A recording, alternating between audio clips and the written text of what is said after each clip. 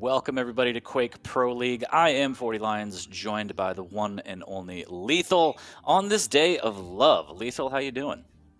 Doing great, mate. Very good. You know, you are my perfect match, of course, and Valentine's Day, couldn't ask for a better person to spend it with. It should be a cracker of games today. And, see, look at you, a Valentine. Stop it. I made it myself. Stop it. You. We got some action coming up today, but first, as we always do, why don't we take a look at what we missed last week if you didn't tune in.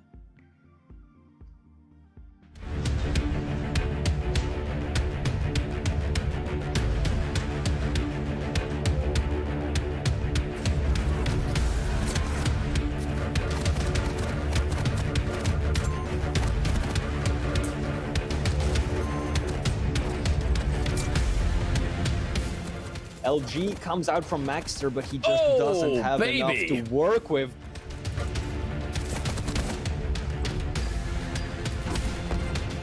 Run up to a bubble, then turn back around. He just doesn't know what to do, and the hang, he knows the rail's on point.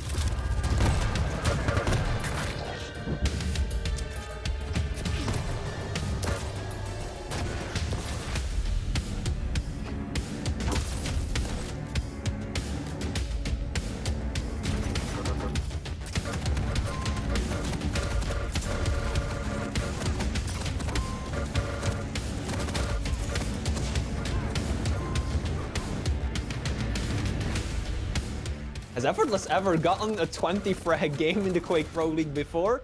He wants it today. Oh, they both had the same idea, looking for the surprise super shotgun.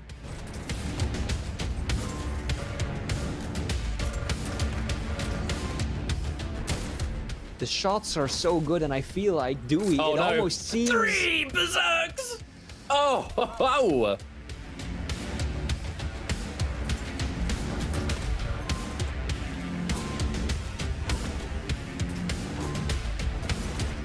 Nosfer, Dire Orb ready, all of the weapons, and there's the orb. You think he's in a bad situation? Think again!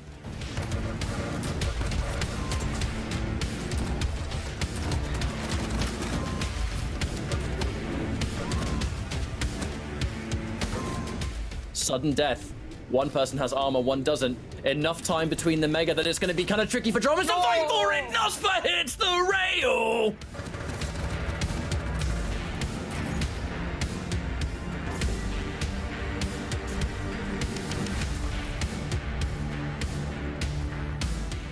One minute for a single frag, with Nosfer catching Dromis, going out for the light armor, and again, such a horrible position.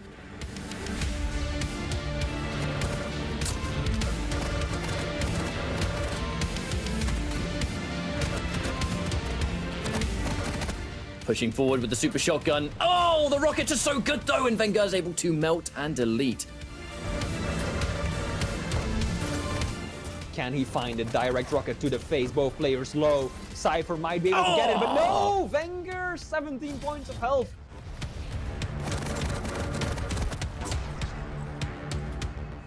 Cypher, cute! Using the wall jump to get that extra bit of height.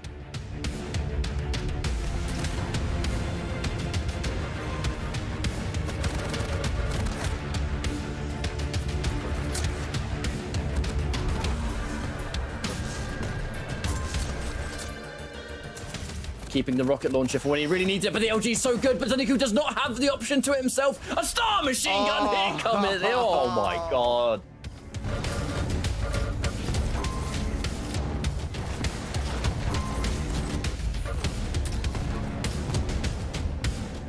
Bam! Oh! Doomslayer and a super shotgun. Name a more iconic duo.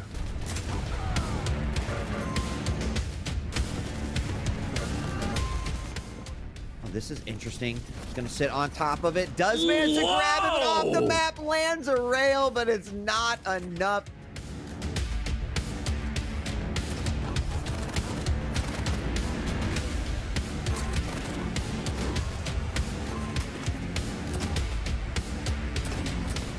Wow, so much damage, please. It was even the grenade that got the frag, not the rail.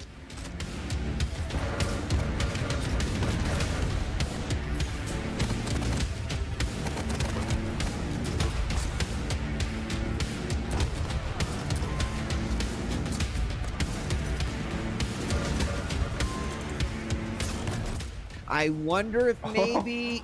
Oh. Wait. Oh, the shotgun. Oh! There's that big brain play.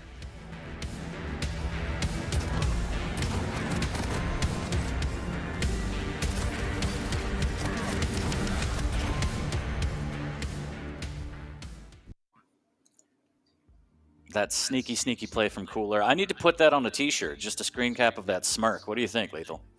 Completely agree. That was a smirk I've definitely not seen in a long time. But then again, last week you had a lot of close series, didn't we? You know, Cypher again, one of those players that couldn't close out a series yet again, but hopefully we'll do today against Garpy later on. But yeah, some great matches, great highlights from what we saw last week. Yeah, let's take a quick look at the rundown for today, and then we could slowly start talking about the first set. As you see, 5 sets for the day. A couple of scheduling conflicts here and there. But you know what, chat? We're going to get through it together on this special day of love as we starting off with Garpy versus Cypher, Maxter versus Nosfa, the battle for South America, CNZ versus Razy, Rafa versus Dewey, Kilson versus Sparty. Should be some good action coming our way. And again, it starts with Garpy versus Cypher. As you mentioned, Cypher with a rough one against Wenger last week, dropping 1-2. And Garpy is just having a rough go with no set wins so far this season. Yeah, a bit of a shame for Garpy. I think he may have kind of expected it as well, just due to the fact that he's been outside for Pro League for such a long time. Still, you know, trying to settle in a little bit, but it is week 6 and he needs to try and make something happen as of yet. But he's still a good player, you know, he's got good balance, good offense and defense. He's just a little bit too aggro sometimes, and it depends on what he does on spawn. It's a lot of minor errors here and there, which is collecting to some major faults, but hopefully see a bit more aggression from him, trying to see if he can at least try and work his way up the ladder a little bit more. But then again, Cypher will be also doing the same thing in terms of trying to get a series win. Maxter, Nosfa, again, another great series from the LATAM All-Stars. Maxter, I kind of feel like for Nosfa, always has Max's number, you know, 9 times out of 10, but Max has improved dramatically since then, so we'll have to see. But yeah, you're right though, every series should be an absolute banger. Oh, yeah, and a little bit of trouble for CNZ as well, especially facing Razy, but he has no set wins for the day either, and Dewey also struggling. No set wins, and he has to play Rafa. Tough days ahead for some of the boys. I'm just going to put it out there. But anything can happen any given Sunday. Lethal, Quake Pro League, that's what it's all about. Surprises, upsets, sadness, madness. But Garpy, Cypher, let's slowly start diving into this one again. Garpy, no set wins, struggling a little bit. I think he just put up his first map win last week. What does your countryman have to do to get on the board here, Lethal? What's the problem? Not enough tea? Too much Possibly. tea? I don't know. You let me know. I don't know. Not enough tea, not enough crumpets. It could be numerous things for we like at this moment in time. But like I said before, you know, Garpy, it's been a while for him. You know, he's only been in the Pro League for the last 6 weeks. He's only played a handful of matches. It takes a while to kind of get on board exactly what's been going on and trying to ease yourself back into the Pro League again. Like some players will have to jump straight in and do pretty well. Some, you know, they don't. And we know how strong the EU region is anyway, because it's been such a long time since Garpy has been back in the Pro League. But against a player, you know, against the likes of Cypher, it's going to be very, very difficult. Cypher is, you know, eager to get another series win underneath his belt. He's had so many close series 2-1 against a few of the players over the last few weeks. And I think now is the time for him to get another series win underneath his name and try and get higher up on that leaderboard. But for Garpy, what does Garpy need to do? What strengths and weaknesses does he have? What strengths can he use to try and at least take down Cypher in any way if he can? It's the fact that with Garpy, he has very good balance, like I mentioned earlier during the scheduling. The fact it's good offensive defense. He not only keeps it calm and passive, sometimes it can be a little bit too aggro when he's trying to chase down a kill. Or maybe there is some issues on spawn where he can get caught off spawn very easily. Sometimes chooses the wrong 50-50 when he tries to get away or try and restabilize with the weapons in his arsenal or for the item control. Can give away some items quite easily when it comes to actually contesting him. But Cypher, I still feel like for him, he's actually been playing really well. It just hasn't been his day as of yet. Yeah, why don't we get into the pick bans and see if Garpy can maintain an edge or, you know, get an edge via the pick bans as we look. And Corrupted Keep right off the bat. We got Sorlag versus Galena, and then Exile, one of my personal favorites. Doom versus Anarchy, and then we're going to round it out with Ruins of Sarnath, BJ versus Ranger. Do you see anything there that could give Garpy the potential advantage? I want to say yes, but actually I'm more siding on a heavy no, just due to the fact that for Cypher, he's done the correct bans I was hoping for. So Garpy, his best maps so far of this stage has been Veil and Deep Embrace. Veil was probably a little bit better for Garpy, he's banned it straight away. And then as his second ban, he's banned out Deep Embrace straight afterwards. Garpy, I've seen him scrim Wenger a few times in the past, playing against him on Deep Embrace, and he looks very, very strong. But the fact that Garpy hasn't got his best maps, it's, you know, it's a bit worrying, but at the same time, what makes it even worse is the fact that Garpy has selected Exile. Maybe on Exile, Garpy is also very, very good, but I feel like the Cypher is actually one of his best maps in his pool of this stage. Not too sure why. I think it's more to the fact that Cypher has been establishing himself as one of the best players whenever, you know, a new map does occur in the Quake Pro League. For example, Tower of Koth, he was one of the very few players who would select that consistently, try and establish the meta on it. And he's done it for Exile. He seems to be the most dominant player on that map. And the fact that Garpy selected it for him, a little bit worrying for Garpy, I would say. So we'll have to see what happens throughout the series. Maybe just some massive confidence coming out from the British Bulldog. Who knows? But predictions have started. Lock in your points. Gamble away your life savings. As we're slowly going to dive into this one, Cypher versus Garpy to kick off the day is going to be a magical set, Lethal, on a magical day. I think Cypher seems to have the problem that Toxic had, if anyone remembers Toxic out there, where he kind of, the sets are really close. Some maps he's ahead, and then he just slowly starts to kind of throw it away and lose it at the very end. I think this is going to be the set where he comes out, stamps a victory. I think it might be 3-0, no disrespect to Garpy, but I think this is going to be kind of a confidence builder for Cypher, where he's like, I need to put this set up to prove to myself and to everyone else that I'm still here, I can still play. I mean, tough set against Wenger last week. It could have gone any which way, but unfortunately he dropped it, and I think this is going to be the bounce back week for Cypher. It certainly will. You know, I wouldn't be surprised if it's a 3-0 just from the map picks alone. The champion picks, not 100%, but just the map picks alone. You know, Veil is banned. Deep Embrace is banned. So that's Garpy, you know, get out of jail free card to try and get a series. That's not exactly going to help at this moment in time. But, you know, what can he do? He even selected Exile, which is, I would say, again, Cypher, one of Cypher's better maps. But Garpy clearly feels confident. You know, he's done his research, but the fact that he selected it over Cypher must be thinking, oh, you know, what's going on here? He selected Exile for me. That was nice of him, wasn't it? That means I can select a different map for my choosing as the third and final map. But, you know, it's going to be at least a 2-1 for Cypher, I would say, just as an early prediction. Well, I think it looks like Chad agrees with you, as we're going to get into this one first to kick off Valentine's Day Quake. Garpy versus Cypher on Corrupted Keep, and we are live right now. Yeah, very excited to see what Garpy can do. I mentioned it earlier, but the maps aren't in his favour, heavily in favour of Cypher. But we'll see if he oozes in confidence throughout the series. So Garpy just standing his ground for now, as Cypher does have the edge in terms of stack. But what's he going to be doing with the totems? This is going to be the next question. If he's going to use it just for info, see if he can get an overstack later on. Very difficult on Corrupted Keep. But we'll see what we can do. But he's just playing it safe, playing it passive, waiting for him to make the mistake in terms of the audio cues to see what he's up to. But he's going to prioritise the heavy and let him get the mega. So doing a good job of getting the mega. Finally getting rockets. I wanted to see Garpy defend those a little bit more. Cypher getting rockets nonetheless. Needs to watch out for that totem. And he's just going to face check it because he has such a big stack. So that's fine. Relatively slow start to this game.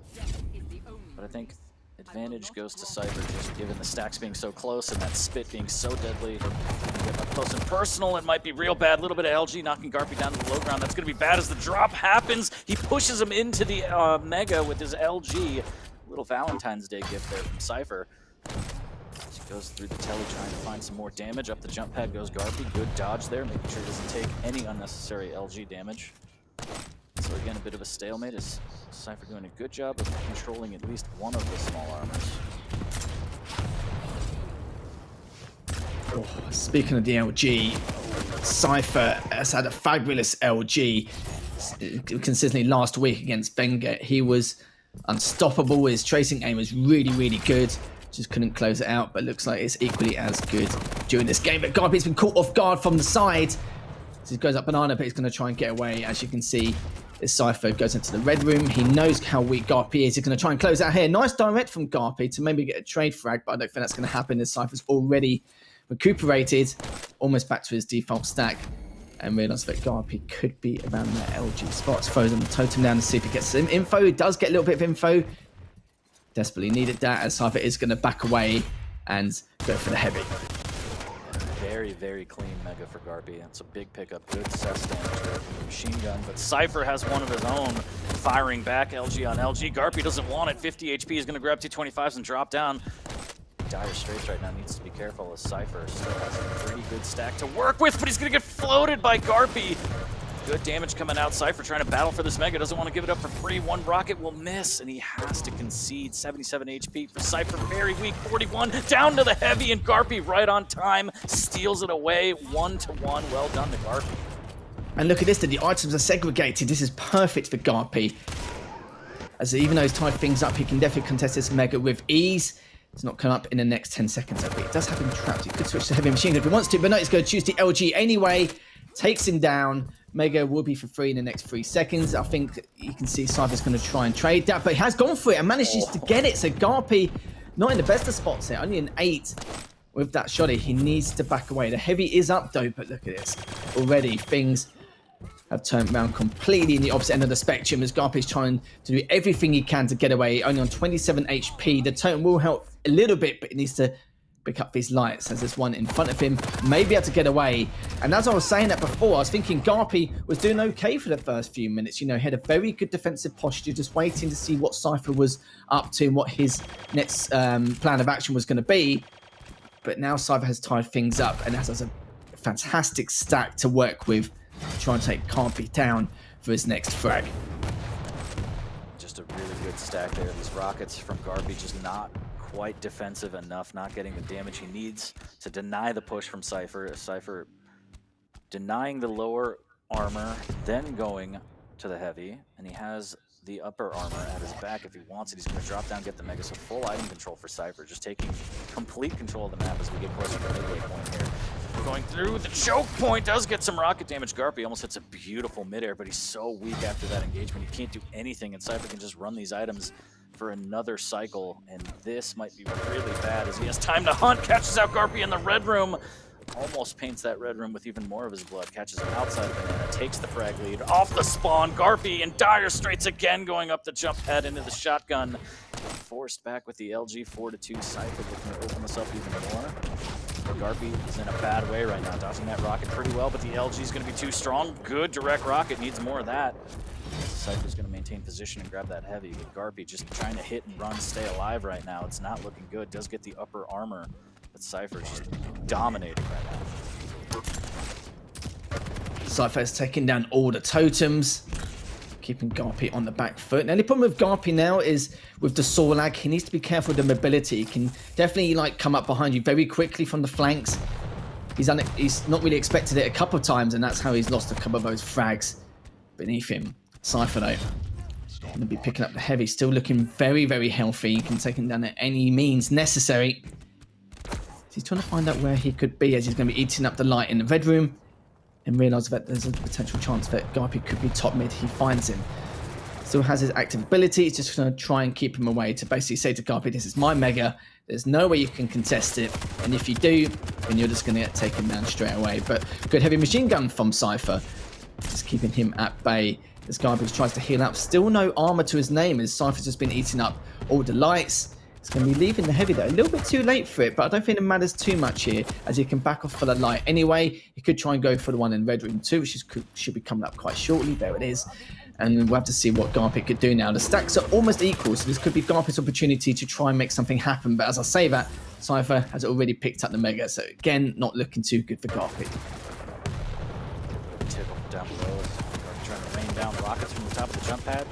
Wisely swaps the machine gun to maximize damage potential there. Cypher can comfortably fall back to the heavy. And Garpy just needs to get a little bit better at trying to get unreturned damage here. These fights leave him weak. He can't contest the items. Only down 2, but he just needs to find some sort of an opening as the spit's going to be back up for Cypher. Drops down to 4 the heavy armor. Cypher firing a warning rocket as he doubles back to Mega and says, this is fine. I have a 2 frag lead. I'm okay with what's happening here. Good cess from Garpy. Catches Cypher off guard ever so slightly. 3 minutes left in this one, lethal. Do you think Cypher's just going to hold on? Is he comfortable with a 2 frag lead? He doesn't really have to make a play. he doesn't know, and Garpy is the one who needs to start playing a bit more aggressively soon. He's still got a few minutes to play with. You know what Corrupted Keep is like. It could go completely out of hand. But Cypher's just keeping tabs on all the items really well. But you can see Garpy is trying to contest the items the best he can, but with Cypher's stack in every engagement, he's not really making much progress. But I kind of feel like at the same time, Garpy is doing a good job making sure the scoreline doesn't get out of hand. I feel like it could have been like 10-2 by now, but Garpy's doing a good job just making sure that doesn't happen. But now this is where matters is going to get worse. 2.5 minutes left. Cypher has a 3-frag lead. Garpy's just realised he's gone through for the heavy and gone through the telly, and the items are still perfectly segregated for Cypher. So again, Garpy needs to be a bit more aggro in terms of pushing for these items, or at least try and do some damage with the rockets and heavy machine gun from medium range. But it's not looking too good. 2 minutes left, and Garpy needs to start taking, some high risks and gamble a little bit. But will he be able to hit? It doesn't look like it, as Garpy tries his best, but instead Garpy is the one who gets taken down, and Cypher with a 4-frag lead with only a couple minutes remaining. Yep, Cypher doing a great job locking Garpy out, doing the damage, making sure Garpy can't even contest for the items. If you can't get the items, it's one thing, but if you can't even show up to deal damage with the items, it's going to all spiral out of control as that rocket sends Cypher flying to the heavens here. But the spit connects with Garpy. He's going to be able to negate that with a health bubble, but still extremely weak. And it's almost been the story of the series. Garpy just no armor to his name. Struggling to get anything going here. Cypher maintaining his dominance. 4-frag lead. Might get another one here as Garpy. The jump pad very risky. Doubles back. He has no choice. He has to try and get some damage. Cypher cleans that one up easily. 5-frag lead. 1 minute left. I think Cypher is going to be happy with this performance. He certainly will indeed. It's very hard to play against the kind of passive posture which Garpy has. And you can see that Cypher hasn't really been, taking too many risks, just biding his time, waiting for the moment to happen, and he has done every time with the heavy machine gun and just going over the LG, and he's just done a great job of making sure that Garpy actually feels as uncomfortable as he can be. But Garpy, he really did try 6 frags deficit. He won't be able to do much here, just see what he can do. But look at the item control from Cypher. 27 items taken and 20 lights versus the 10 of Garpy. That kind of says it all really, where Cypher has just been contesting almost every single one. Garpy, half the time he made the attempt, but just got there either a little bit too late or just didn't really have enough damage output in order to finish Cypher off. Trying to get some consolation frags on the way out of Cypher's extremely weak. There he is. Picks him out of the sky. Get that confidence going, Garpy. And yeah, I think you're right. The story of the game was Cypher just dealing the right amount of damage to pretty much get free items most of the map, leaving Garpy on the back foot without armor for, I'd say, over half the map, unfortunately. But Cypher takes that one, puts it in the bag. And again, I think he's walking towards that 3-0 to put his stamp on it and say, you know what, this is the bounce back week. And this is it. Like, Cypher, he only had 151 more damage. So, Garpy was making the right plays. It was just a little bit, I wouldn't say too slow, but just was a bit too patient for the items, especially for the Mega. The turning point for me was the fact that when Garpy had full item control, he had the stack. When he let that 1 Mega go around the 3 or 4 minute mark, that was when, I wouldn't say game over, but just giving your opponent a straight up huge advantage, because by then the items were too far segregated for Cypher to actually be able to just pick up and then just do anything he wants by any means necessary. But one thing I will say for Garpy is the fact that it could have been a lot worse. When someone's that kind of got that mass control, the map control, the item control, everything you want and Corrupted Keep, it's very easy for the scoreline to go way in your opponent's favour. Like, I feel like it could have been a 10-2 or 12-2, depending on the circumstance of how Garpy plays, but he still kept the same posture, just a little bit too slow or a little bit too patient for some of the items when he tried to bully Cypher for them, especially for that Mega. Yeah, it can always get worse. It can always get worse here in the Quake Pro League. So I think Garpy, as you said, it's tough to play against a heavier stack champion because you have to be very conscious of doing more damage at every item, knowing that they're going to have that stack, especially even when you get that frag. If you're very weak, I mean, we talk about it week in, week out. The stack on these heavy champions is rough off the spawn. So even if you get a frag, you're already down. So you have to try and get the cleanest damage, the cleanest kills you can, time the fights around the items so you could recoup as fast as you can. And Cypher just did a great job of doing the damage he needed to do to make sure Garpy was nowhere to be found at the items, and then you stack those items, and then you're Sorlag already, you got the spit, and that's the way the map's going to go. But hopefully Garpy can bounce back on Exile take us to 3 for the series, but we'll see. Cypher probably trying to lock this one away 2-0 right off the bat. Does Garpy have a chance on Exile? I still think it's one of Cypher's best maps from what we've seen so far. He's slowly establishing the meta as we go forth, and every time he's played Exile, he's won, no matter what opponent is. He did it before with Tower of Koth, where he tried to establish the meta on that map too, and he's been playing that quite a lot. So he seems to enjoy the new maps quite a lot and just try and make something of it, just to try and catch your opponents off guard. But the fact that Garpy selected Exile, that's yeah, that's a bit strange, but I assume he knows that Cypher's really good on it, but maybe Garpy as well. We'll have to see. But that last map, we'll just have to say that Garpy needs to try and contest the items better, maybe a little bit earlier, but also needs to be careful on his awareness, because I think with the saw lag in that last map, he got behind him a couple of times, which just literally changed everything in the course of the game. Well, he might have a little something up his sleeve here as Garpy's down to 1 map early, slippery slope, and Exile is sleepy and slidey, icy cold. As Garpy needs to pull something out of his hat here. Gets the Mega right off the spawn. Does have Inject, saving that for a rainy day, and here comes a quick fight from Cypher. Just a lot of shotgun damage. Good rail as well, and the Inject finally has to come out from Garpy. Taking so much damage early on. Pressure from Cypher, 66 HP right off the bat. Garpy gets no time to relax. Good return rail. Ooh, that rail was so close. You can tell Cypher's feeling it right now. Yeah, he certainly is, especially after that first map. When you manage to beat someone with that kind of defensive attitude towards a map and then be able to actually take him down with ease, it was very, very difficult. Garpy, though, he needs to try and recuperate here if he can. That light's coming up below in rail very shortly, but just needs to hope to the life of him that Cypher does not find him. But he has gone through, managed to pick up the light, almost fully recovered here. The Mega is coming up in the next 6 seconds, and Anarchy, a very good pick on this map, I would say. You know, I've seen a lot of players use it. Wouldn't say it's fully part of the meta, but I think we've seen a lot of players establish Anarchy quite well on Exile. As you can see, still got quite a while until that Inject comes out. Here's Railable.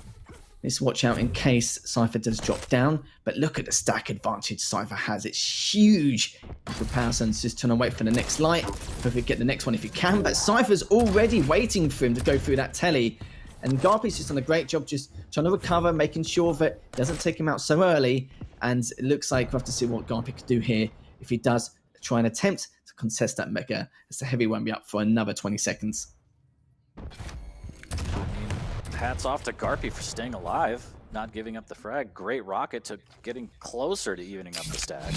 Still has some work to do. There's the Inject, a little bit of insurance as he's going to try and fight for this Heavy. Needs to get more damage. 45, not a bad start. A little bit of LG to try and put the pressure on. Swaps to rail, misses. And now this is really, really bad. 64 HP. He's got to try and make the great escape yet again.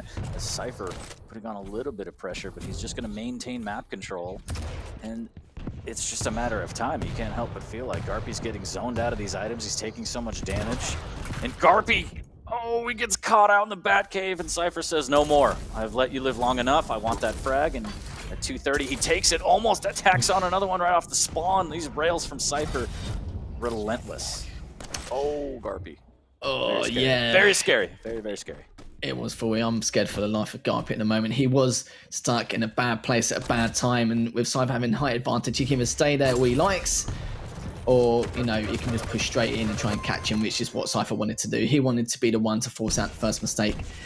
Cypher, 2-0 in the lead, waiting for the next Mega, which is coming up now. Let's pick it up nicely. The items are segregated once again. He will be going straight for that Heavy. But you see, Garpy is trying to contest for it, but you can see Cypher already was there. Decided to pressure Garpy first instead of going for the Heavy. Kind of threw off Garpy a little bit. But what is Cypher going to do next? He's going to portal through, maybe see if he can at least take him out again, which he might be able to, as Garpy now doesn't have that Inject to his name, but it doesn't matter, as Cypher has already taken him down. Already a 4-0 lead. Could get taken down here. He's only 36 HP, and Cypher just finishes him off again, says, no you don't, I am going to extend my lead again. 5-0 now. It's only been 3.5 minutes here for you. That was the closest Garpy got to a frag, getting Cypher low, but the shotgun prevails for Cypher as he's going to stack back up. Looking to add to this lead. As you said, 5-0. Looking a little rough for Garpy here. Plenty of time, but Cypher, I mean, he's just relentless with the pressure. He's not going to give up anything. Cypher now just biding his time to see where Garby could be contesting the item from. You can see that Garby wasn't going for it, just hoping to get a rail through his troubles. Didn't really do much as he missed it. And now Cypher, as he picks up this heavy, it's not looking too good for Garby. He needs to try and get away and get the weapons in his arsenal. Pick up the lights if he can. Does have an inject though, like he said before, for that insurance. And Cypher's still trying to keep him away. But look at this, so he's eating up all the lights. It's just not really giving Garby any room to breathe. He's not really putting a lot of map pressure close range. So he's keeping his distance, making sure that Garby doesn't have any kind of way to get back into this game, and it's already 7-0. And this is why I was a bit worried about Garby's map pick on Exile, because Cypher is really, really good on this map. I don't think he's even lost on this map yet. And every time he's played this map, the scoreline has been quite a heavy deficit, but he seems to just know it so well, and he's been practicing on it so much that he's established such great dominance on against every opponent he's played against. As Garby might be able to get his first frag here. What a beautiful rail to then get the mega, get the light, recuperate again, and see if he can get another frag to his name against Garby. As Garby goes straight in, Inject comes up. Will he be able to stay alive? No, he doesn't. And Cypher gets the heavy as well.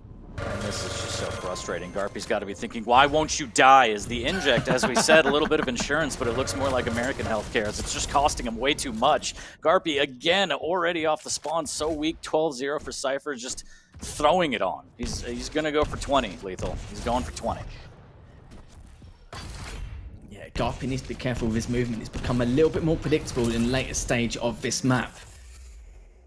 Cypher's rails and his rockets, his predictability has just been off the chain.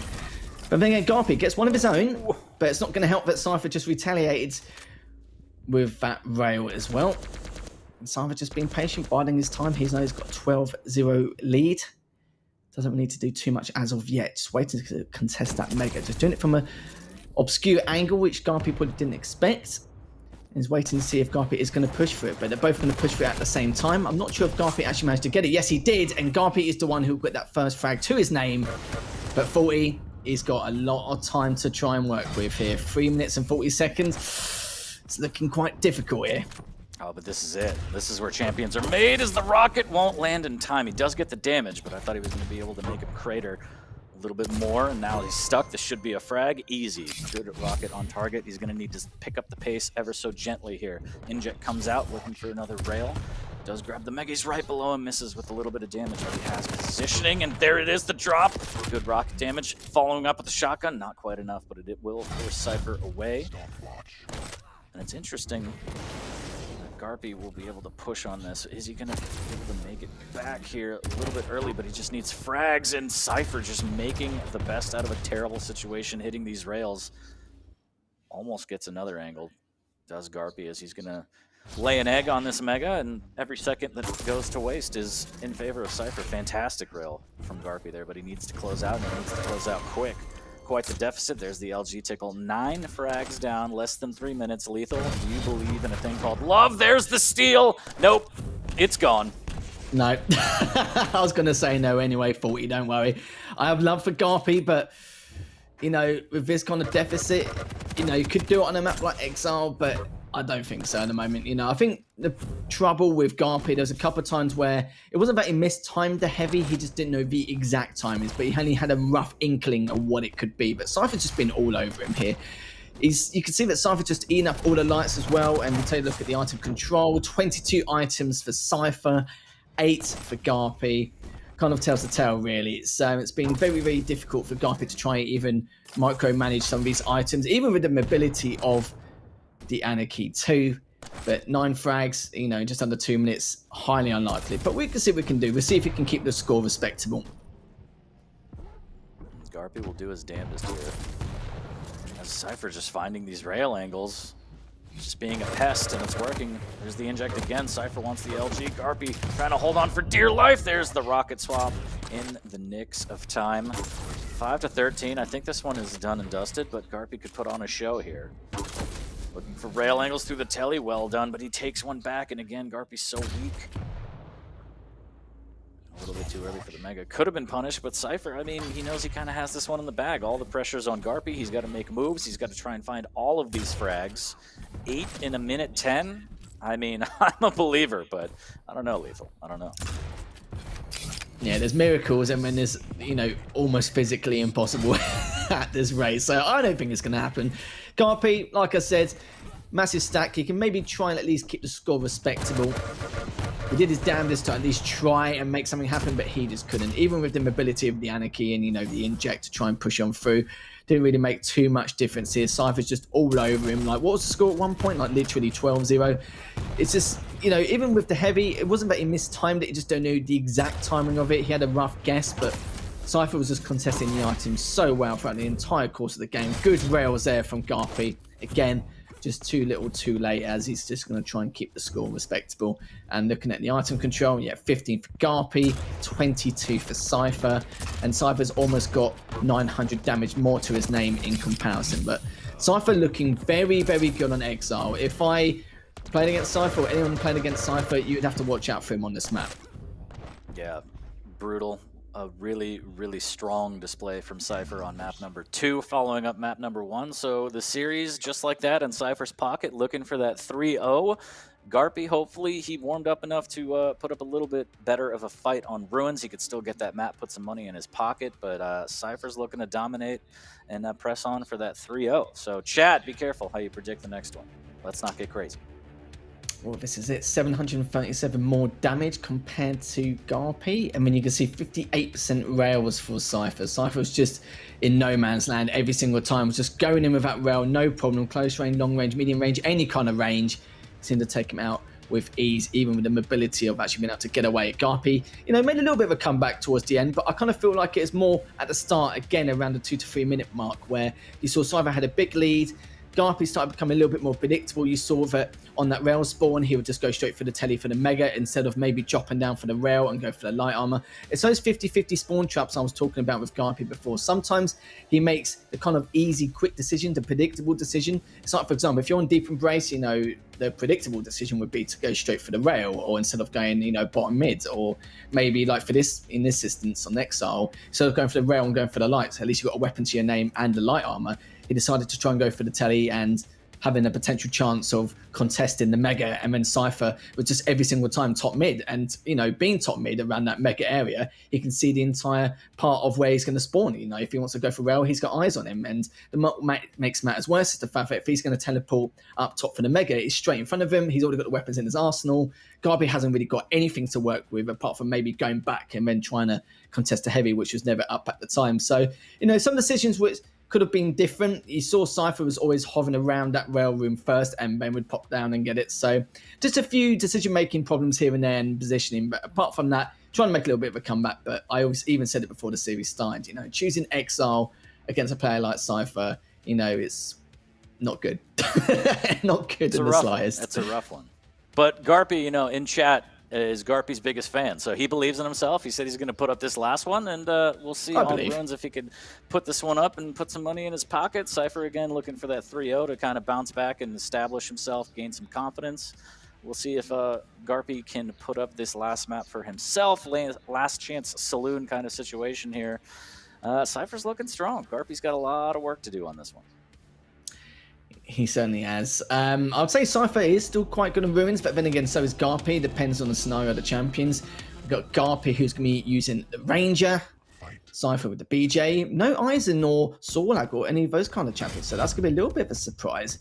And we'll see what they can do, as we are going to start in the position of Garpy once again to see what he can do and see if he can get a map to his name, or if Cypher will get a nice, clean 3-0 sweep.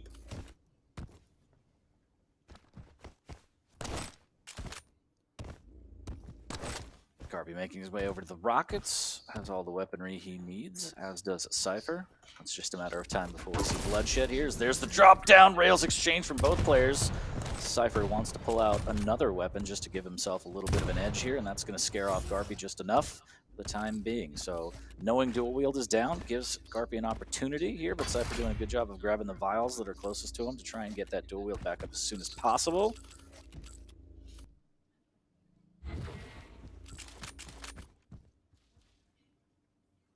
Cypher making home base down at that heavy early. Does not want to get caught off guard, checking all the corners. He doesn't want to get coolered here. Dual wield already back up. This heavy is secured by Cypher. Mega's going to go Garpy's way. Items traded. A relatively slow start here on Ruins. Yeah, Garpy, he knows that in his region, every single map counts here. So if he can get at least one map against Cypher, obviously he won't be particularly happy with the series loss, but at least a map to his name will help massively, as both players are directly above and underneath each other. Very similar stat. Garpy taking a slight risk here and decided to go for the heavy instead. Definitely had an inkling, knowing from those audio cues, that there's a possibility that Cypher is up top. And Garpy still has the orb, which he can use to try and catch up to where the Cypher is going to travel to, depending on how weak he is. But this is a very, very slow game. Definitely one of the slowest we could have throughout the day. But Garpy's just maintaining this tie, wants to choose the right moment and the right time to engage with Cypher, because he knows how good Cypher is and how accurate he can be. First rail, very good. And he's got the Mega too, so this could be his opportunity to also pick up the Mega later on. And what Garpy's going to do, he's going to go straight in, but not the correct weapon to have, and he's taken the rail. This is Cypher's time to try and push in, but as I say that, he's actually missed a rail, so both of them on a very similar stack. Cypher only a little bit lower in comparison, but Garpy's thought, no, I'm not going to drop down, I'm not going to take such a huge risk, a huge gamble. He's going to eat up both the lights instead, which is good, which means he now can go contest the Mega. He will get it just before Cypher, and Cypher realizes that. He knows that the timing isn't segregated enough for him to go for both. Decides to back away. He eats a rail. But look at this, so a few of the rockets have been missed from Garpy. But Cypher's still got the bigger stack. Oh, and the rocket after all that, 40. Deary, deary me. And now what's Garpy going to do here? Is he going to try and go for the trade, or is he going to back away? Looks like he won't, as the stacks are almost equal. Cypher just so good defensively. Garpy trying to force the issue. Cypher hitting a great rocket rail combo. Takes that first frag 3 minutes in, and that's got to be frustrating for Garpy. As he thought he was onto something there, but Cypher shuts it down. Missed rail, and Cypher does not miss with his reply. Hits another one as well. Garpy's got to be careful. Cypher almost going 3 for 3 there as Garpy tries to fire off one more before he makes his grand escape, but now he's stuck in this awkward position here. Stuck in the telly room. Cypher knows exactly where he is, just lobbing tri-bolt at every exit. The reply from Garpy, not too bad. Right in the face, that rocket almost with the Dire Orb combo. If that would have connected, that would have been everything for Garpy. He's hanging on for dear life, needs to be careful. Cypher doing a great job of putting on the pressure. He's going to deny all the items on the map now. Oh, this is not good for Garpy. Did a great play of theirs, is unpredictable, just hiding in that tri-bolt room, just trying to wait for at least Cypher to push any angle. As soon as he pushed towards the tri-bolt area where the light was, he decided to back away, and now was his opportunity to try and push on. But look how weak Garpy is, only on 100 HP. Cypher's just daring him to go for that light, which he does. And now he's stuck in Courtyard. Beautiful. 2 beautiful rails there from Cypher, and he picks up the Mega. His stack is just at no end almost. Is he going to pick up the heavy? And Garpy's in deep trouble here for you. Just really good awareness from Cypher, knowing that he's taken certain resources and forcing Garpy to a certain part of the map and then posting up with a railgun, making it easy to 0. What a rail from Garpy. Can he finish? And he does! He's still got some fight left in him. 2-1. He doesn't want to go down easy. Garpy making his way back to the Mega. Cypher trying to cess with rockets of his own here, making it a pain for Garpy to pick this up, but Garpy gets in on it, and now he could drop down and grab the heavy. So map control goes to Garpy. Cypher a little bit on the back foot, but that's not going to stop him, is it?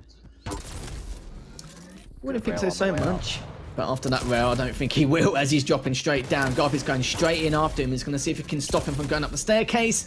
Oh, a couple of missed rails, and it looks like both of them are trying to gamble with their lives and turn off this third map. Both of them were available.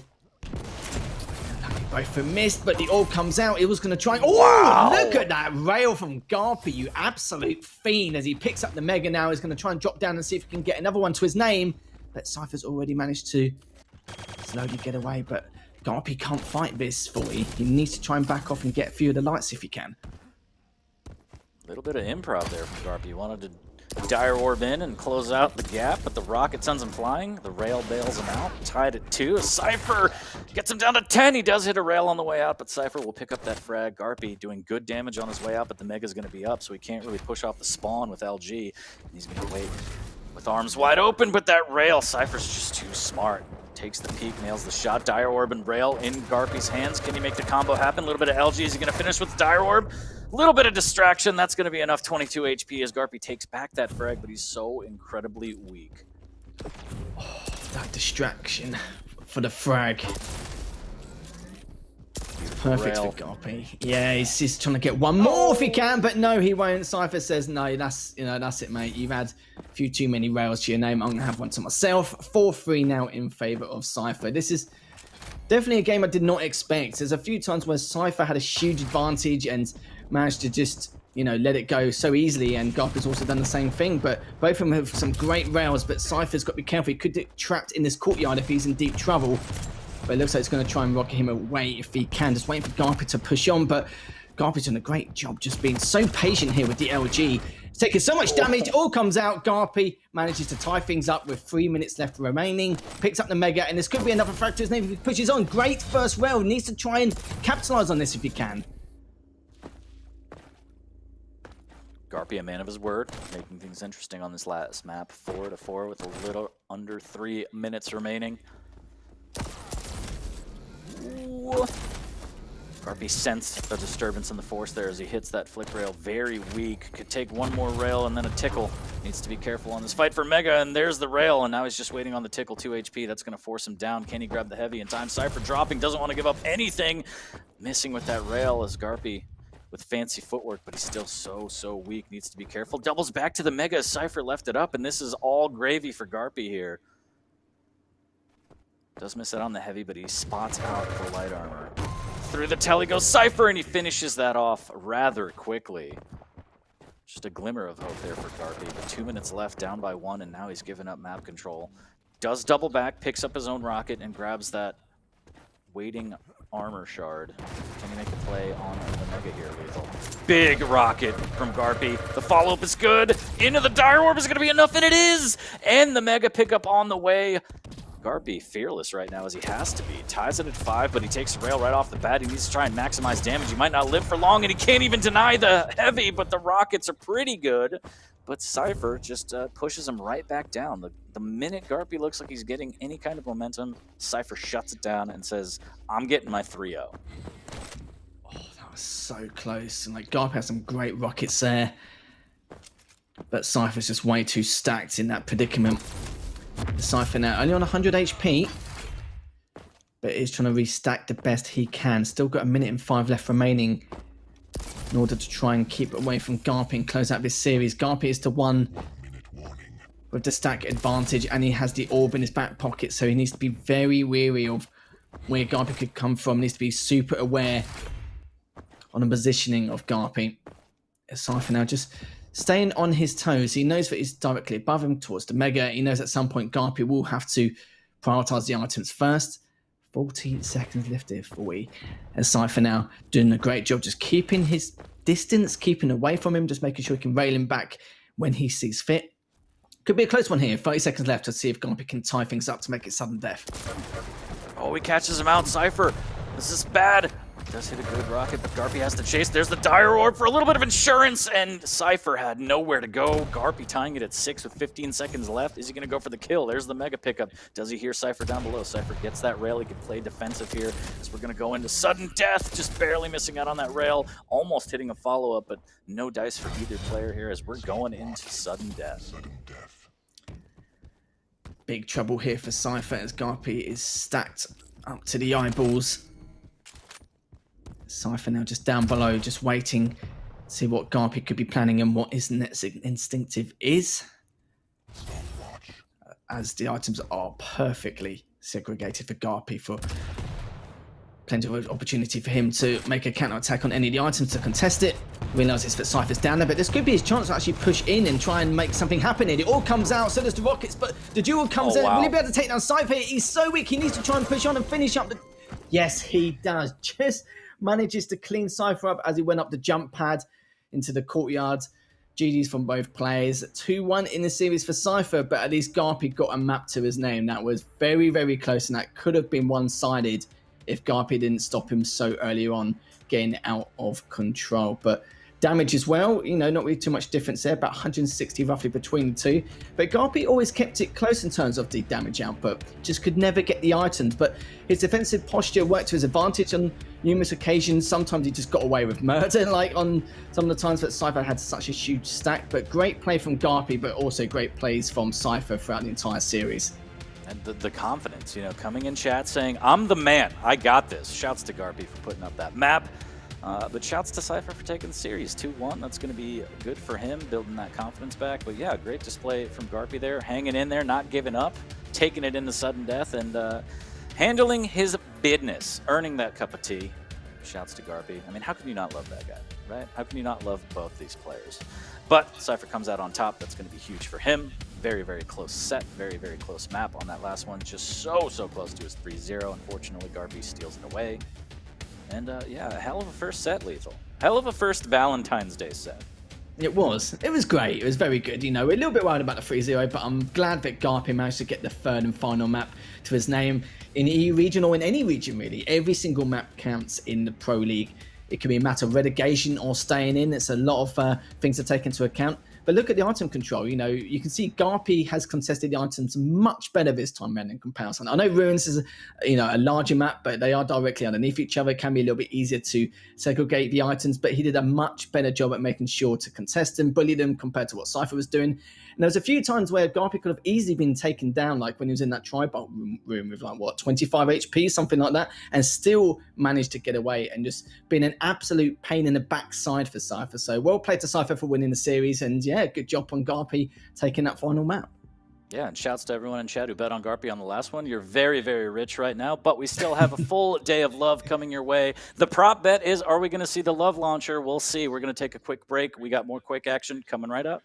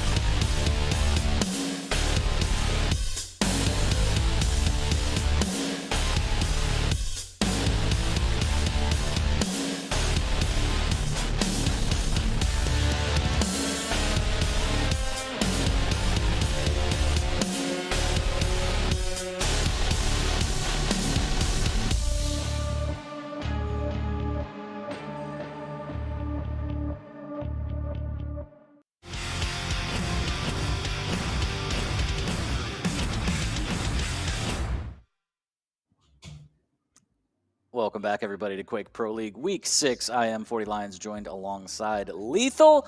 Lethal, we got the battle for South America coming up. How do you feel about it? Should be an absolute cracker. 40, you know, the LATAM All-Stars coming in to see exactly what they're made of. And it'll be different compared to in previous matchups, I reckon, just due to the fact that we kind of always felt like that Nosfer, he does currently have Maxter's number, you know, most of the matchups in the previous series, in past stages. But Maxter has got a lot better ever since. But then again, so is Nosfer. So it's very, very difficult to call, but I don't think it's going to be a straight 3-0 like the previous series have been when these two have gone up against each other. I want all maps to go to sudden death 10, 20 minutes long. But that's what I want. Yeah. I don't know. I don't know what chat wants. I don't know. I don't know what we're going to get, but it's going to be interesting. We might see a little bit of a tango, maybe a little bit of a samba. But I think, you know, the story might be different momentum going into this matchup. So Nosfa coming off a 3-0 over Dramas, and Maxter not so lucky going 0-3 against DeHang last week. It's going to be a rough one, I think, to run into Nosfa. I think Nosfa has that confidence. He has that swagger. I mean, both players, actually. If they start popping off, hitting their shots, you kind of see that swagger. I feel like Nosfa has a little bit more of, I'm going to take this fight, and if I win, great. I'm going to gain even more confidence with, like, rail out from close range, just hitting these shots that just frustrate their opponent. We'll see how it goes, but I feel like both players have the ability to pop off, and for me, it's a matter of who gains momentum first, and I think they could run away with it. Yeah, these two are just like absolute aim stars, and that's just like, you know, an understatement, really. You know, these are two of the players that definitely should drive by rails, and I think it's going to be an indication of what we're going to see, like a super aggro, fast-paced game between both these players. This is one of the matchups I'm being very excited for, and just having a look at the matchup to see exactly what maps and champions have been selected. Maxter just taking up Molten Falls straight away. Nosfer doesn't want anything to do with Maxter on Deep Embrace, because Maxter is pretty good on Deep Embrace. It's probably what is one of his best maps, but so is Ruins as well. So Ruins has been selected for Nosfer, which is a little bit peculiar, because Maxter, I kind of feel like it's also one of his better maps too in terms of choice. So that'll be interesting to see, because I've seen Maxter play really well on that, so in Nosfer. But Exile to start off with again. I swear, every time we cast, we get Exile quite a lot. And do you know what? That doesn't make me unhappy at all. Always happy to see Exile. I'm interested to see how that matchup goes on Exile specifically. Sorlag versus Ranger, I feel like I'm actually going to give the edge to Nosfa. I'm going to go crazy. I know the stack advantage and the spit and everything, but I feel like that Dire Orb is going to come in handy. He can traverse the map. He could also get up close and personal, get that burst damage to make that dinosaur extinct. But then we got Ruins Visor versus Strog and Peeker, and then Eisen versus Anarchy on Awoken. Like I said earlier, I want 20, 25-minute sudden deaths on every single one of these maps. It's the battle for South America. Who's going to claim they're the king? This is it indeed. And the only one point I'd like to make is the fact that with Maxter, I'm surprised he didn't actually drop or ban, shall I say, Awoken, and then keep the choice of Corrupted Keep and Veil on there. Maybe there's a reason behind it. I'm not really too sure. Maybe he's not too keen on it, but we know both these players are quite good on Awoken anyway. I always feel like Nosfer has had, you know, the edge in terms of that map choice overall, but we'll have to see. But, you know, Eisen versus Anarchy, not really a matchup you normally see between those two champions, but Visor, we see it now and again in Ruins. It's not a common pick nowadays, but we do see him from time to time. But Nosfer, you know, he's got the ability of the Strog and the Peeker to try and figure out exactly the whereabouts of Maxter could be and get some damage output there. But I'm excited to see Exile between these two. I'm sure it's going to be absolute chaos and mayhem between the two. God, I hope so. As predictions are Me coming too. in, Nosfa looks to be winning by a landslide. So I don't know. I don't know what's going on. No belief for Maxter. How dare all of you? But yeah, it should be a good one. Always looking forward to watching these two play, and I think they practice together a lot, so it should be interesting. They should know a lot about each other's play styles, maybe preferences, routes, things like that. So we might see some crazy meta of the meta between these two. But either way, it's going to all start on Exile. Lethal predictions. Lock in, just like chat. Ooh, I'm going to say 2-1 Nosfer this time, man. Not a 3-0, but it, you know, there's still the potential chance there. You got to remember, Nosfer actually, I think he took out Chain 2-1 in week number 1, didn't he? But even though that was back when Chain let off the gas a little bit, I still think Nosfer has improved a lot. But then again, so has Maxter, so it's very, very difficult. It's just a matter of who's improved the most. I feel like Maxter has, but not enough to kind of overtake Nosfer's skill level, like the ceiling he's currently at, because I feel like he is at his peak. Maxter, I wouldn't say he's at his peak as of yet, but he definitely has improved a lot to make some kind of difference, or at least try and take a map off Nosfer. But do you know what? You know, upsets do happen. This could be one of them. This could be indeed a lot of people standing to lose all their channel points right now, as it looks like 74 Just like you. in favor of not. Oh yeah, I bet, but I don't broadcast it because that's I don't know. I don't want anyone to know my horrific losses. But Exile right here, right now, Nosfa versus Maxter. We are live in the second set of the day on this Valentine's Day Quake.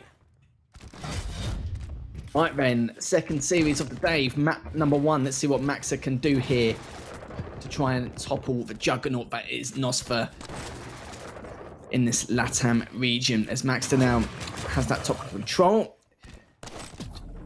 Found some acid spit there on the telly in case he does portal through, just to keep him away. But the items are already slightly segregated out at the start of this map. He'll be going for the heavy first, but will he be able to get any damage done to Nosfa? Does done a little bit, but has to give away that heavy. But look at this, so Nosfa's just orbed away and gone, well, do you know what? I'm going to leave you behind the rockets, and I'm just going to go straight for the Mega. But the first rail comes in, taking a little bit of damage there. But Maxter can easily take this. He managed to finish things up. Yes, he does. Still got a plenty of stack to work with. Just picked up the Mega. Let's just notice that Nosfa's dropped down for the LG. And good start from Maxter. Very good from what we've seen. And the play for Nosfa wasn't bad. He dropped down, got the heavy dire orb behind Maxter, but he didn't want to moonwalk his way onto the Mega. Instead wanted to damage, and Maxter capitalizes. And even more damage coming out from Maxter right now, as Nosfa's in a bad way. He's going to be able to grab that health bubble, negate that spit damage. Goes through the telly, and right on time, Maxter. Just perfect rail there, keeping Nosfa low, but Maxter himself, no armor to his name, waiting on this Mega. More than enough time. This split between the items is huge, so Maxter can take his time, rotating back to the heavy as he's grabbing all the items on his way. Doesn't want to commit, and what a rail from Nosfa. That was absolutely gorgeous. I thought Maxter's was good, and then Nosfa just pops out with that rail like it's nobody's business. But looks like he's trying to catch Maxter off guard. That spit's going to help him massively to not only locate where he is, but tickle him enough to bring his HP down to a certain degree. Maxter, though, good first rail. Keeping the stacks even here is going to try and contest for that heavy, but the problem is he's on the low ground. He knows that he needs to try and stand up high if he can. Really wants to go for the heavy, but looks like he won't be able to, as that LG's kept Maxter at bay. Nosfa's looking very good in terms of stack once again, but is waiting to find out if Maxter's going to push him from a different angle, which is not going to happen. But now though, Maxter looking to see if he's still below. Playing a little peekaboo with him to see if he can get that first rail on him on the Mega. Not going to happen. He's not railable anymore, but needs to be very cautious. But this is what's great about the saw lag on this map. It's the fact that if he's getting chased at telly, or is just a little bit worried that there's going to be some kind of aggression, because the map's so small and there's so many choke points, he can leave that spit around all over the place just to block off one path and then try and locate him on another. So there's a lot of things he can do with the saw lag. It's not just the mobility taken into effect and the XG, the extra stack that you have, but good rails. Hits the first one, trying to hit the second, but it looks like he's going to have to leave the Mega and try and get away from Nosfa if you can, but Nosfa's pushing in and leaves him at bay. Dire orb is gone, so Maxter knows he can get up close and personal and not really have to worry, but the LG from behind catching him off guard completely. The swap to shotgun's going to net him the frag and tie it at 1. What a play from Nosfa. Maxter had no idea until it was too late where Nosfa even was. That was pretty crazy to say the least. He stood still for such a long time. He was thinking like, okay, this is a nice juicy LG flank from coming through, but he's picked up the Mega anyway, but he needs to try and back down. Max is trying to get away. Maybe better go into the light, so to pick up the light from the rail if he wants to, but he decided to go bottom mid to pick it up on the mid section. And Nosfa has picked up that heavy. Max was hoping to maybe get some damage of his own.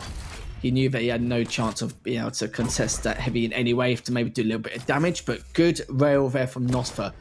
Just a tickle of damage to take down Maxter here if he's able to, but looks like Maxter has managed to get away for his life and hoping that he can pick up this light, but it might be taken down here. Nosfa's got him trapped, but Maxter, has he actually been able to get away? Yes, he has, just barely. Very, very lucky here, and it's just keeping Nosfa on his toes, but look at the stack of Nosfa at the moment. 40 has a nice rail as he goes up the jump pad. See you later, Maxter, and now he's got out straight away off the spawn, and Nosfa just trying to do a bit more damage with the rail, which he doesn't do, but it doesn't matter, as he gets a little bit here and there, and we'll be picking up the Mega. A little bit of spit to try and do some damage on it, but Nosfa patiently waiting. No big deal as he has the 1 frag lead. So low scoring game, kind of breaks my heart, but so does that rail in terms of Maxter. Again, Nosfa, just these rails. What does Maxter do? He's going to grab that armor shard, try and recoup some of that loss, but Nosfa looking so strong. Dire Orb in hand, shotgun out. Great rail, unbelievable. There's a Dire Orb up, just falls short. Still trying to maintain position. There's the rocket jump up. And Mega is firmly in his grasp, but Maxter still really hurt. The shotgun! And 2 pumps is all it takes. 3-1 in favor of the Brazilian now. Looking to heat up, maybe add to it. There's another great rail right off the spawn, and Maxter slowly starting to kind of falter here. Needs to be careful. Good rail, but returned quickly by Nosfa. And Dire Orb in play again here. So Maxter needs to be careful. He's going to get caught out of the jump pad. LG on LG will use the Dire Orb. 5 HP, lethal, so close. As if that happened as well. Both these players have been railing to no end. Look at the accuracy for the viewers at home. 57% rail for Nosfa and 55% for Maxter. And it's been a lot of rails fired between both these players, just trying to get any kind of a small advantage to push in for some of these items. They've been doing the right things at the right time. Nosfa, slight slip up with the nail, but that's fine. He's managed to creep himself up there, no problem. He's just waiting for that Mega coming up in the next few seconds. He's trying to guess where Maxter could be going. Realised that he's gone up onto that rocket jump pad.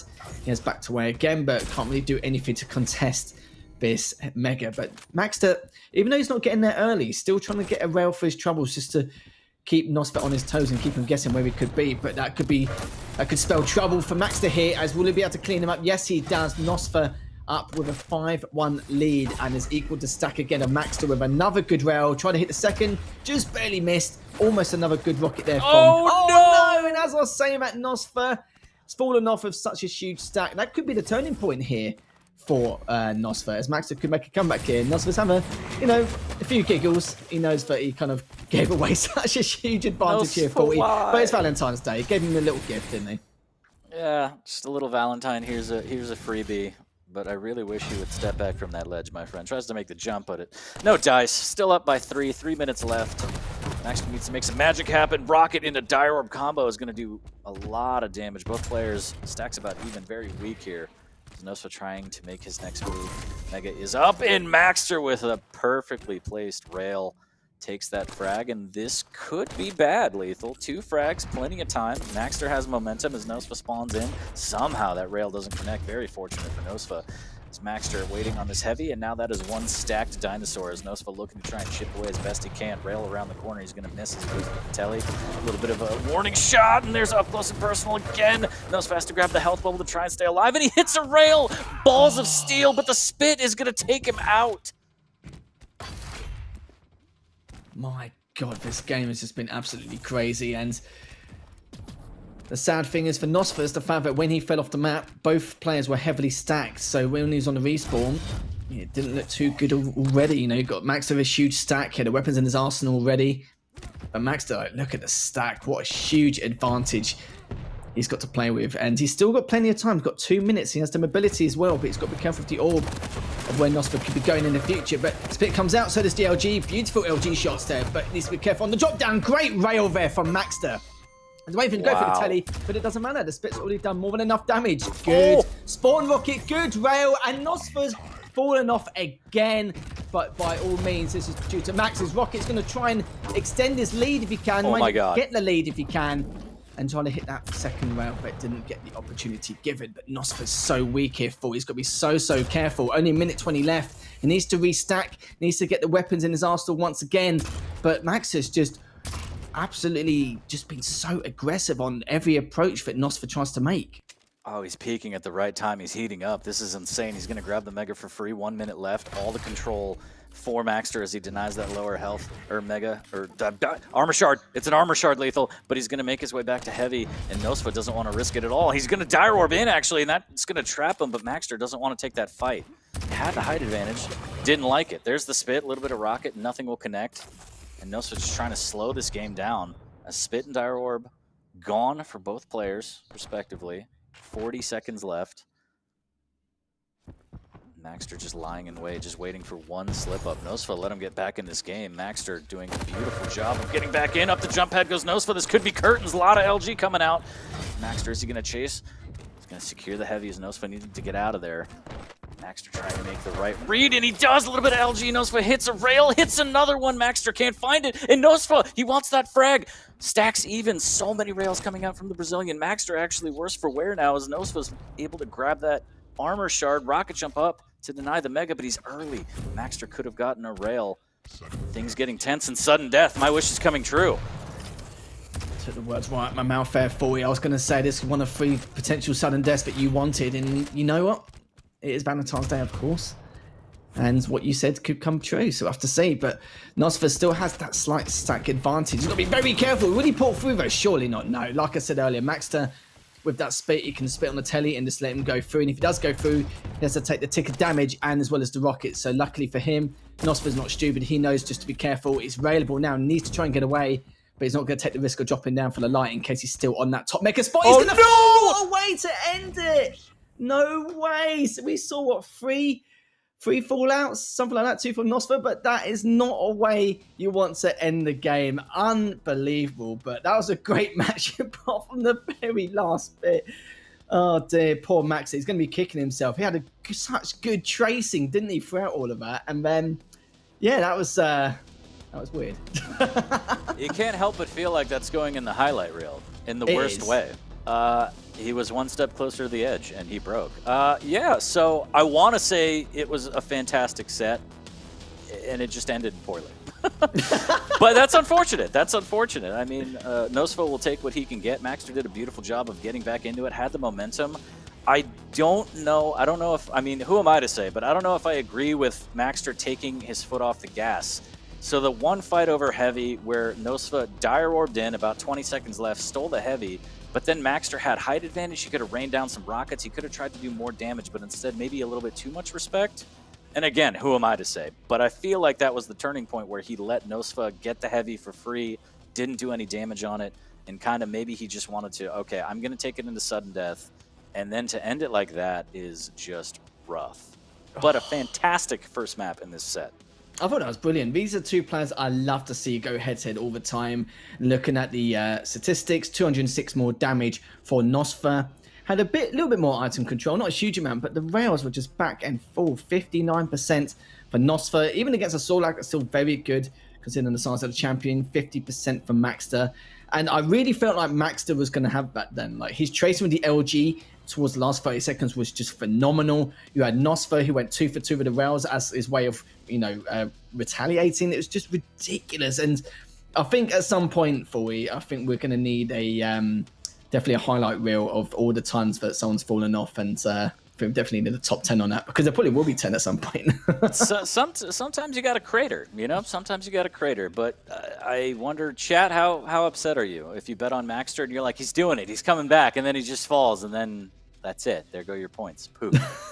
Unfortunate. Like that. Unfortunate. But it happens to the best of them. Shouts to Sync Air for he likes it. Every time someone craters, I feel like Sync Air just randomly smiles wherever he is. So shouts to him. I mean, it was a fantastic first map of the set. That's exactly what we want to see. 2 more sudden deaths is what I want personally. And I think these players are going to go toe-to-toe, and they're going to take us there. Yeah, it wouldn't surprise me in the slightest. I do feel like Sinclair is probably giggling a little bit to himself every time he sees someone fall off. Yeah, just a tad. But, that's enough of the fallouts from what we've seen. We saw 3 that last map. Highly unlikely we'll see it on this map, but do you know what? We'll have to see as we go into our second map on the Ruins between these 2 titans in the LATAM scene. So Max lost the first map. We're going to have to see if we can get a reverse sweep going, or if Nosfa will continue and try and get that 2-0. Pretty standard start here, as a little bit of a delay on the heavy. Make that a big delay, about 10 seconds split. So Nosfa needs to get some weapons, and he's probably going to plan his attack around the Mega. Slipping and sliding his way through here. Peeker on hand, just waiting to be whipped out here. There it is, right around the corner, right to the face. Good rocket return into the rail here as Nosfa has to make his great escape, but the timing again, the split that he set up, perfect. He's going to be able to grab the Mega, makes his way down to the heavy. Does take some damage, but he's looking pretty good right now, as the split is, again, still so gigantic that he has time to grab everything he needs on his way back to the Mega. Maxter trying to post up, do some damage. Up close and personal rail from Nosfa. and he wants more. He smells blood. There's a tickle. Maxter trying to fight for his life with the rockets. He's going to hit a big one, and that's going to send Nosfa flying. Not what he wanted at all. Up the jump pad he goes, trying to hit a little bit of the tickle. Maxter hanging on by a thread here. Nosfa taking his time. He's going to make his way to the heavy first. He's going to rocket jump up for the mega. I don't think so, as Maxter makes his way and luckily grabs an item. Trying to stabilize a little bit here. Good return rail from Maxter as Nosfa misses his shot. Absolute manic plays from both these players. Good rail there from Maxter, looking for 2 for 2. Tickled him a little bit with the nail. And he's going to be looking to go up top to see if he can catch him on courtyard. He could catch him on courtyard if he gets a rail, but decides to go down to that heavy jump pad. Bears back away, and Nosfa's realised, there's absolutely no way I can even try and contest that. I can show my face, but it doesn't mean that I'm going to try and make the attempt to go for it. So he's just going to hold that top mid angle, just above Mega. Max it in the LG, looking to see if he can get an angle on him with that piercing sight. But he's going to be dropping down. Should be able to get one here if he can. Yeah, that's one, and that's a potential chance for him to try and push in if he can. That second rail was so important, but it's going to try and MG him. Anyway, good rail again. Is waiting for it to drop down. Will he be able to finish him off here? He's railable. This is opportunity as he tries to clean him up the LG, but doesn't get the chance. But through the PK, manages to clean up beautifully there. As Maxter now has picked up the heavy and is almost re-healed. Great stuff from Maxter. Maxter just not afraid to take a peeker to the face to get his rail in. Good on him. Takes that frag, takes the lead. Looking to extend here. He's going to be able to grab the shards and get that vision back up. Almost hitting a gorgeous rail there. Pops the vision. Has all the data he needs. Rocking a natural stack here as he sees Nosfa barreling out of that telly. Heavy firmly in his grasp here. Ooh, I like these fake jumps. I like that, trying to bait out some rockets, and he does. And now, again, he has all the data he needs, knowing exactly where Nosfa is.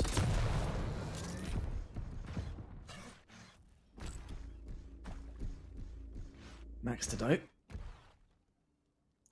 playing it very patiently, very passive compared to the last few minutes.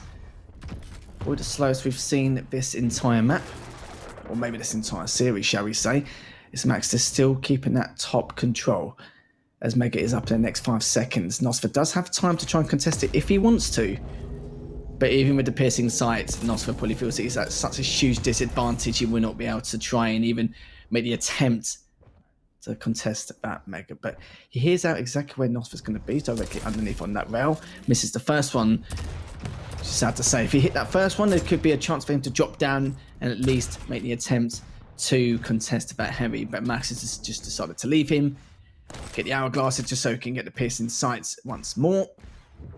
But still, good stuff from Max to holding his ground, just keeping him as far away as possible from some of these items. Good LG from Maxter, just tickling him here and there, just being a bit of a nuisance towards Nosfa, but now knows exactly where he is. Good first rail, he's on the chase a little bit.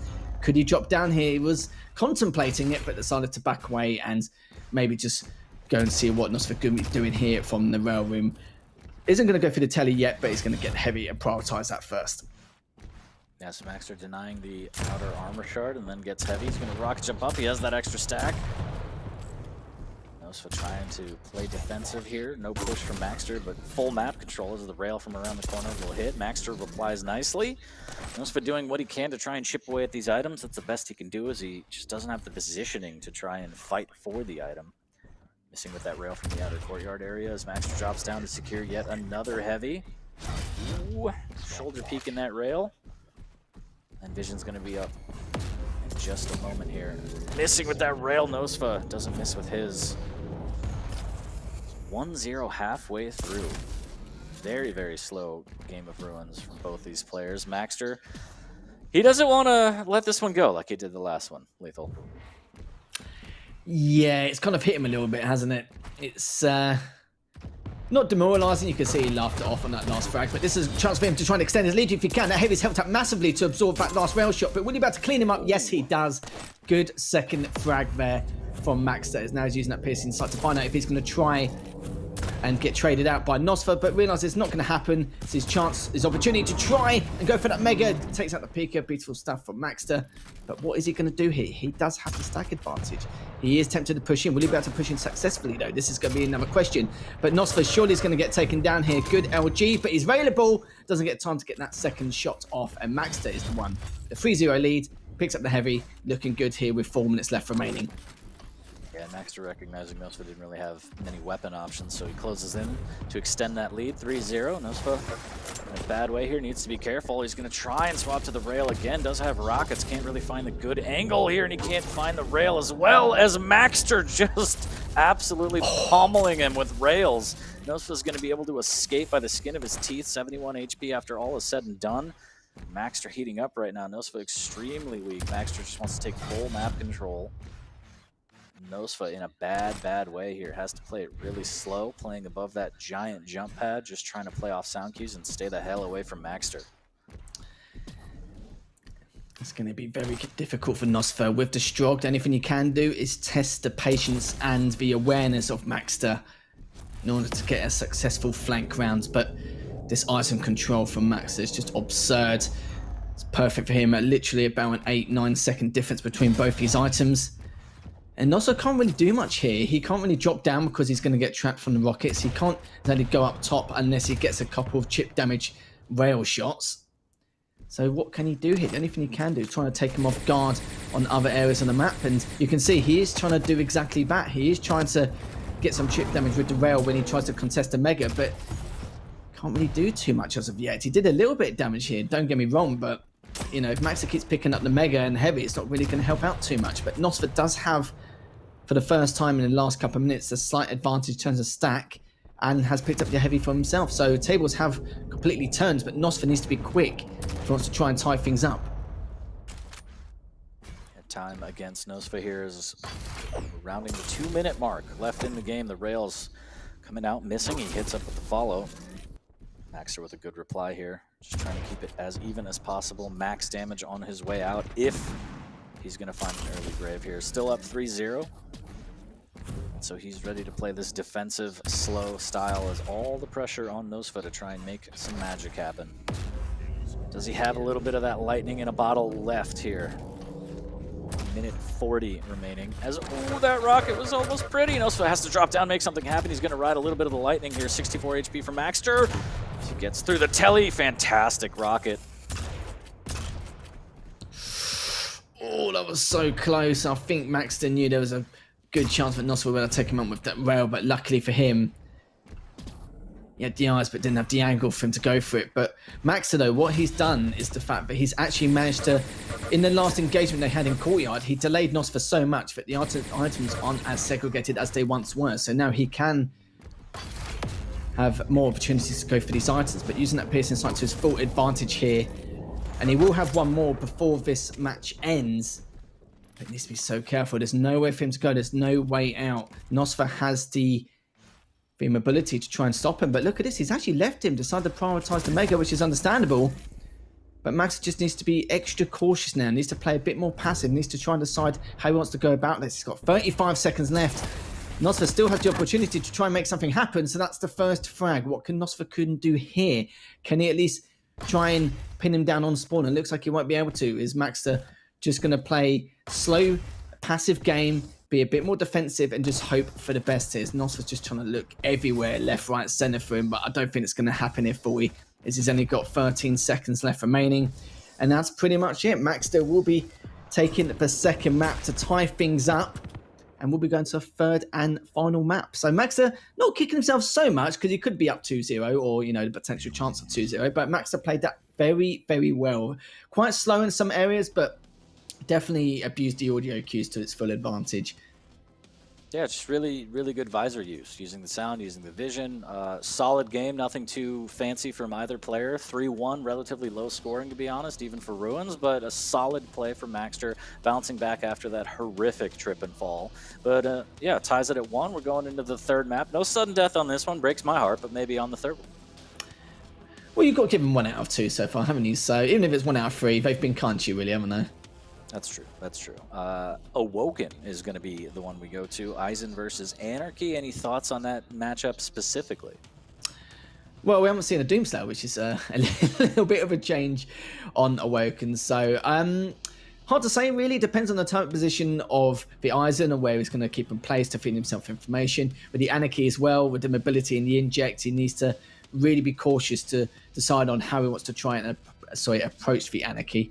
And in that last map, look at that, 457 more damage for Max this time round. But there was a lot of missed shots. You know, both these players were very, very inaccurate with, you know, all the weapons across the board. But they're only giving each other, like, you know, kind of frame peaks here and there. They really wasn't really showing their, you know, full character model in a lot of those fights. So they're making it so hard and so difficult for each other to even try and aim and try and take each other down. Just trying to make the mistakes so minimal. But, you know, Awoken, a completely different story.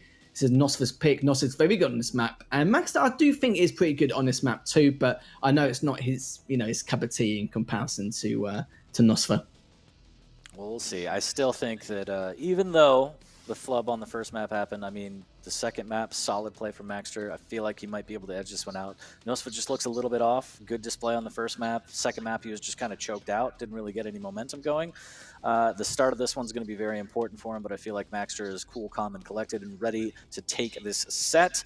But chat, lock in your predictions. Maybe I'll be wrong. I've always been wrong, to be honest. So we'll see. Lethal, how do you feel about it? You think Maxter's going to finish this one off, or Nosfer's going to take it? It's difficult. Like, you know, I said Maxter was going to take at least one map, but Nosfer has to step up massively in order to make something happen here. But Max's tracing has been looking very, very good. He's been a lot more unorthodox compared to previous matchups we've seen this stage and previous stages as well. Kind of feel like it's stepped up his game massively.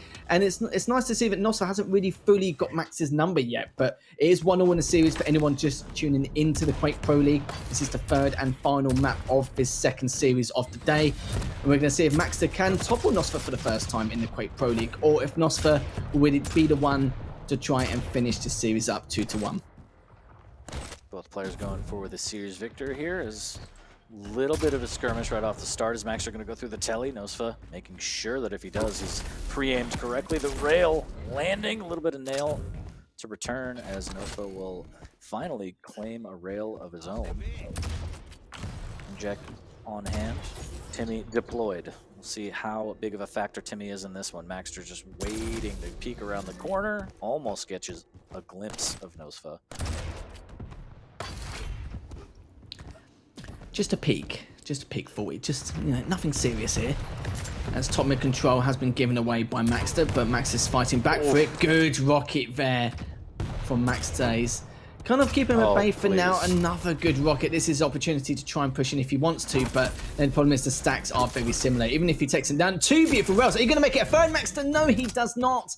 And Nosfer's the one who retaliates with one of his own. He hasn't got any rockets left. He's only got 5 rails to his name, but needs to be careful on where Nosfer is going to next, as he's directly underneath him. He may teleport through, but he decides to rocket jump up to top mid. But look at the rockets from both these players. Nosfer is the one who wins that bout and needs to watch out on where Maxter's going to go. But Maxter does realise that he's not in good enough shape to try and even trade that frag out. But good stuff from Nosfer to get the lead after the first couple of minutes.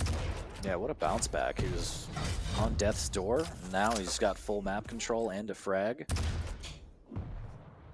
Items split heavily here as Nosfer has an inject as well. Oh, that rocket almost in the chesticle here. As he takes care of Timmy, jumps around the corner. Rockets flying from both players. A little bit of LG should be able to take out Maxter, and he does. Inject still on hand. He's going to be able to deny the items in the middle of the map, double back to the Mega, and still have Inject if he wants to push this. So Nosfer looking good now, denying the lower armor shard by the drive-through window. Fantastic rocket from above. Hits him with the donk. It's Maxter trying to get some damage in so he can try and get in on the next set of items here. Heavy will go towards Nosfer and almost hits the pixel rail. Doesn't quite pull the trigger, but the idea was there as he comes flying through. Now Maxter stuck in an awkward position trying to fight his way out of Banana. The rockets landing just a little bit of damage here. Nosfer doing a good job making sure he doesn't go anywhere near that Mega. Full item control and an inject and a mobility of anarchy. Max is in a world of trouble here. He needs to try and hit some of his rails if he can, but good first rocket. But the thing is though, Nosfer is going to pick up that heavy unless Maxter can do some additional damage from that top rail area, which he doesn't sadly, but needs to start hitting, and we know he can. He's one of the aims gods on this game, but as I say that, Nosfer's like, no, that's fine, I'm going to roll you back, don't you worry about it, you can miss all the shots you want, but he's just going to retaliate with one of his own. Great stuff from Nosfer. Tri-bolt into rail, beautiful combination. So much burst damage, up 3-0. Nosfer looking so strong right now. Here's the jump pad. Timmy is deployed, and Nosfer's going to make his way over towards the middle of the map again. 10 seconds till Mega. Tri-bolt raging from both players. Maxter, unfortunately, not getting any damage out of his. Nosfer has amazing positioning, and just Maxter doesn't really have any kind of opportunity to chip. This is the problem, the huge stack and the inject just to make matters worse for Maxter. It's a very difficult task for him to try and tickle that damage down, but you know, if you're not hitting your rails, it's going to cause some serious issues. Nosfer, 14 items picked up. Maxter, only for 2. And hasn't really had much chance to use the rail either, but as I say, he's managed to hit 1. Sadly, he hasn't hit the second, but he has hit the second now. Almost railable until he's picked up that Mega, but he's really going for him. Max needs to try and back away if he can, but in the position he's in, he can't get away. Good tri-bolt there from Nosfer just to clean things up. But still though, stack-wise, still looking very good. Max has had to lift the heavy, and he's going to try and make something happen now, but still missing those rails. Yeah, really good weapon swap there from Nosa. Again, just using that tri-bolt perfectly 4-0, looking very, very much in control, very calm. And yeah, Maxter just rocking those 2 items, just the 2 of us on this Valentine's Day here. 5 minutes in, Nosfa firm lead, looking to extend, catching out Maxter. Maxter doubles back, spots him out before he commits to that rail, wants no part of it. Rail from Nosfa, down by the heavy. Nice shot. Inject's going to be up shortly here as Timmy is deployed. Nosfa needs to be careful. He goes up this jump pad. He wants to commit, and now he sees Timmy, deals with it nicely, does have the inject as well. Maxter not doing quite enough damage to warrant Nosfa popping that. Didn't want the drugs quite yet. He's going to be able to grab this lower armor shard as well. And again, the split on the items is so big that Nosfa has all the time in the world to deny everything else on the map and then go pick up the heavy. And this is just really, really bad news for Maxter. Yeah, he's only used 2 injects this game. Mainly due to the fact that he's had full item control, and every time he's come out of an engagement, he's picked up the Mega straight afterwards. So it's not really been necessary for him to use the inject as of yet. But realizes that he's pushing, going from top mid to the LG area. Beautiful tri-bolt shot there. He's hoping to catch him on that telly, but decides that he's gone to the HMG, trying to finish off the shotgun, but Maxter just manages to get away as Nosfa is on the flank. He's on the hunt. Will he clean him up? Oh, just manages to there. 5-0 now in favour of Nosfa. And Max has got a huge amount of work to do here, as finally the inject does come out, and the heavy's up too, so Maxter can't really fight this. And Maxter's still rocking 1 Mega, 1 heavy, and Nosfa is just everywhere he wants to be right now. This has got to be so frustrating. Can't get anything going. Nosfa 5 frags, looking very, very strong, dealing with Timmy, RIP Robot. Inject not going to be up for a little bit here, as Nosfa again doing well to deny whatever items he can before the majors, leaving Maxter with little to no options here. Maxter's going to be able to try and get that rail, maybe another one. Tries to serve up a rocket through the delivery window, no dice. And just like that, I thought it was going to be another rail for Nosfa. He does have the inject. And Maxter finally gets on a Mega, but at what cost? His life, it appears.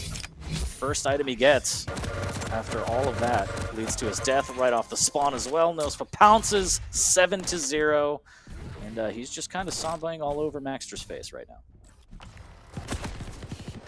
He certainly is indeed, and you know, it's the story of this map really. You know, Maxter, he needs to try and do some kind of chip damage with, you know, the predictability of his rockets or his rails, but he hasn't done either really. Like he's fired 26 shots with the rail and he's only hit 6. You know, 23% hit percentage is not looking too good. That's not the Maxter we normally know and love compared to the first map where he was just playing absolutely out of his mind and insane.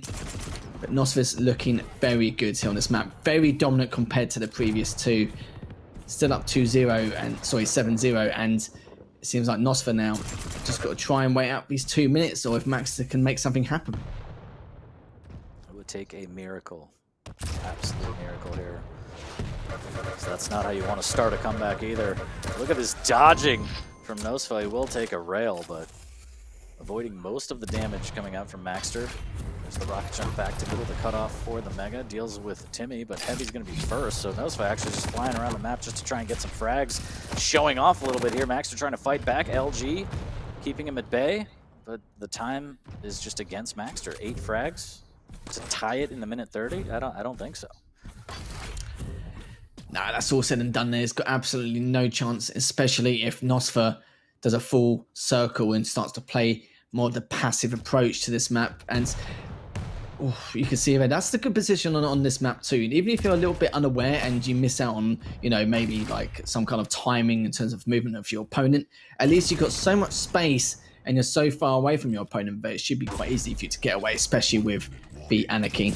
But Nosfer though, trying to get a couple of rails here. He wants to try and get that clean 8-0 win on this map, but I'm not sure if he'll be able to, as Max is just trying to make everything happen to keep the score respectable. But he's had a very, very good series, Max. It's just a shame that the last one really wasn't his. I did say that Nosfer is very good on this map. Max, it's not his cup of tea, but it's not exactly bad at the map. It's just against Nosfer, it's just very, very difficult to comprehend such a strong opponent on a map like this. But Nosfer's still doing well to keep him at bay, keep him away from him as much as he can. Good LG shots. Will Maxter be able to get even one frag? It doesn't look like it, as Maxter was available. Nosfer still couldn't for the life of him be able to clean things up. But this is a great, great display of Awoken. 8-0 will be the final map score on this map, and this it does manage to tickle him a little bit. Yeah, 9-0. And that's the series all said and done. 2-1 in favour of Nosfer. Great series. Those first 2 maps were incredible. But the end of that first map, you know, bit banner. But it was definitely a series which we will remember. So GG's both players and Nosfer with the 2-1 win. Yeah, and how often is it that we see a player not put up any frags? Any frags. He just gets skunked. Well done to Nosfer on Awoken. Again, rough start for Maxter on that first map. After that, I don't know. He bounced back pretty well on Ruins, but that's got to be in the back of his head. I know it's going to be in the back of my head forever, and I can't wait to see it on the top plays of the week. Unfortunate. Maxter, I'm sorry. Also, everyone in chat that lost their points, I'm sorry. But that's what you get when you gamble. Just really well done from Nosfer. To bounce back after the Ruins game. Look at that. That's going to be the reaction after he fell off the map too. If someone can split those images for me, let's meme a little bit. But yeah, I mean the story for Awoken was just complete and utter domination and item control. I think for the first 5 to 6 minutes, Maxter had 2 items, 1 Mega, 1 Heavy to his name.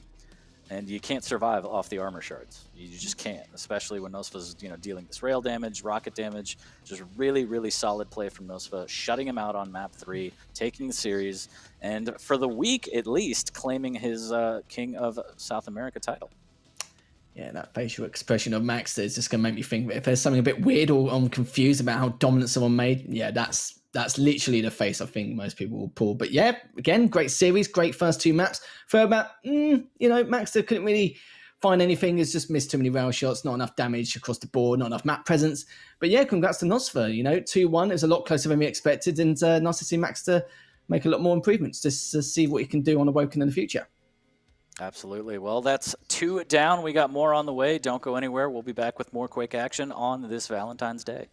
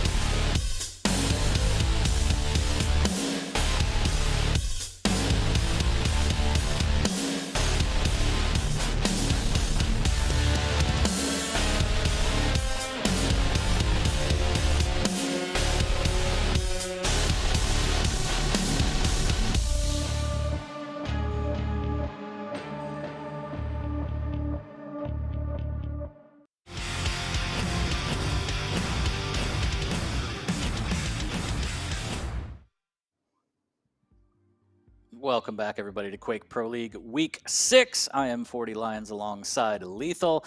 We just saw the temporary, potentially, King of South A crowned as Nosfa took it over Maxter 2-1, but we're going to get into CNZ versus Razy, and I can't help but feel like CNZ is in for a world of hurt, Lethal. Yeah, last series was very heated, very aggressive. You know, we've got everything we wanted and more, apart from the final map. But this series, yeah, this is going to be, you know, it could be a one-way ticket for the struggle bus for CNZ. And Razy has just been very dominant in terms of his performance in the EU region already. And we're only just about halfway into stage number 2. But Razy has been looking very, very good. He's progressed massively over the last couple of months. And I feel like recently he is still one of those players where, you know, you have to be super, super aware. And it's very, very difficult to surprise a man like Razy. He always expects the unexpected. So anything you try and do to try and surprise him, he won't be surprised. You know, you could have a birthday party and he won't be surprised by it, even if it's a surprise one. He's got all the tricks up his sleeve, it seems as though. And, you know, polar opposite leaderboards, both of them coming off a bye week, but Razy sitting atop the EU leaderboards, CNZ at the very, very bottom, looking for some sort of way out. And against Razy, I don't know if he's going to find it. We've seen crazy things happen before. I mean, CNZ has put on just wonderful performances in the past, but he seems to be on a bit of a downturn right now. This is going to be a rough one for him, but anything is possible, as I always say. But yeah, I mean, whenever I think of Razy, I personally think of how many gauntlets are we going to see? Because it's just inevitable. Yes. You feel like Razy's going to show up, he's going to gauntlet you a little bit, be it just a little beep boop on the nose or maybe, you know, 2 or 3 frags with it. I feel like it's going to happen. And yeah, I'm just looking forward to how this one goes. If it's just going to be the Razy show or if CNZ has a little bit something left to try and, you know, tackle this Goliath.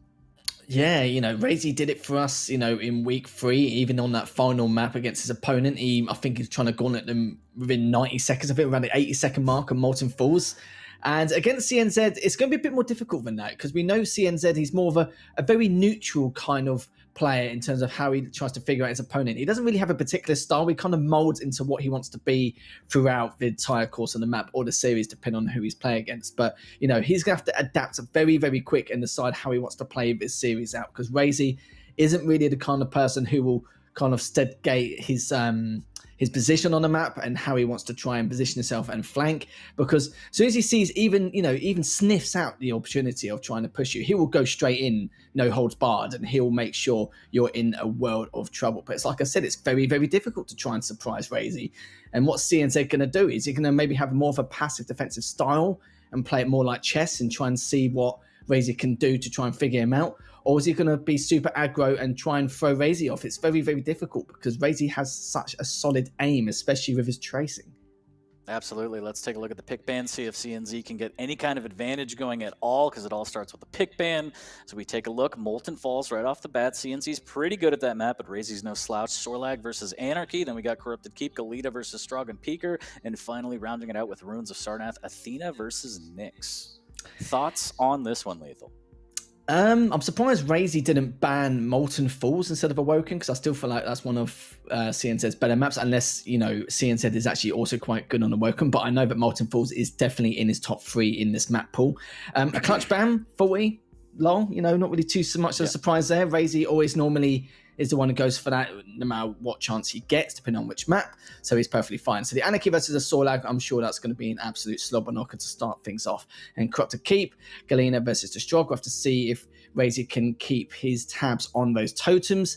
And last but not least, the Athena versus the Nyx. So, you know, there could be quite a passive style. We'll have to see how things will shape up here, but Razy does have a slight advantage in terms of the verticality of how he wants to approach Razy with CNZ selecting the Athena. So we'll have to see. It's going to be a lot about the hourglasses and to see if CNZ can actually catch Razy off guard going for the hourglasses, you know, maybe around the courtyard area or maybe another part of the map. We'll have to see on Runes. Yeah, I mean, part of me wants to try and break this down and make sense of it, but at the end of the day, anyway you slice it, it's Razy versus CNZ, and Razy's just on a hot streak. He looks so dominant. So do the pick bans even really matter? I feel like Razy might come out on top regardless. I'd love to see otherwise. I want to see a close set as always, but I just feel like Razy is just playing on a whole different planet right now. Again, atop the EU leaderboards. He did finally drop a map, so we're not going to see a Rafa-style run this season from Razy, but he's damn near close to it. So it's going to be a rough road ahead for CNZ. If I had to pick, I would go Razy. I don't know how the chat predictions are going. It looks a little one-sided. I'm going to be honest with you, Lethal. But how about you? What do you think about this one?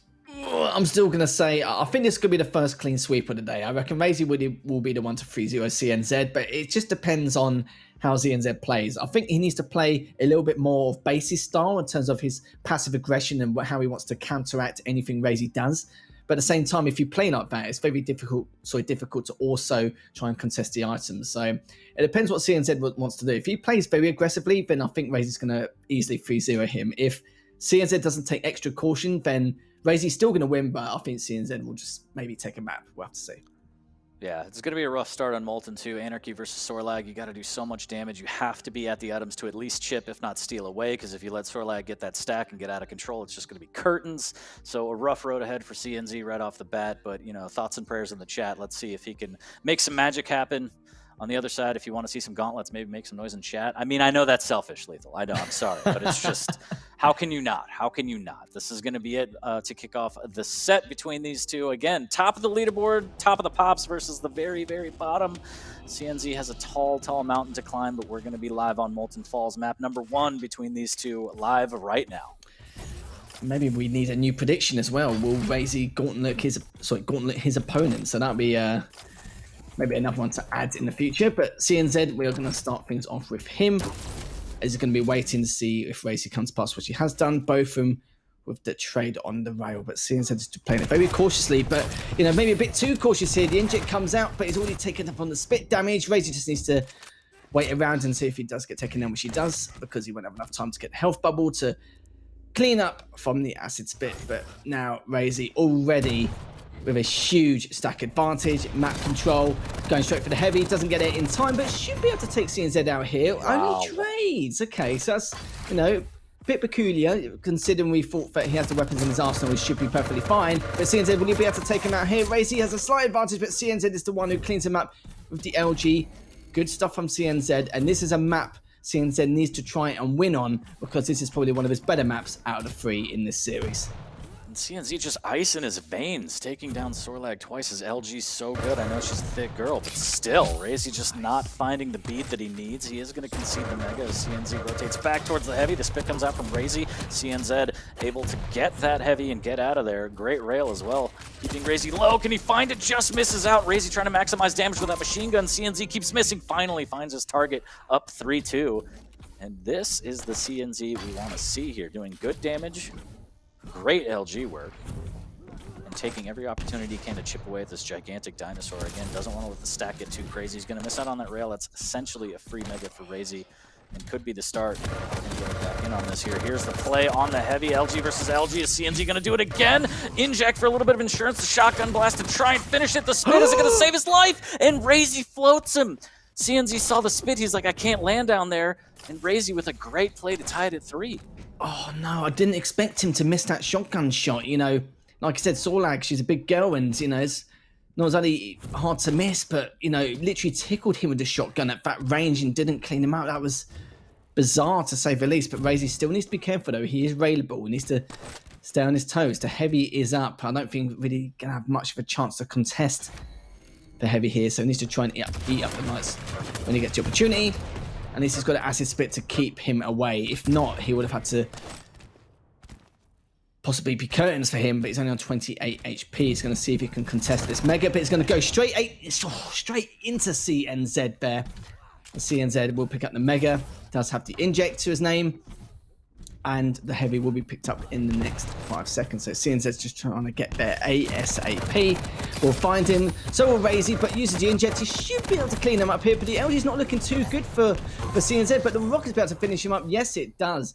Some very weird engagements here for you. But, you know, can't say the scoreline 5-3 in favor of CNZ.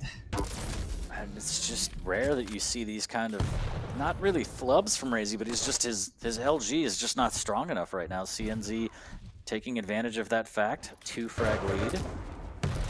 Just doing really, really good damage as he needs to. Tribal raging out from Razy, pushing him off, and here comes the push that we know and love from Razy. Shotgun, but the direct rocket's doing so much damage. Well done from CNZ again. He has to maximize damage in those engagements to try and have a chance off the spawn. Does have inject, does have LG, and he's going to be waiting patiently on the... Wow, what a drop rail from Razy. He's just going to take the damage and run. Inject's still up.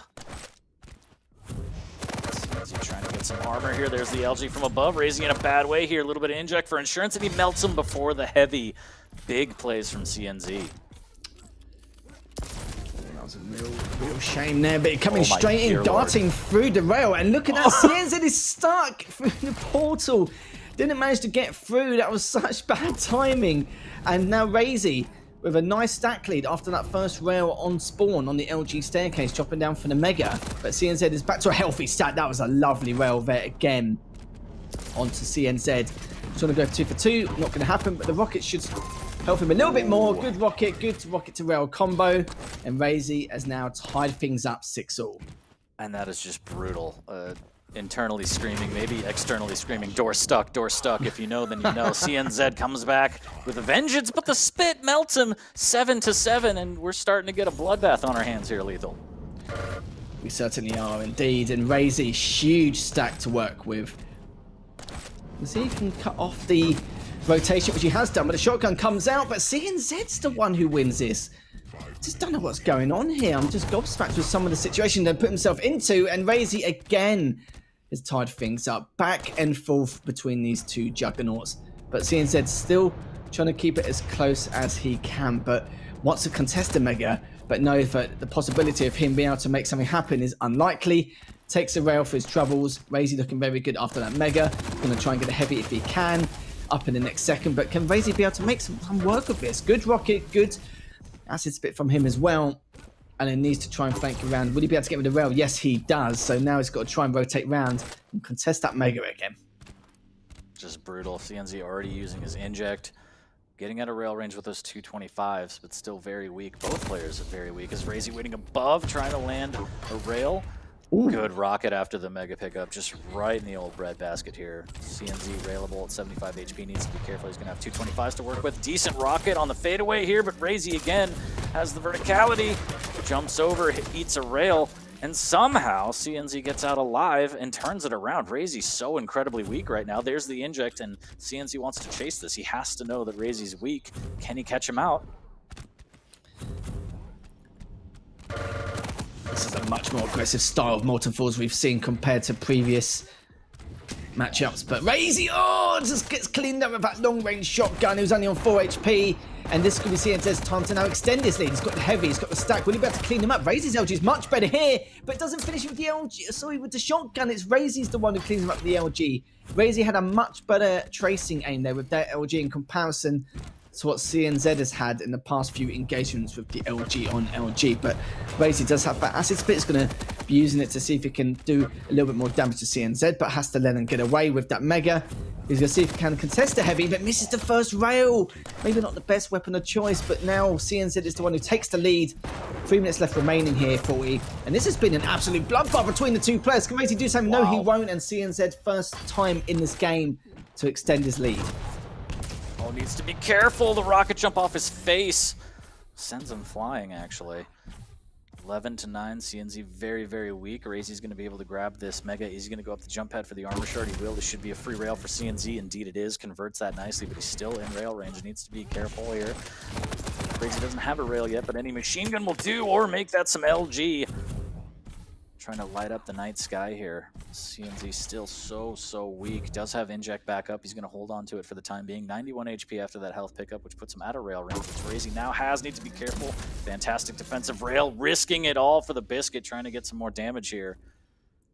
Waiting for this armor shard. Just praying it comes up. He can't really dive on this Mega. Razy's going to steal it right out from under him. Up the jump pad. Lots of LG from CNZ. And there's the inject. Really nice play from CNZ, trying to deny the tele play, but he eats a rail, and this could be curtains. 12 HP, has to be so careful. The machine gun isn't going to be enough, and it is. Finally peppers him down. 2 minutes left, down by 1. Razy looking to try and tie this up. He steals away the heavy. There's the LG from above. CNZ wants to try and keep him weak. He has to know that Razy doesn't really have the best stack here, and this is the time for him to fight, but at the same time, are you going to risk tying it up? Razy going in for the Mega. Mega picked up by CNZ mid-fight, and that's going to win him that one 12-10 lethal. Oh, dearie me. This is definitely one of the larger scorelines in terms of how close this game's been.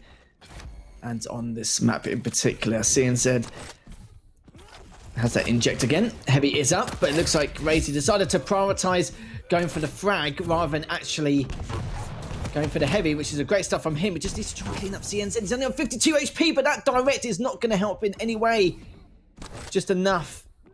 Razy to back off just a little bit here. So CNZ was very lucky. He could have easily been taken down or chased down rather after that direct rocket, but Razy decided to play it safe and prioritize the biggest stack that he has. But 50 seconds left. CNZ may have to play the cat and mouse game here. Hasn't got any armor shards to his name. Needs to try and find a light if he can, and still none above that Mega. He's wondering what he can do here. It's not railable, but he's definitely not in the best spot in terms of stack, but in terms of positioning, it's looking very good. But he does have to inject if he is put on the back foot. But so far, CNZ needs to try and survive for another 20 seconds here.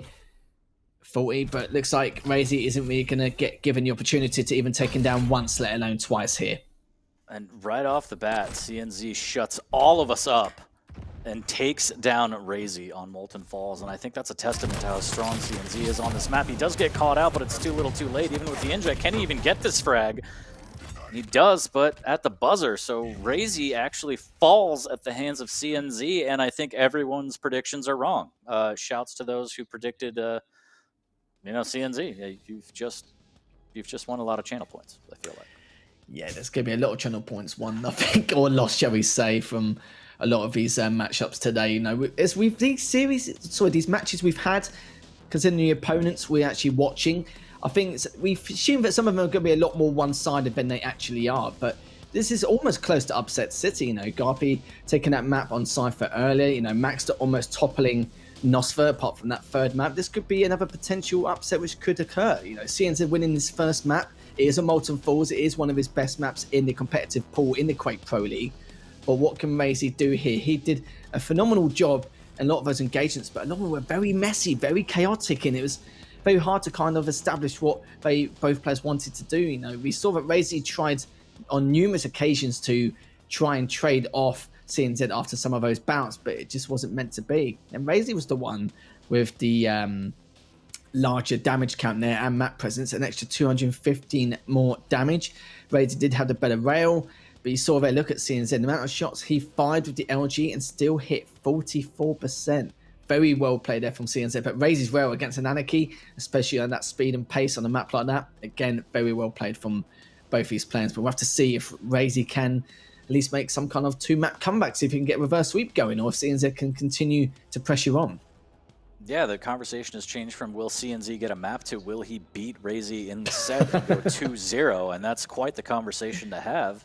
As any given Sunday, Lethal, that's exactly why we tune in every Sunday, because things like this can happen. Razy looking damn near immortal week in, week out, and just right off the bat gets popped in the face by CNZ. Strong performance out of the gate, and the next one's going to be even more exciting now that, you know, we see that CNZ can do it. He has the momentum on his side. Is Razy going to falter? Is he going to drop 0-2 to CNZ? Well, it's the question which is going to get asked, but the only problem is you know, that was CNZ's better map, you know, one of the best maps he has on offer. So, you know, can he do the same on Corrupted Keep? You know, can he do the same on the third and final map? It's very difficult to ask. I still think it's a tall order, though.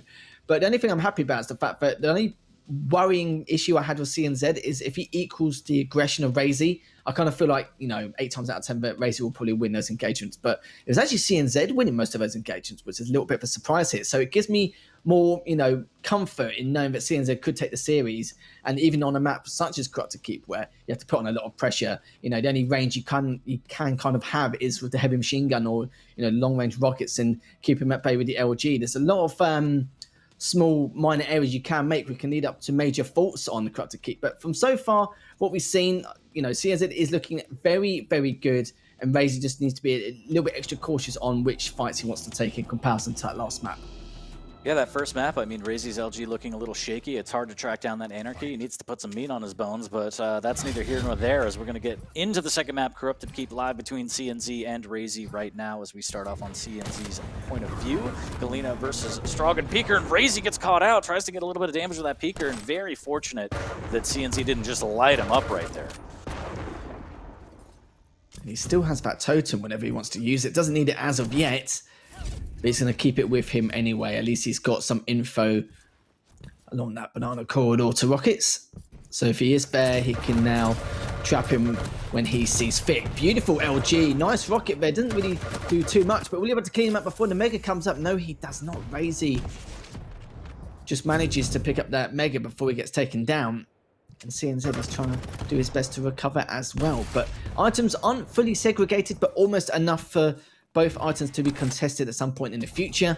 Heavy is up in the next few seconds, and CNZ does have another totem if he wants to try and push for this Heavy, which he is going to try and do, but I'm not sure if he's going to be able to do it here. Both players so weak, but Razy's the one who's going to try and back away with the Heavy, but the totem has definitely been a lifesaver for CNZ. Yeah, CNZ really impressive right now. I mean, we've seen it before. He's more than capable of pulling something like this off, but against Razy, it's just very, very interesting to see. Still a lot of work to be done. 0-0, 130 in. This has been known to be Razy's keep, maybe not so much now, but we'll see as the LG rages on from CNZ. Just a little tickle, and he's going to make his great escape back to the Mega, but Razy's right on his tail to chip away on the item. Ooh, and Razy just going all in, risking it all in the rockets pay off, and that's just such a Razy play, just to go in, full aggro. I'm going to hit everything. I'm going to make you hit all of your defensive shots, and the minute you don't, you're going to go down. LG into the Peeker play. Is it going to be enough? Not quite. Razy needs to be careful. CNZ very weak. Razy has a little bit of armor. Make that a lot as he picks up the Heavy. He's going to be able to drop it back onto the Mega. CNZ drops and steals it, and Razy takes out Razy. And we're back to square one at 0-all. Oh, I think that was a bit of a greedy play there from Razy. Maybe he was just hoping that CNZ wouldn't contest the item as strongly as he did. But if he picked up that Mega, that could have been a completely different ball game. He would have full, full stack advantage, full map control, and it's up to him how he wants to pick up the items as he sees fit. But doesn't matter now, as Razy picks up the first frag anyway.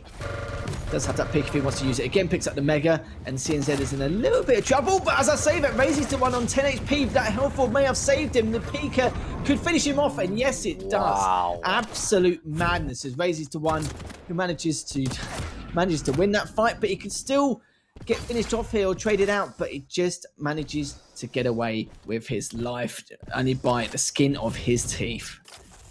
5 HP Peeker play to take another frag, and that's just incredible. And the rockets into LG, that's going to make it 3. This is more of the Razy that you're used to seeing here, as he's just looking to press the advantage. Peeker in the pocket again, a little over 3 minutes in. Right around the corner, direct into the LG. CNZ in a bad way right now, needs to be careful, and a dunk from above. As the Mega's nowhere to be found, but that LG will find the tail end of CNZ, and Razy goes up 4-0, turning on the heat on this one, people. Oh, it's looking ridiculous. His aim skill, his gun skill, everything is just coming together for Razy. He seems a lot more comfortable and confident on how he wants to approach CNZ in comparison to that last map on Molten Falls. As the LG is still looking very good, he's still been real trouble for CNZ, but look at that, okay, some of the jumps CNZ is doing is a little bit predictable, but he's just hoping to rely on the speed and then catch Razy off guard, but it's just not happening here. But he's used to peek it anyway and still manages to take him down 40. Goodness sake. Shotgun Peeker to shotgun, what a play. As Razy heating up, and CNZ, a little bit of a gauntlet teaser. As you could tell, Razy's popping off. He's feeling it right now. He flashes the gauntlet, you know it's real. Razy's going to be able to grab the lower armor shard, making his way to the Heavy. He's going to be a little bit late as CNZ wants to punish this. Can he do it, though? He's taking a lot of damage. Both players pretty weak. CNZ will use the totem to heal back up as he makes his way up to the banana. Razy will get caught out in the graveyard here. The Peek comes out. He has to destroy it to get out of there, and somehow doesn't take any damage. CNZ had the opportunity, but he's going to be content with just stealing away the Mega. Razy does a good job of at least getting the upper armor shard. So we're getting closer to the 5-minute mark. Good shotgun to deal with that totem. Not taking any damage here. Getting forced through the telly. He's going to drop down, and Razy just has all the answers to the test. He's hitting rockets. The movement plays, just making CNZ second guess, and somehow comes out on top again, 7-0. This is going to be a very difficult task for CNZ to even make some kind of comeback happen, especially if you bounce over the Mega like that. That's almost GG already. And, you know, still halfway through the game, CNZ, the only way he's going to at least try and come back from this is if he keeps a good stack of totems to feed him info, to try and get full item control. Just try and make something happen. But when you're against a player like Razy, where every bout, every engagement you're going to take in as Razy is going to end up being on very little HP or little stack just overall, you know, what can you do? You know, you are going to get traded out quite a lot, especially with the Strog and the mobility he has. It's, you know, a big ask. You know, it's a tall order, and CNZ is trying to make it happen, but it's highly unlikely here, especially with the LG of Razy. Yeah, this is like literally the Razy we know and love anyway. So the Maestro man is just playing with his dinner, 10-0 lead, and he's still got 4 minutes to try and close this map out. The Rockets should be another one. Can CNZ capitalize? He does put his first frag on the board, 6 minutes in. A little brutal. There's still time, Lethal. Shotgun to the face, though. That's going to put a stop to that immediately. 42 HP, very weak after that altercation. He hurt you. Careful. The nails in the butt cheeks. 27 HP. Razy needs to be careful. CNZ trying to make his way in, and he does. A little bit of a tickle. And so signs of life as he doubles back for the Mega, and unfortunate for Razy, that's going to leave him with really nowhere to go. He does have rockets. He can try and chip on this heavy, but full map control goes to CNZ, but he's still down by 9 frags. Peek comes out. A little bit of rocket damage. Razy playing the defense, trying to make sure that CNZ does not aggress. Doesn't push the situation here. A little bit of rocket damage. Has to push through the doorway, and there's 100 damage rocket for your troubles. Thanks for playing. And that sends CNZ packing. I just don't see CNZ being able to break through Razy's defense right now. And Razy's not even playing full defensive yet. He's still fighting for these items. He's not yet begun to fight, even with a 9 frag lead. No foot off the gas from Razy. No, he's still having a bit of a giggle at the moment and just feeling like his playground. The good rockets, but great LG there from CNZ. But you're right, though. It could be too little too late here. 2.5 minutes. He's going to have to catch him on spawn every single time, but it's unlikely, especially with the Peek as well. Without a rail, it is not going to help. Razy just hoping to finish him off if he can. Oh, Gauntlet, he's going to do it! Oh, I knew he was going to be able to try and gauntlet in. Sadly, he doesn't. But good try though, Razy. Thanks a lot. CNZ has the moves. He hit him with the shimmy, got out of there, didn't get the gauntlet. Nice LG work, but the shotgun will prevail from Razy. CNZ's like, all right, you may win this, but you're not going to gauntlet me. Another shotgun blast from Razy. Putting CNZ in the grave, 13-4. More LG into Peeker, almost takes him out. Totem goes down, and another shotgun blast from Razy. He's just racking up the kills at this point. This is just absurd. Minute 40 left on the clock. Razy with a 10 frag lead. LGing him to no end.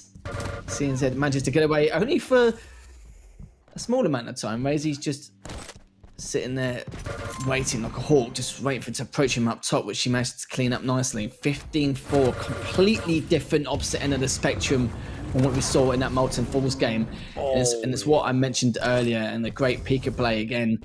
It's the fact that, okay, Molten Falls, it's one of your better maps, but can you do it on, you know, maps like Corrupted Keep or some of the other smaller maps? But the answer so far is still no, but we do have a third and final map to come after this to see if you can close out the series for either player, as it is going to be 1-1, and Racy will take this second map.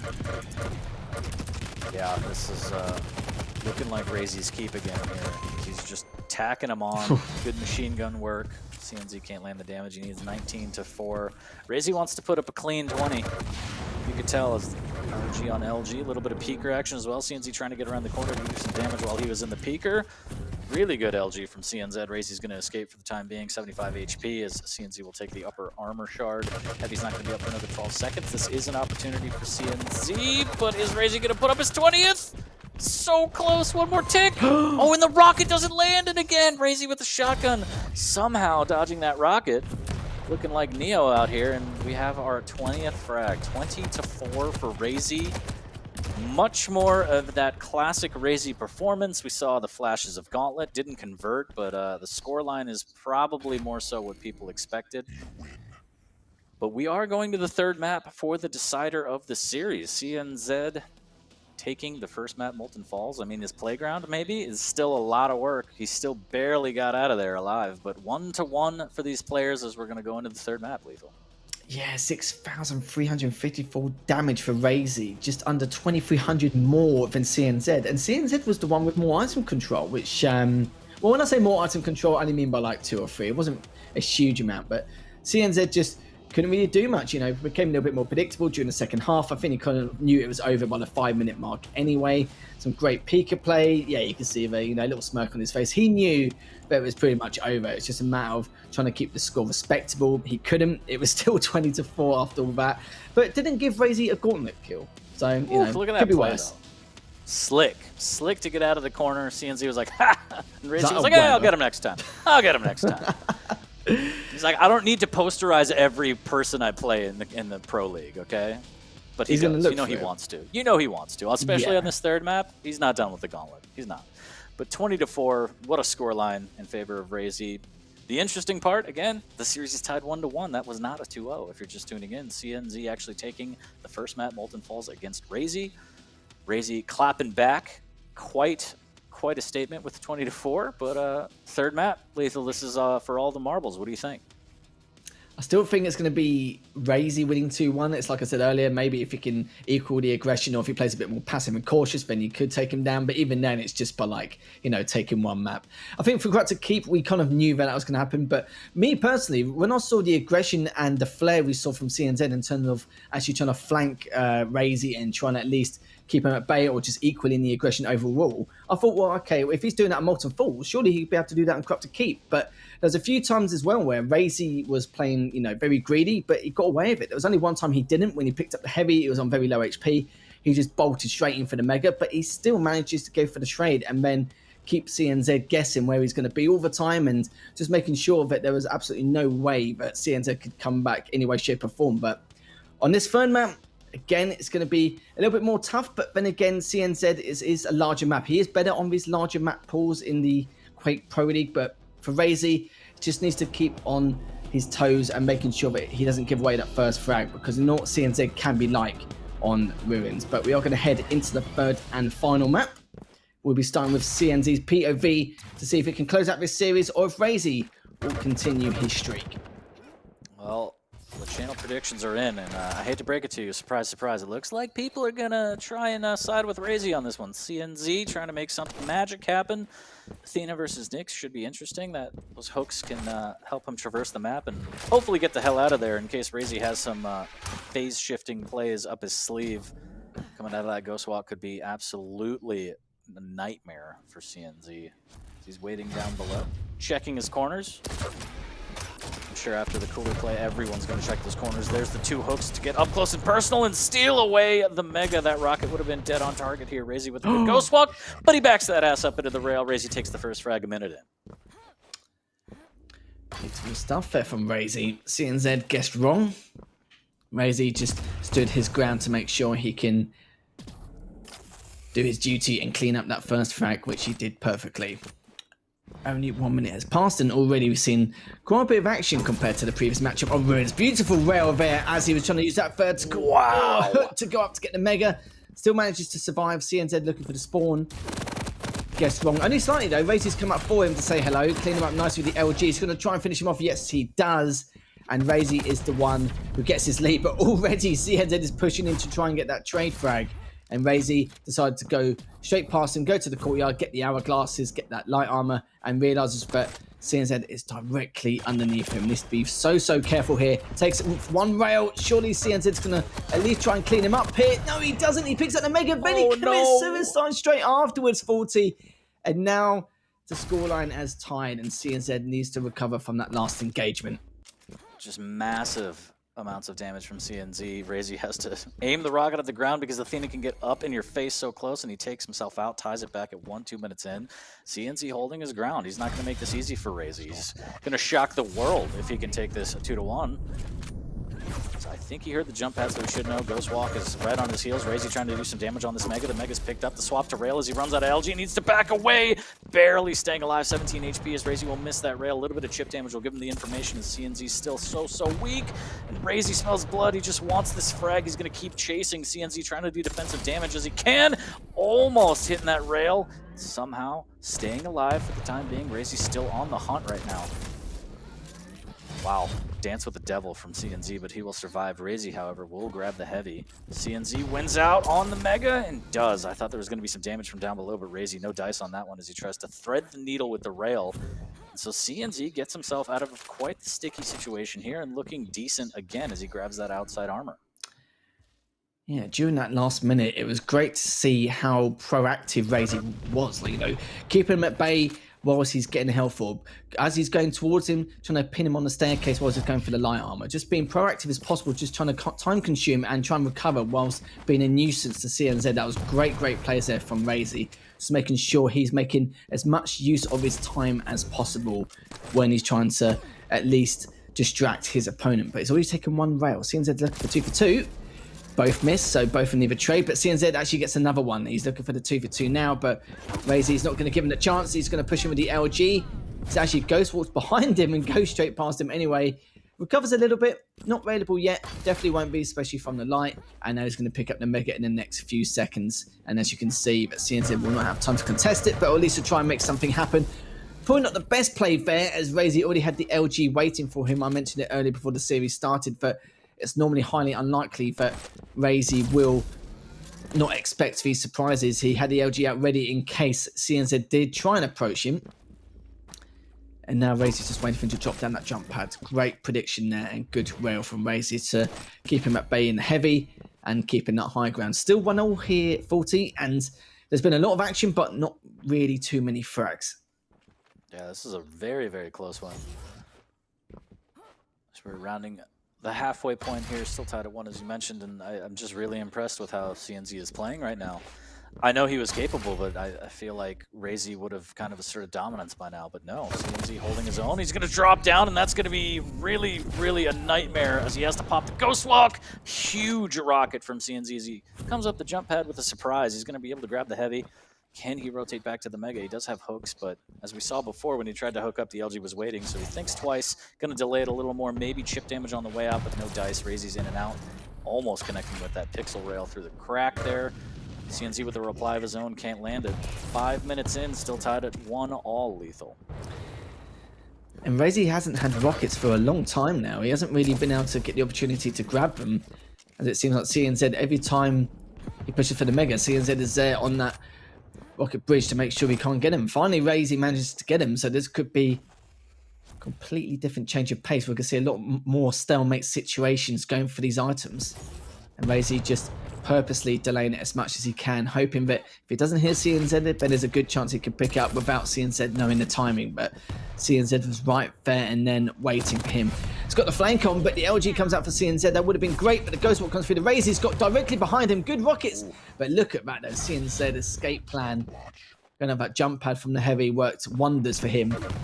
Razy still got the stack advantage, but he's desperate to try and contest this Mega. That was a good rocket. Good LG from CNZ. How on earth did he win that? As he's picked up the Mega, he's got the lead. Razy, it's not looking good for him on the spawn. He's going to try and stop him from going for that rail, but Razy's backed off, double back to try and pick it up again. But he has to be so careful now as he's about to pick up the heavy. Just comes up in the next few seconds, but CNZ is the one with the lead in this third and final map of the series. Ooh, that wall jump. I love that from Razy as he wants to get down there and do some damage. But the play on the Mega previously, he already popped Ghost Walk, so he went all in with no escape plan. CNZ punishing appropriately, but now he's fighting for his life on this Mega. He is going to claim it. Does decent damage with the nail gun, but takes rail on the way out. Stacks about even, and Razy finds another one. Can he find us? Almost finds another one to tie it at 2. There's the Ghost Walk. CNZ has no idea, but Razy's already gone outside to the courtyard to grab that armor. 91 HP for CNZ. He can take the rail. Can he take the heavy? He does. Takes a rocket to the face too, and the hook won't save him. As Razy ties it at 2-7 minutes in. Oh, that was such a shame. I think he was trying to get a point blank with a shotgun just to guarantee that frag, but like you said, no dice. As Razy, only on 92 HP, still going to keep the pressure on CNZ. It's 2 for 2. This is probably one of the last maps you want to try and be a frag down on. Good Ghost Walk. He did not expect it at all. Huge surprise there from Razy to CNZ, and CNZ was just like, oh, okay, you're right next to me. Well, I guess you can have this heavy and take 2 direct rockets. And CNZ, at least he's got a mega now, but it's got plenty of time to work. It's got 2.5 minutes on this map to tie things up and give 40's favourite Sun and Death matchup it's all loves. But oh, the CNZ is looking not too good here, but this the damage output still, CNZ manages to get taken down there by Razy, but Razy has slowly extended his lead. Just got to be careful not to get traded out. He's very weak, can't contest the heavy, nowhere to be found. Very, very weak still. Does have 225s in this area to work with. Ghostwalk is back up, more importantly. 2 minutes left, down by 2. Great rail straight into the Ghostwalk. Doesn't want to take any damage, but CNZ is right there to punish, but somehow the shotgun prevails. CNZ just gets a little too crazy. Gives Razy a layup here. That's also giving Razy a 3 frag lead. Little peak rail from Razy. Both players miss with their rails, but I mean, advantage Razy. Tacks on some more damage here. Great movement from Razy to traverse the map, get back on top. He's going to be able to grab this mega. Pressure mounting right now for CNZ as he tries to fly through. Can't land the damage. Razy chasing with the shotgun. Good LG, but that shotgun blast from around the corner right in the chest. 6-2, a minute 20 lethal. I think CNZ has missed his opportunity. Yeah, he certainly has indeed. He took some huge risks way too early. Could have been a little bit more patient.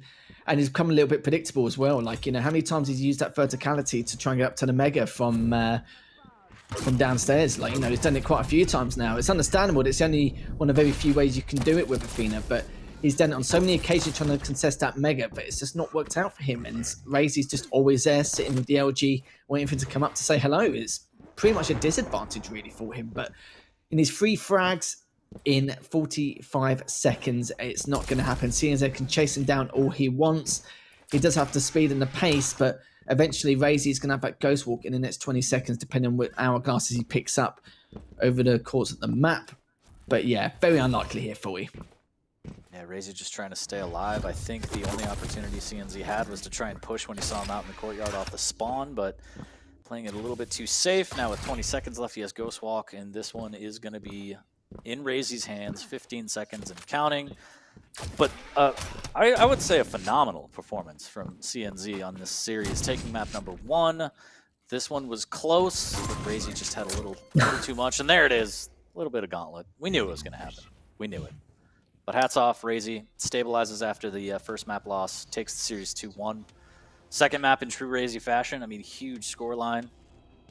Third map was pretty good, but CNZ just didn't have what it took this week to take down Razy, but still hats off. I think he played really, really well. Yeah, again, CNZ had a lot of item control, you know, 25 items to Razy's 13, and Razy did just under 800 damage. So you saw there that CNZ, it was weird, in that kind of retrospect, when you saw that matchup, you think Razy was the one with more control in a lot of the situations, but it's actually CNZ with a lot more of the item control, and he was just trying to contest everything. I still feel like when CNZ was trying to contest for the mega those last 2 or 3 times with the grapple hook, it just, maybe he should have just tried a different tactic entirely or flanked from a different route, because you saw how Razy was just sitting there with the LG expecting it every single time, and the 2 or 3 times he went up there, he took, like, you know, a huge chunk of damage, and that would be his stack gone straight away. And it was just a shame, really, just CNZ become a little bit too predictable during that second half of the matchup, and Razy's just doing Razy things, really, just continuing the aggression during that last few moments, and then making sure to keep himself at bay away from his opponent to secure that series win, or the series victory, shall we say. But great stuff. The accuracy, not exactly the best across the board, but the way they were both playing, they took a lot of risks, and definitely some obscure angles which I don't normally take. But well played from Razy, just managing to edge out CNZ. But CNZ looked much, much better compared to previous weeks, even if I lost that series 2-1. Yeah, agreed. Again, the leaderboards on the EU side, the skill gap is so just a narrow margin. CNZ technically at the bottom of the EU leaderboards almost takes out the 1 seed. It's just any given Sunday, Lethal. Any given Sunday, anything can happen. A fantastic first map. I think the LG was really shining on Molten Falls for CNZ. Again, taking down a Sorlag is no small feat, especially against Razy. Razy's LG just looked a little bit shaky, a little bit off. Whether it's, admittedly it is harder to track the Anarchy, but Razy usually wins those, and CNZ pulled it out. Map number 2, again, just a bit of a blowout in terms of Razy's keep. It's really hard to take him on that map, and then the third map just goes his way. I think still the story is going to be CNZ played fantastically. Razy, it was his series to lose, right? Everyone kind of expected, based on the predictions as well, that Razy was just going to clean sweep it. CNZ surprised us all and showed the world why he's here, why he's in the Quake Pro League, and why any given Sunday anything could happen. Yeah, definitely. Like Razy, he put up a very good fight throughout the entire course of the maps. We said that Molten Falls is probably the only map CNZ will take. He took it. Wasn't with these though. I just felt like Razy just was a little bit too aggro with trying to go for the trades, which he probably realised himself. And CNZ's probably thinking, oh, okay, well, I'll take another fight. Why not? I've still got the stack from the last engagement. And it's quite weird because you don't normally see when Razy plays against another opponent to have such a large or decent enough stack to even fight again. But the good thing is CNZ expected it every time. Crop to keep, complete watch out. It's just basically Razy all day long. But it's a shame. CNZ really kept that close. But Razy, that's the problem with Ruins. It's the fact that if you're 1 or 2 frags down, or you take too many high risks towards the last 3 minutes of that game, you just think, what a waste. I should have saved it for a little bit later stage of the game. But these things happen. They've learned from their mistakes. But GG for Razy, the Maestro man, continuing on in that first place position in the EU Pro League. Yeah, absolutely. So another set down, and when we return, we're going to have Rafa versus Dewey on the NA side of things. Don't go anywhere. We'll be right back with more Quake Pro League action.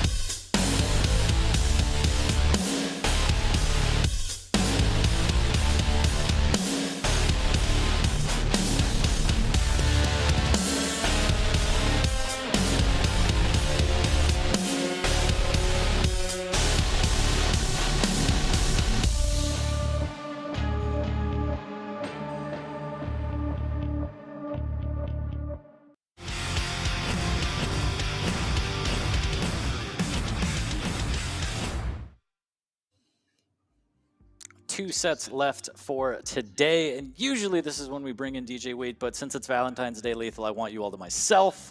Welcome. Welcome, everybody. Week 6 of the Quake Pro League. I am 40 Lions, joined by Lethal. We got Rafa versus Dewey. I think it might be a slaughter, Lethal. What do you think? Yeah, I'm going to completely 100% agree with you. Like, Dewey... he's not been looking too good this stage. He's had quite a bad stage, to say the least. And the worst bit is he hasn't even played any of the top 3. So the worst bit is he's playing Rafa now. He's going to be playing Tahang next week. He's playing Chain the week after. And the week after that, he's playing Nosfer. Yeah, it's not looking too good. It will be in the slaughterhouse, but this is where, you know, things can change. Like, we've seen Dramus do it before last stage, where after the last 4 weeks of play, he just turned into a complete and utter machine. He just seems to be unstoppable, no matter, you know, what caliber of players will come up against him. If it was a top player like Rafa or Dahang, etc., then he'll keep the games relatively close. But against the bottom ones, then he would actually, you know, destroy them. But this time around, this is where Dewey needs to think to himself, look, I've lost way too many series against opponents. Normally he would have, you know, defeated last season, or last stage rather.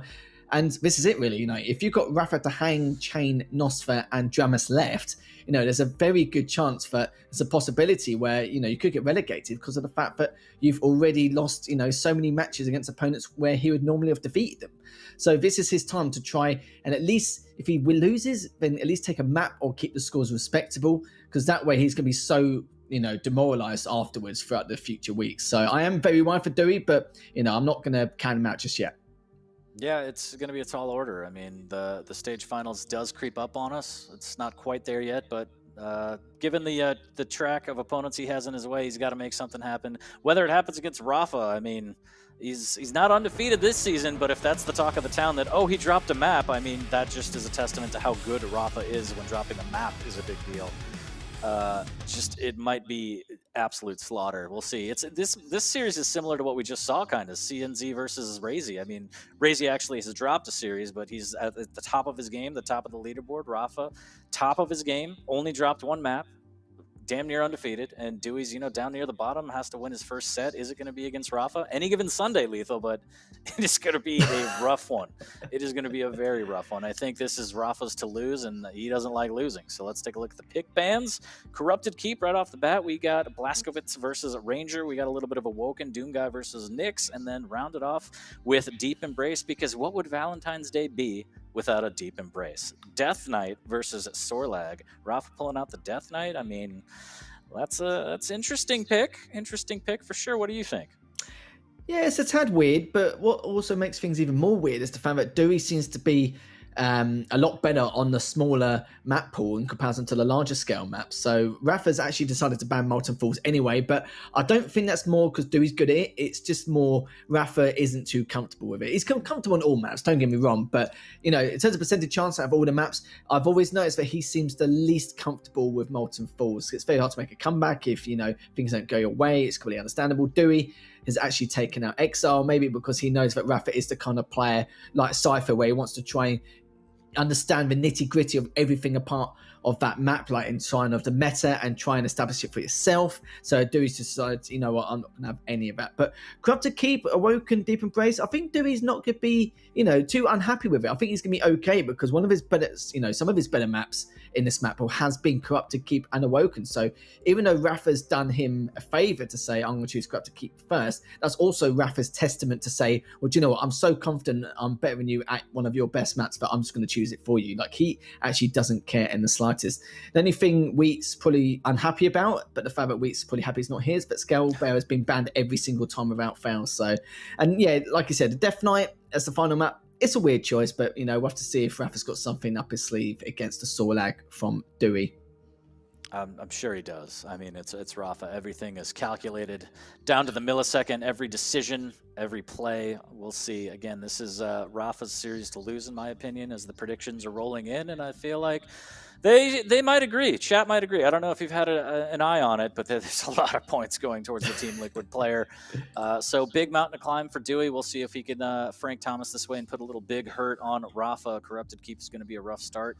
But he does have the Ranger. He has used the Dire Orb efficiently in the past. I mean, it's pretty much the Dewey Orb. If he can get up close and personal and finish off his kills with that Dire Orb, I think he stands a chance. But chances are Rafa knows that. He's going to play distance. He's going to use Machine Gun a lot.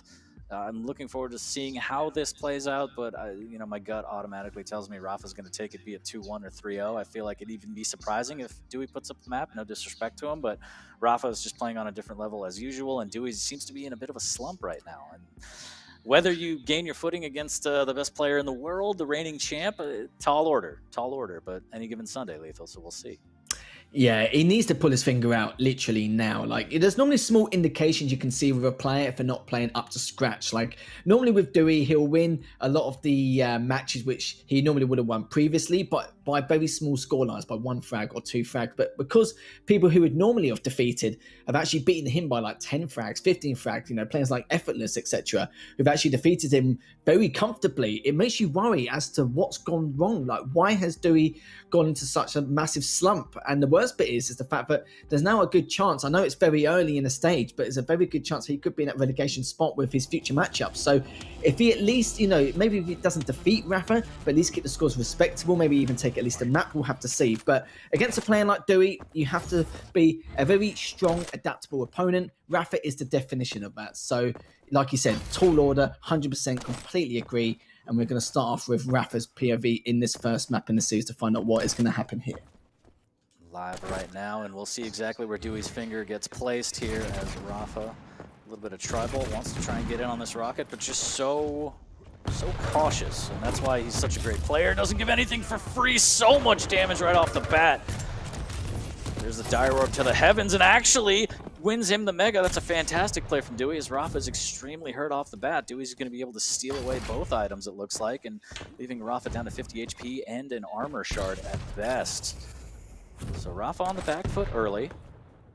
Dewey making the most out of the start here. It was, I believe, last week that we saw quite the piping from Effortless on this very map for Dewey, so maybe he's been practicing, maybe he's got a new strategy to employ here as 1 minute has passed, no frags. Rafa cautious here as Dewey full map control. Decent rocket there, even more rocket damage as Dewey wanted a little bit more damage, but the rockets say nay. There's the all-in from Rafa. Needs to be careful though, as Dewey lying in wait with those rockets. Good shotgun damage as well. Stack's about even now though. Dire Orb is at hand for Dewey. Yeah, Rafa now. Just dancing back and forth.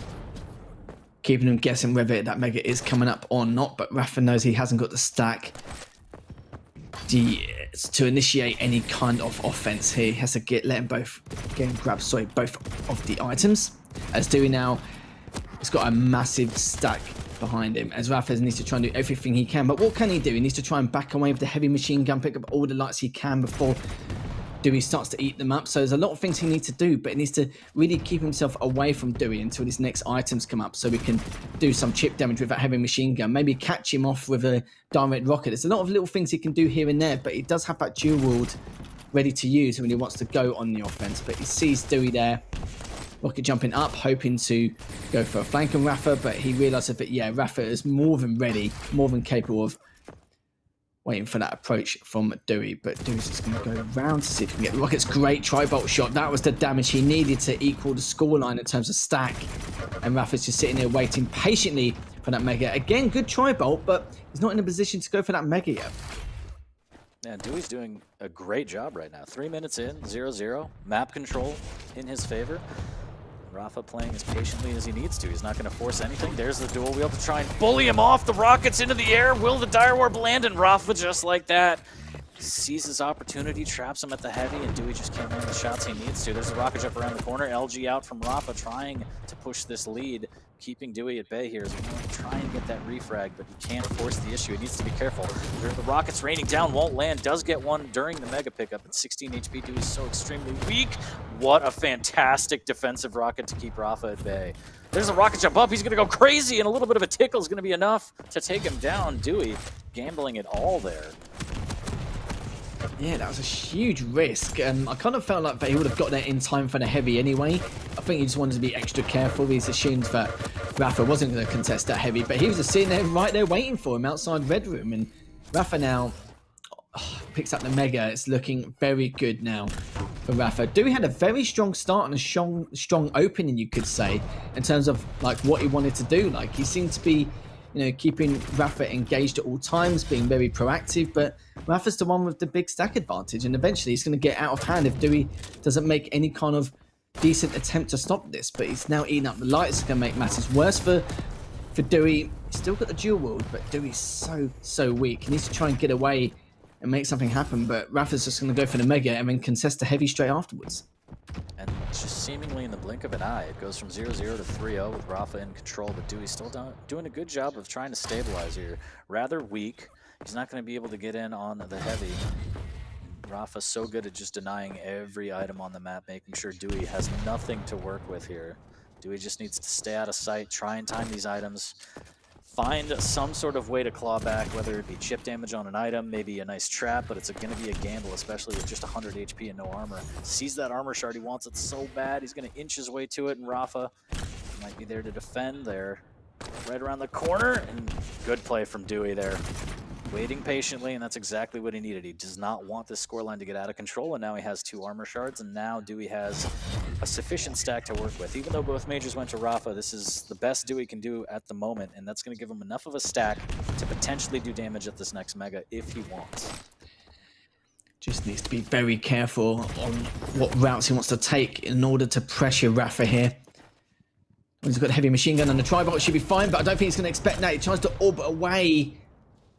But Dewey now in a disadvantageous spot, not only with stack, but also in terms of positioning. And Rafa just took his time wisely there, just decided to creep in behind him, be very patient in terms of how he's going to go about it. But now he's kept him trapped at the LG. This is not looking too good. And Rafa does have the heavy machine gun. He wants to keep him away. My goodness, these tri-bolt shots, 40, just ridiculous. And there goes Dewey. Dewey's sick of it. Dewey is sick of He's it. had Just enough. getting hit with the ESPN, especially after Rafa dropped down behind him like the Batman here. 4 to -1. Dewey in for a rough time, it looks like, as he's just getting peppered, and just 1 machine gun. 1 to put him down. 5 to -1 with 4 minutes left. Rafa a firm lead now as Dewey has quite the hole to dig himself out of, and this is going to be tough. Rafa is trapped behind the statue at LG here, dual wield for a little bit of insurance just in case. There's the rocket jump up. Dewey tries to dunk on him. Rafa's going to be able to drop down onto the mega. Dewey rocket jumps away. 50 HP. Shotgun blast is going to be enough. The tri-bolt will. Perfect positioning there. Perfect use of the tri-bolt as he lobs those tri-bolts over to grab that 6th frag. Rafa having a bit of a field day, more rockets, but Dewey comes out on top with the Hail Mary play, and sometimes that's what you need. Yeah, a few misplays from Dewey. He's been a little bit too aggressive. His hold angle's way too long and should have backed away. It's very, very difficult from Dewey's perspective. He looked like he was a little bit fed up at one point, but now he's got that first frag on the board. He should be able to make something happen. There we go. There's another one to his name. You know, it's technically won. He's keeping Rafa on his toes. He's still got weapons in his arsenal. Needs to keep him away if he can. But it looks like Rafa's already gone and prioritised the heavy. Managed to pick it up nicely. Mega isn't up in the next 5 seconds. But Dewey's not in a position to contest. There's no way Jose, as even though he has the orb, he can't really do anything with it. Like, Rafa's stack is just way too big. He's going to try and drop down for the light, but realises that Rafa's already gone into the red room to try and contest that to make Louis' life a living hell on this map. 2 minutes 20 left on the clock. Rafa's up 6-1. Dewey's still trying to find 5 frags, but still doable, but it's looking highly unlikely. Dewey just trying to lay the perfect trap. Even so, he has to hit the perfect rockets here as Rafa casually drops down to claim another mega to stack heavily in Rafa's favor here as Dewey trying to assess as best he can. There's the rocket around the corner, but the dual-wield shotgun up close and personal hits him with the Omar from the wire. It says, "You come at the king, you best not miss." 7-1 in favor of Rafa. Gets caught out at rockets, but the shotgun dire roar play. Dewey nets himself a 2nd frag. Able to drop down onto the heavy. Grab some momentum. He's going to drop straight down onto Rafa, and Rafa will be having none of that. Hits him with the machine gun funk. Grabs that frag back. Dewey with 1:30 down 6. Playing a little bit loose. And at this point, why not? So let's see if this will work here as the rockets push Rafa into the corner, but the dual wield will land. The rockets too strong from Rafa. Dewey got him extremely weak, but couldn't find that last bit of damage, so Rafa extends the lead by 7, grabs a heavy. With a minute 10 left, Dewey has to make some magic happen. It's going to be rough, Lethal. It's beautiful rockets earlier from Rafa. You know, that's one way to abuse the dual-wield close range, but it's like you said, Dewey needs to get some high-risk plays going, but, you know, they were just way too risky. He put himself at such a bad position. He needed to make something happen. Absolutely right. Sadly for him, that wasn't the case. Rafa was more than ready for him to approach him with such an aggressive presence. And look at this, the LG is looking beautiful there again from Rafa. Even though he doesn't get the heavy, it doesn't matter. He expected Dewey to come straight in after he picked up the heavy, which he did so. It's got him trapped in that LG area. It does have the DMG if he wants to clean up. Doesn't even need it. Left on 50 HP, picks up the Mega. That's insult to injury. And now 20 seconds left remaining. Rafa just playing with his food a little bit, just managed to survive on 13 HP, and it's a real shame, really. Like, Dewey had a decent start. I kind of felt like his map presence and his defensive posture was looking very good. It was keeping Rafa guessing at all times. But then again, it just, you know, just got out of control. Like, Rafa read Dewey like a book, kind of expected what he expected anyway. And there we have it. Dewey, sadly, didn't take that one, but Rafa's the one who gets that first map win 13-2 with nearly 1,200 more damage in comparison. And Dewey still had a little bit of item control, but not enough to bully Rafa out of it. Yeah, really good item control at the start. About 3 minutes in, Dewey was firmly in control, but it was more of Rafa lying in wait, patiently waiting for the opportunity. We saw the dual wield pop at the heavy, and that's when he got the first frag, and it spiraled into a 3-0 almost in 30-40 seconds. And from there on out, it was pretty much the Rafa show. Dewey getting in some licks, but after the 3-minute mark, it was all of the Rafa show here. It's just a bit of a highlight reel. Dewey's got to be frustrated. But there's 2 more maps, Lethal. There's still a chance here as Corrupted Keep will go Rafa's way. And yeah, in terms of the play, I mean, a little bit loose from Dewey, but we saw some of those loose plays work. But you gotta be damn near perfect against Rafa. 13-2 will be the final scoreline on map number 1. And again, we said it was a tall order. It's gonna be rough, but gotta brush this one off and go into the second map and try and mentally reset. And yeah, you're playing against the best player in the world right now, the reigning champ of Quake Pro League, but it's go time now, especially as we get closer and closer to the stage finals. You gotta get some points on the board. You gotta kind of dig yourself out of that hole. Yeah, I mentioned it before the series, you know, not only is it a tall order, but he needs to pull his finger out. He needs to step his game out massively in order to keep the scores respectable, maybe even take a map if he can. Where is he pulling his finger out? I've just clarification for it could be anywhere. Chat's wondering. Oh, okay. It could be anywhere. Like, you know, well, it is Valentine's Day, so that's true. What is it? I've got to leave it to your imagination, don't I? I wish you would. I wish you would. But yeah, map number 2, I already forgot what it is because I'm completely derailed on my train of thought because of what you said. You handsome devil, you. But I heard the pop. We're going to get into the second map here. I believe it's going to be Awoken. It's going to be Doom versus Nyx. Should be a good one, but maybe more of the same, Lethal. I mean, Rafa's just so on point. I just do not see him dropping a map right now. Yeah, like you mentioned, like with the first map is one-sided. I think everyone is expecting to have this whole series to be one-sided.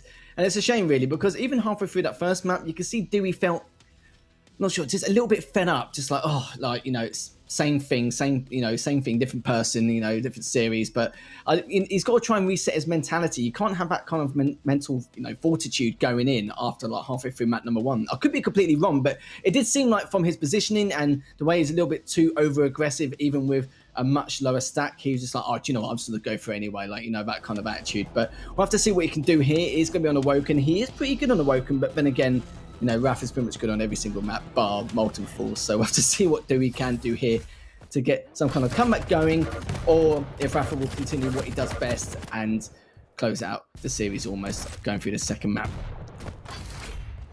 A quick fight off the start as we're live on map number 2 between Rafa and Dewey on Awoken. The Ghost Walk.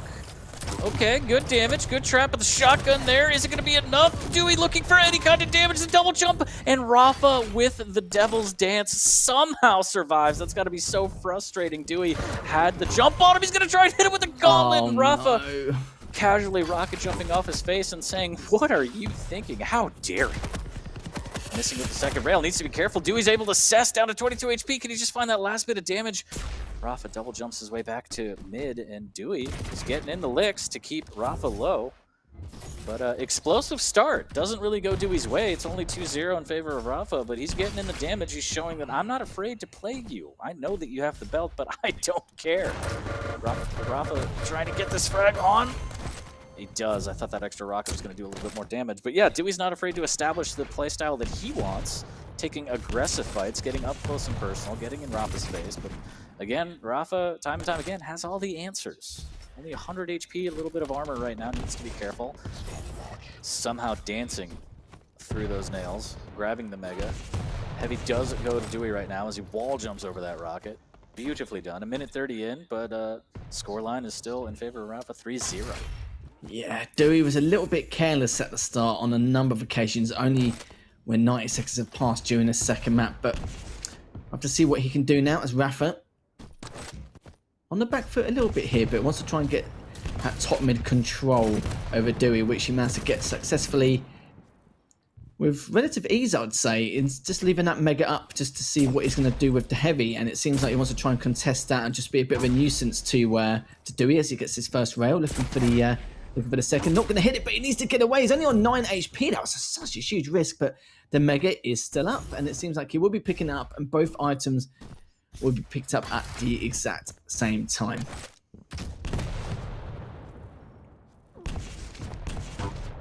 Oh, that's a big dunk right there. As Rafa hits the rocket through the telly. Unfortunate for Dewey. He's going to be able to grab the 50 shard in the middle, trying to position as best he can. Dewey with the LG out of the Ghost Walk. But Rafa's ready. Always prepared here. As both items are synced up, so it's just a matter of what item Rafa wants to deny and where Dewey wants to go. As Rafa's more than willing to leave the item up, and I think he may have saw him drop, so this is an opportunity for Rafa to get both, but the rocket jump will actually net Dewey the heavy armor. Not willing to give up the map, but he is going to give up his life. 4-0 for Rafa, as Dewey tries to do his best to not give up complete map control, but Rafa's right there to punish accordingly. Just so smart, good positioning, good awareness. Could catch Dewey out. Luckily, Dewey chooses wisely to go through the telly.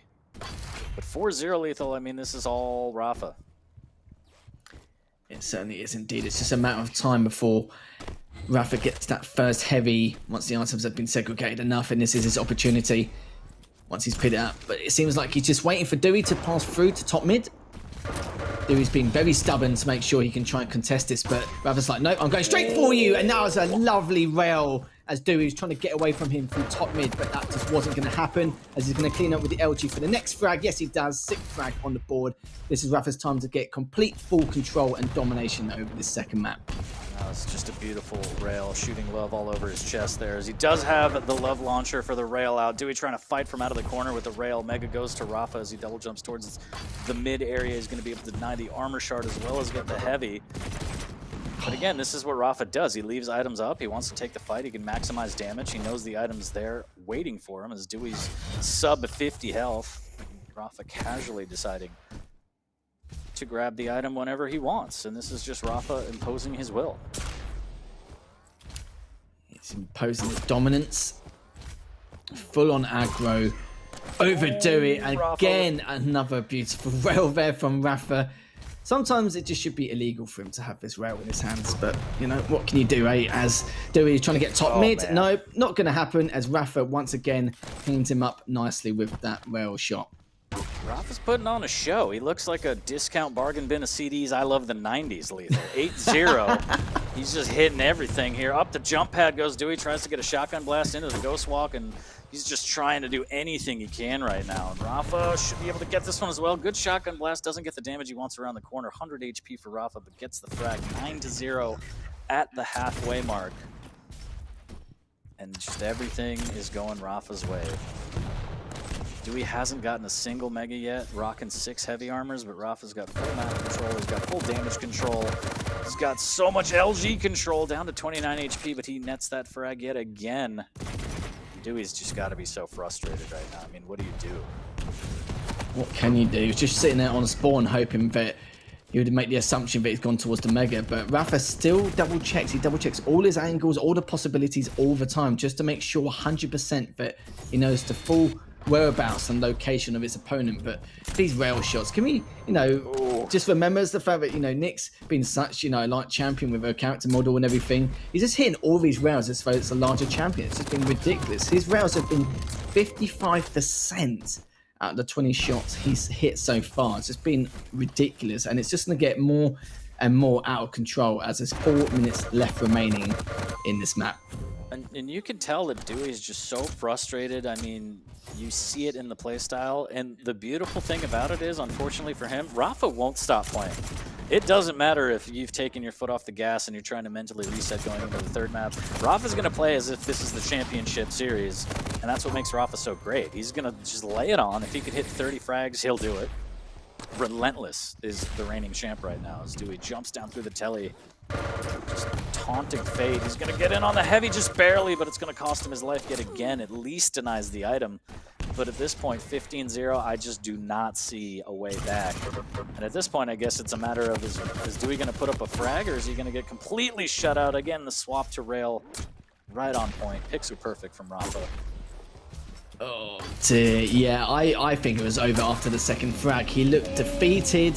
He looked like he just didn't know what else to do. He's going to try to get him again. 2 frags in a row with that berserk. It's definitely, I think that's probably one of the first times we've seen that twice in a row. But the gauntlet comes out for Dewey. He's going to try to finish him off. He still doesn't take him down. 19-0 in favor of Rafa. We had a feeling it was going to get a little bit out of control, but not this bad, as it looks like Dewey is just run out of options, ideas, and what he wants to do. At least he made a try play with the gauntlet, but that's not going to happen. Rafa just playing with his food on this second map, and it's going to see if we can clean him up for this 20th frag. Still got 2.5 minutes left to try and get that. But, ooh, okay, even if committed suicide, he still didn't get the first frag, which is a little bit of a shame, but yeah, never mind. But Dewey, yeah, pretty much all said and done there on this second map. So, I mean, the name of the game right now for Dewey is I want to gauntlet Rafa. And at this point, it's fine. You can't really fault him because he's definitely not going to come back and get 21 frags in 2 minutes. But you never know. Interesting to see if he gets the gauntlet, right? I mean, yeah, it's a good rocket. But Rafa's just had the massive stack. It's not really going to matter. Brutal. Yeah, a clinic from Rafa. Rafa doing Rafa things. Again, we talked about how this was going to be an extremely tough journey for Dewey to get a map on the reigning champ. And Rafa, relentless, these rails, just right on point. It's beautiful to watch, but I feel so sorry for Dewey. Like, you know, it's no matter what he does and what, you know, ideas he has or whatever plan of action he wants to try and execute, he just gets done in straight away. Like, you know, without even the opportunity to try and make something happen. But with rails like this against a champion like Nyx, you know, this is more than deserved for Rafa. He's just been playing absolutely out of his mind. And Dewey knows this as well. This is not the first time Dewey has been slaughtered, you know, this badly. I think it happened once before when Rafa played Dewey, I think back in Season 1, Stage 3 or 4, maybe Stage 4, I want to say. But yeah, sadly for him, history has repeated itself, you know, 24-0, 25 now. And Rafa's just, you know, trying to increase his lead, and it looks like it's going to be nowhere near of a respectable scoreline as he still manages to backhand him above that heavy. Good stuff, Rafa, but calm down, mate. Oh, man. Somebody tagged this VOD not safe for work. This is brutal. Dewey trying to make something happen, trying to put a frag on the board, the ghost walk at the last second to keep him alive, and Rafa ready. He's like, you want a gauntlet fight? I'll gauntlet fight. A little bit of a tickle should take down Dewey here. And down he goes, 27-0. And yeah, I mean, you try and gauntlet Rafa, he's going to take that personally. And we see it here. We see it here. 15 seconds left, and Rafa's still looking for frags. This isn't over to him. 10 seconds left, and that's a whole lot of ball game left. And he's going to go in with the shotgun and put his stamp on it. 28-0 from the reigning champ. Dewey will fall for a second map in a row. Ouch. Ouch. Yeah, that was not the best performance we've seen from Dewey. Even for Rafa, it's like you said, he doesn't let his foot off the gas at all in any way, shape, or form. He treats it every game like a grand final, which is the attitude you should have, really. No gauntlet kill for Dewey. Sadly for him, he did have multiple attempts at doing that, but yeah, just Rafa just absolutely playing out of his mind. Beautiful shots there with Derail on a numerous amount of occasions. I felt like that one map could have been a highlight reel. like entirely. And there's not really too much to talk about in terms of strategies, tactics, game plans, anything like that, because it was just full-on aggression versus aggression. Rafa had to stack. The only thing we could say is the first couple of minutes is the fact that there was good item control from both players. Both players weren't giving each other's items back. For example, like, you know, Dewey's keeping away from Heavy and vice versa. And then after a few minutes, that was it. It all went straight down the toilet. There was nothing really much else you could have done in order to describe that game. It was just an absolute massacre. And look at the scoreline as well. Not even that, but the damage as well. 2,300 more damage. 23 items for Rafa in terms of the 12 for Dewey. But again, great stuff from Rafa, just showing why he's an absolute animal on the server. Yeah, no punches pulled from Rafa, literally, as we saw a bunch of Berserk frags. We don't usually see that, but yeah, I mean, this one was dusted. Like you said, no real strategy. It was just, you could see it in Dewey's playstyle that he was just, I don't have any answers to this, and Rafa just put on a show, and we still have one more map left to go. I don't see Dewey turning it around. No disrespect to him, but yeah, I feel like mentally he's just not in the place he needs to be to try and take on the champ right now. Death Knight is an interesting pick, so Dewey's probably going to put up a better fight than he did on Awoken, but I still don't see this going any other way than Rafa's. Predictions in the chat, lock them in if you want. It looks pretty one-sided, Lethal. I don't know. Is 1 million a lot? I feel like it's a lot, but yeah, I mean, you hope that Dewey gets it together in the next coming weeks. I mean, he's got quite the gauntlet ahead of him, like you said. A lot of tough opponents on NA, the top tier for NA. It's going to be really, really rough, and the question starts to emerge. Are we going to see Dewey in relegation down the line in the stage finals? From what I've seen, you know, of course, of the next few weeks and what opponents is to play against, you know, he's got Rafa now, which is still going on at the moment, going to map number 3 shortly. He's got then Dahang, then he's got Chain, and then he's got Nosfer straight afterwards. I mean, the only person he has got left, which he could possibly beat, is Dramus at the, I think it's the very last week number 13. It's going to be very, very tough, very, very difficult. But from what we've seen so far, it looks like he gave up before some of the games started, which is a real shame to say the least. But, you know, when your mindset goes out the window, it's just one of those things, really. You know, Rafa's just, again, putting on a strong, dominant performance. But hopefully Dewey can do something here. Maybe try and get a map number 3 going, or, you know, try and take at least one map to help himself throughout this America's region of their Pro League. But we are going to start with Rafa's POV, see what he can do in his first map. It won't be as much of a tear because it's much easier to trade on Deep Embrace. We'll have to see here, as already the first frag could be on the board. Yes, it will be for Rafa, as he takes an early lead. Dewey gets that one right back. Might have a slight advantage in this matchup based on the Sorlag pick. That stack off the spawn is going to go a long way, but Rafa with a great rail. And he's going to need to hit shots like that to even it up right off the bat as quick as he can to make sure that he doesn't get out-stacked and get refragged too early. As another great rail and another one. Rafa laying it on, going 3 for 3 from downtown. Make that 4 for 4. Is he going to go 5 for 5? Sure he is, and he cooks that dinosaur. T-bone steak, anybody? Is that rocket almost hitting Dewey? The rail does. Can't hit the follow-up, but Rafa already heating up, and he launches him out of the window. Get off of my map, says Rafa. This is literally like a horror movie, and there's just no end to his destruction. Rafa, full map control, full item control, barely missing any shots, just predicting Dewey like it's his day job. It's just absolutely absurd what he's going to do. But trying to use some ability, but Rafa doesn't even care about weapon of choice, doesn't worry about cleaning up with the shotgun or anything else. He's just going to bring out the rail and just nicely clean him up with style. As, you know, there's a bit more damage here. He could take him out. No, it's not going to happen. Left on 48 HP, but it's like I said before, Dewey can get a lot of trade frags, but it seems like Rafa's going to continue with his dominant performance. Yeah, I mean, the key to the trade frags is doing a lot of damage, and it doesn't look like he is, as those direct rockets don't quite deny the heavy, but do so much damage, and he's ticking away. He's going to be able to grab that frag and stabilize with the 2 health bubbles. Rafa's still extremely weak, but still staying calm, trying to hit a rail on the way out. Dewey takes that frag 7-2. Decent opportunity here. The Flame Strike is up for Rafa as he's just hiding, trying to mitigate as much damage as possible. Shotgun out. When in doubt, up 5, looks pretty good. Trying to chunk as best he can.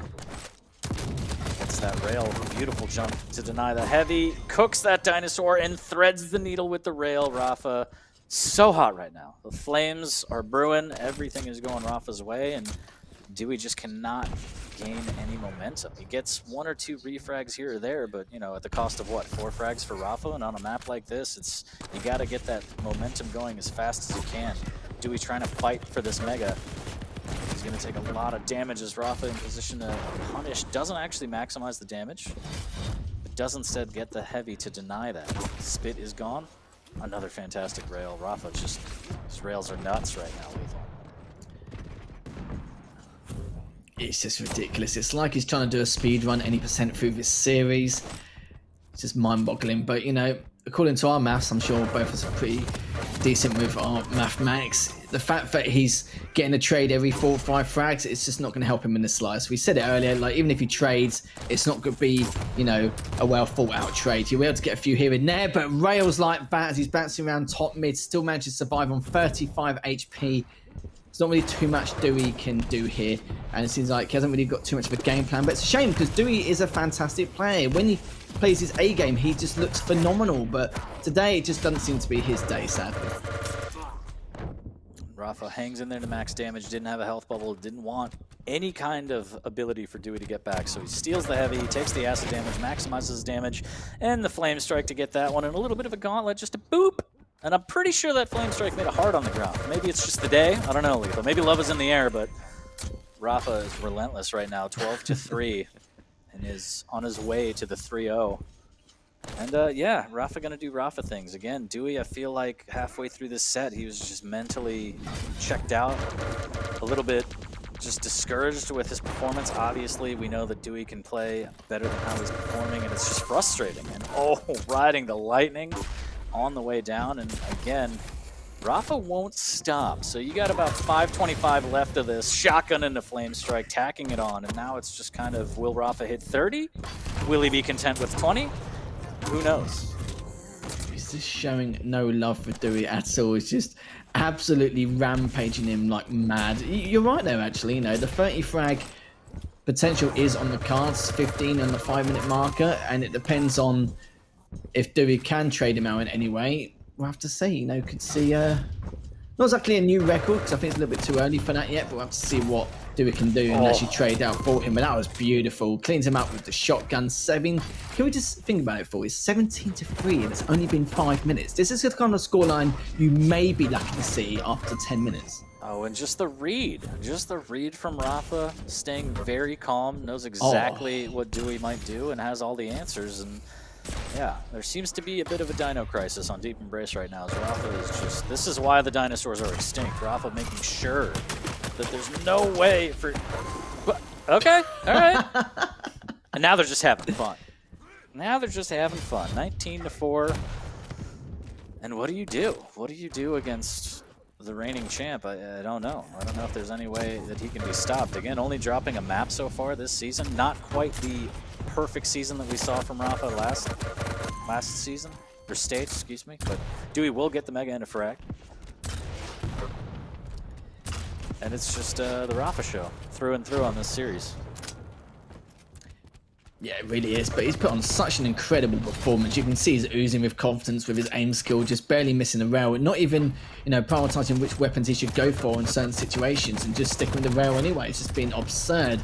22 HP for Dewey. It's not looking too good for him here, but it's not really looking too good for him all series long, sadly, as his mental state's not looking too good. He knows that there's not really too much more he can do here. Almost takes down Rafa. Well, he does actually get the trade nonetheless, but it's way too little too late. 15 frags, 3 minutes 15 seconds left on the clock. It's a shame really, because like I said earlier, Dewey still a formidable player, very, very good, but against Rafa, Rafa always seems to have his number. But again, he has a lot of the America's region players' numbers, depending on how much they've been grinding, how well drilled and practiced they are. But yeah, there we go. At least Dewey must get another frag to his name, but it's going to be too little too late, as this could still be one of the highest fragging games we'll have in the Pro League. Yeah, this is it's just brutal.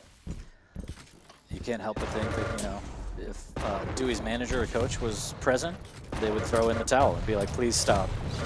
Please stop hurting my boy. Look at what they've done to my boy. As Rafa, again, relentless. He's not going to stop until the 10-minute mark is hit, so the frags will keep flying as Dewey gets one of his own, down to 50 HP. He's going to be able to claim that heavy, but Rafa firmly in the lead. I do not see this going any other way. It's going to be a 3-0 for Rafa. Rails raging out from Dewey. Good rocket in the air. Almost picks him out of the sky, but misses, and the shotgun blast is going to take down that dinosaur yet again. Rafa Rails on point here. Shoulder peek. Dewey with a nice little peek there. Won't quite land it. Ooh, flick of the wrist. Not bad little 3 for 3 there from Rafa. 25-9. Still another 2 minutes of this torment for Dewey, but he has tried to do everything he can. Did just try a nice little attempts, but it's just not meant to be. Dewey's got his 10th frag to his name. Minute 13 left on the clock. Dewey now is just gonna see if he can keep the score a little bit respectable, but you saw from earlier, but they were just having a bit of a giggle earlier, especially near that heavy spawn. But Dewey trying to make something happen here. Beautiful stuff from Rafa. Not going to be enough as Dewey cleans him up with the LG. Yeah, just having fun. I mean, you kind of know at this point when you're bested. You know, this is not peak Dewey at all. Hopefully he can get it together in the coming weeks because we all want to see Dewey play to his peak, put up better performances, and Rafa just being Rafa. Again, putting on a clinic more so now, especially because Dewey isn't playing at the highest level he can. A little bit of flames into the LG, cooking that dinosaur yet again, 27-11 on Deep Embrace. Not the Valentine's Day that Dewey was hoping for. Ooh, that air rocket was pretty though. Not really. No, it's not. Definitely not what any of us expected, but we'll definitely have to check to see if this is one of the highest fragging games of the Quake Pro League, because I wouldn't be surprised. 39, potentially 40 or 41, depending on this next 25 seconds. But it's definitely up there. Definitely at least minimum in the top 5. But Rafa just putting on a show. It's a shame for Dewey, but Dewey's still got 4 more opportunities to get at least another series win or 2 underneath his belt. But with the opponents he's got, it's going to look very unlikely. But I do wish Dewey the best in this next future matchups, as that's all said and done. 3-0 in favour of Rafa, 28-13. Ridiculous stuff, 41 frags across the board for both these players. But yeah, just Rafa nearly 8,000 damage. 8,000 nearly. DKOP. We need that nerf. No, I mean, you start to worry about Dewey. I mean, again, halfway through this set, you kind of knew that he just wasn't. He was too frustrated. He wasn't playing his best Quake. And as the coming weeks go and pass, you hope that he improves his performance, because right now he's down in a hole, and I don't know if he can be saved. It's a matter of, is he going to be one of the players that's potentially relegated at the stage finals now? He's got a long uphill battle given the opponents coming in the next few weeks as well. So yeah, hats off to Rafa, just doing Rafa things. But you hope that Dewey ups the performance and is able to kind of get himself out of this rut. I hope so too. This isn't even like, you know, a small inkling of what Dewey's up to and what he can actually do. I think we expect much, much better of him. Like, everyone knows the potential that Dewey has. He's nowhere near his peak at the moment. Sadly for him, it has been one of his worst stages of his career in the Quake Pro League. So, you know, for him to try and at least topple some of the juggernauts coming his way in the next few weeks is going to be very, very difficult. But you can see they're both of them, you know, having a bit of a laugh, a bit of a giggle, a bit of joy here and there. They knew that, well, I think they both knew and both predicted and expected what's going to happen in that third and final map. So they're just having a bit of a laugh, just trying to end the series, which is always nice to see, especially on Valentine's Day. But that's it for Rafa. You know, Rafa again continuing his dominance, 3-0. But for Dewey, he's got a long road, but with the opponents he's got to really, really step up his game massively and be on the grind in order to make something happen. Yeah, I mean, at that point, all you can do is smile so you don't cry. Big shouts to Rafa again. Huge series from him, and I still feel like even though peak performance Dewey may have put up a better fight, I still feel like the results would have been the same, albeit the score lines would have been, you know, a lot more narrow, we'd hope. But shouts to Rafa, doing Rafa things, asserting his dominance on the NA, or America's side of the Quake Pro League. Yeah, Dewey, bounce back. Thoughts and prayers in the chat for Dewey. We know that he can play better than that, and it's just in a rut. I mean, as a player, it happened. Ebbs and flows happen, unless you're apparently Rafa, which his ebb and flow is, oh, I lost a map, oh no. But I digress, Lethal. A lot of action has gone down. I think we got one more on the way for this Valentine's Day. It's going to be Kilson Sparty It's going to be a good one. And yeah, hopefully it's a little bit closer than that last set, but we will see. Kilson versus Sparty should be a good one to round out the day on this Valentine's Day. Wishing everyone a happy Valentine's Day. We heart you all. Thanks for tuning in. Thanks for being here every Sunday.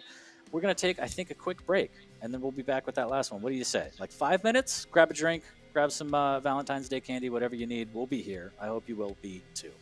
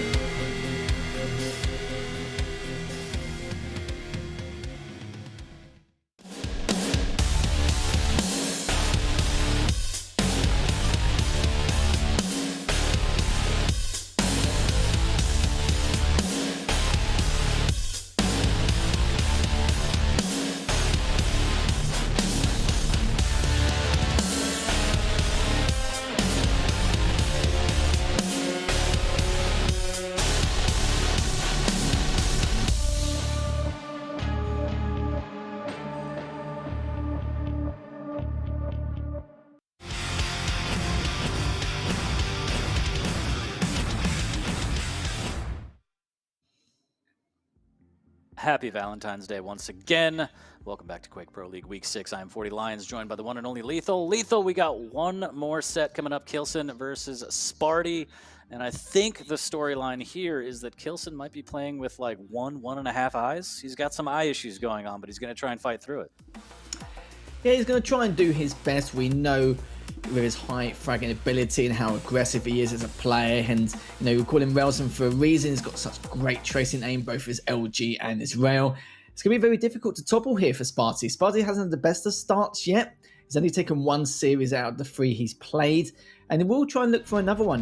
Kilson has very, very few weaknesses, but Sparty, he does have the potential to make this happen, but we'll have to see. It depends what kind of day Sparty's having here.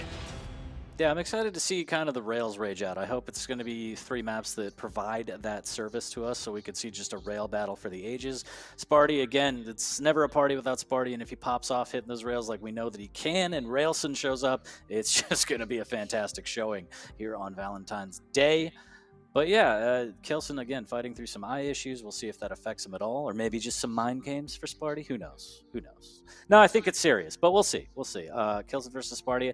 Right off the bat, before we even get into the pick bands, I feel like maybe Kilson a little bit. Kilson's kind of middle of the pack on the EU side of the leaderboards. Sparty down below, I think, at the bottom. He's got to dig his way out. Again, relegation getting closer and closer week in, week out. People have to start trying to get those maps, get those points, so they're not on the chopping block.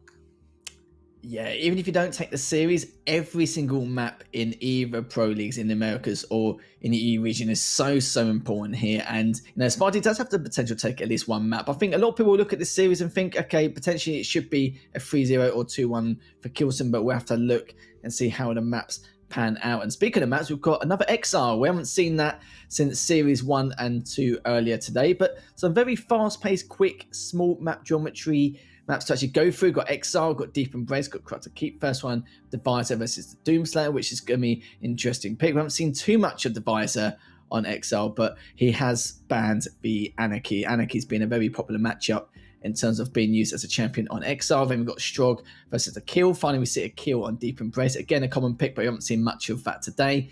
And to finish up the day, we have the Galena versus the BJ on Corrupted Keep. So nothing really too nothing too massive here in terms of the meta, but it seems pretty damn standard here for you. Yeah, I think this one should be interesting. The Visor pick on Exile should be interesting to see how Sparty utilizes that.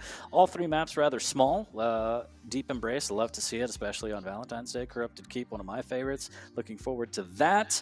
And yeah, a little sad that we won't get to see all 3 maps have rails, but the first 2 should be pretty fantastic, and I hope both players pop off. I, as always, hope for a close set, but if I were to put you on the spot, Lethal, predictions, just like chat, as they start locking them in, what do you think?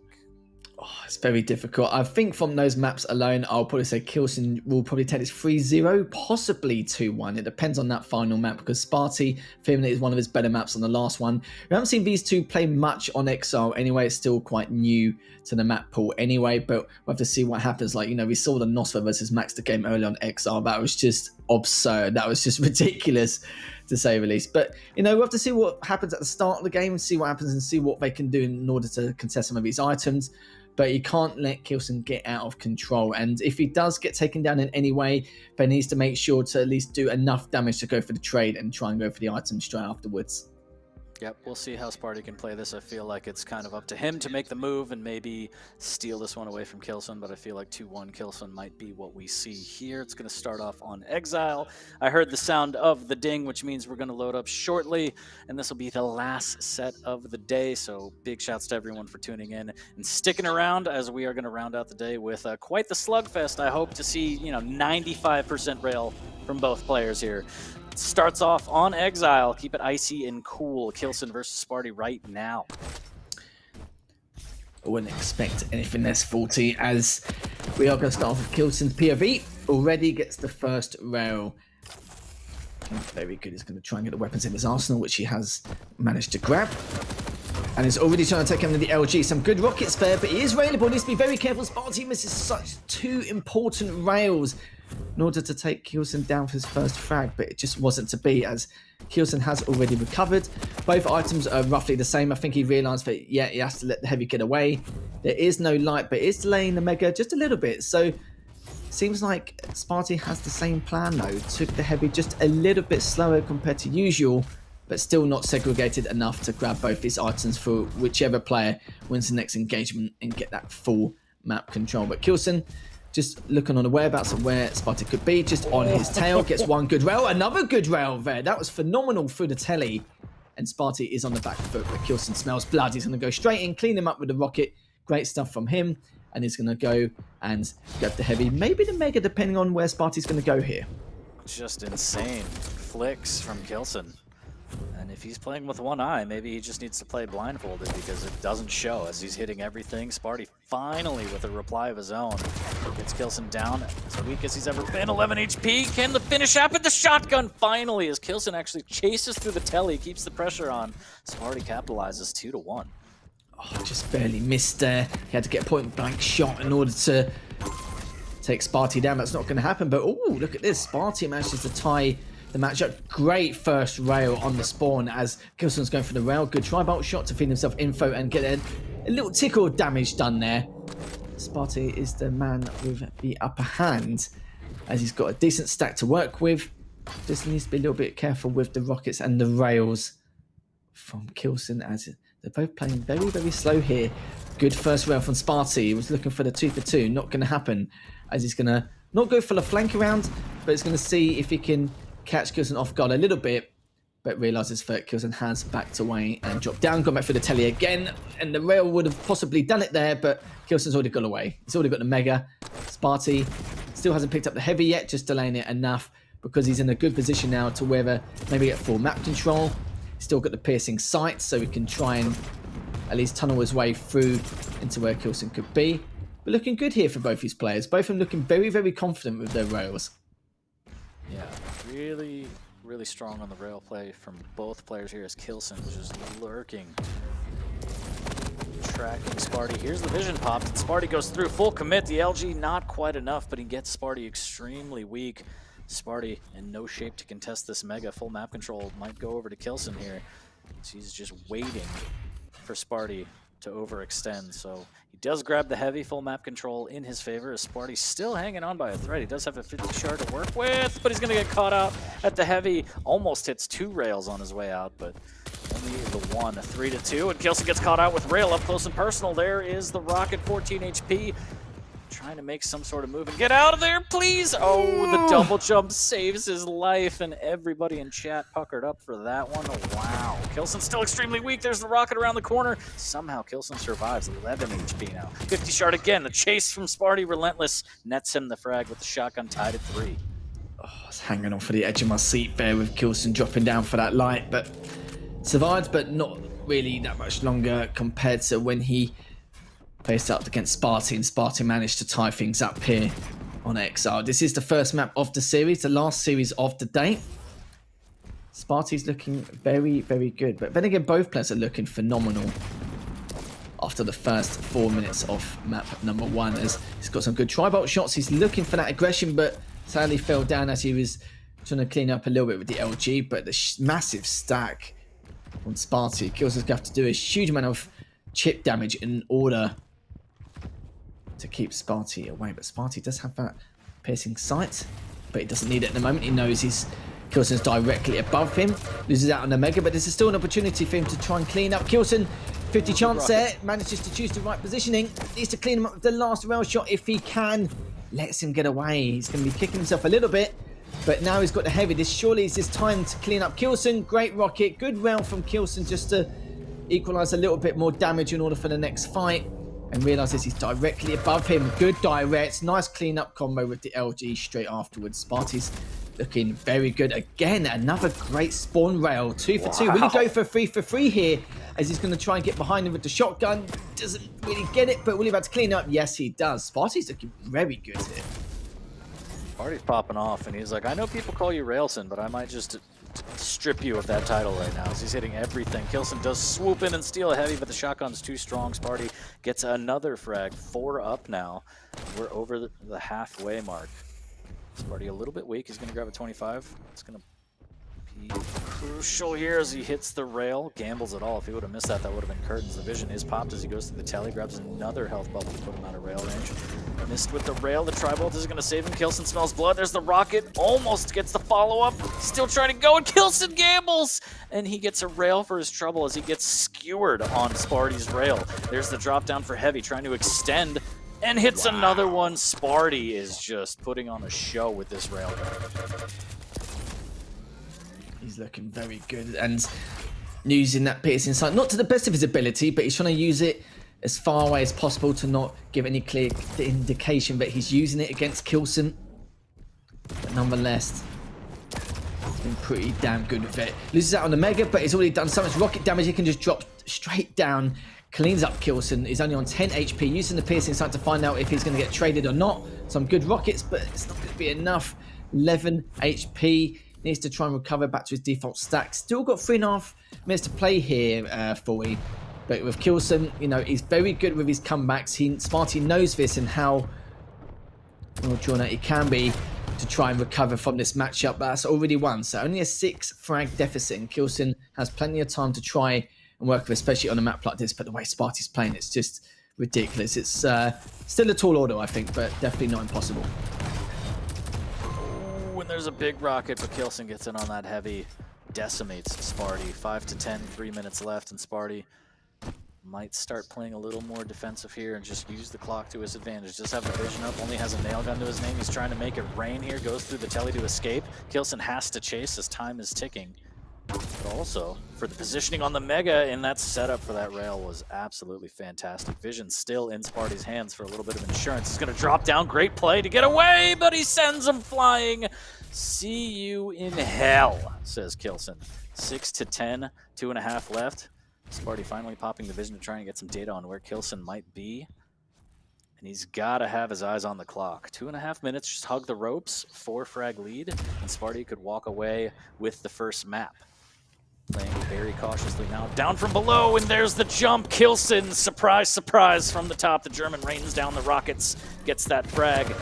Looking strong on the comeback here. There's the Mega Steal, but this should be another frag for Kilson, and indeed it is. So good job to deny the item, but Sparty needs to be very careful. With 2 frags left, there's plenty of time for Kilson to get back in. Certainly does indeed. Good rails from Railson. 2 for 2 vet. Sparty trying to survive the best he can. Not really too much he can do there. Only 1 health bubble up top he can actually pick up. Heavy's up for another 10 seconds, and that's pretty much done for. 1:40 left on the clock. Sparty needs to be very, very careful now. So a lot of frags creep away from him, but he's going to ring out. Oh no, that's the worst. That was the worst time for Kilson to fall off. We definitely have enough ring outs to get its own show reel 100%. There's no doubt about that.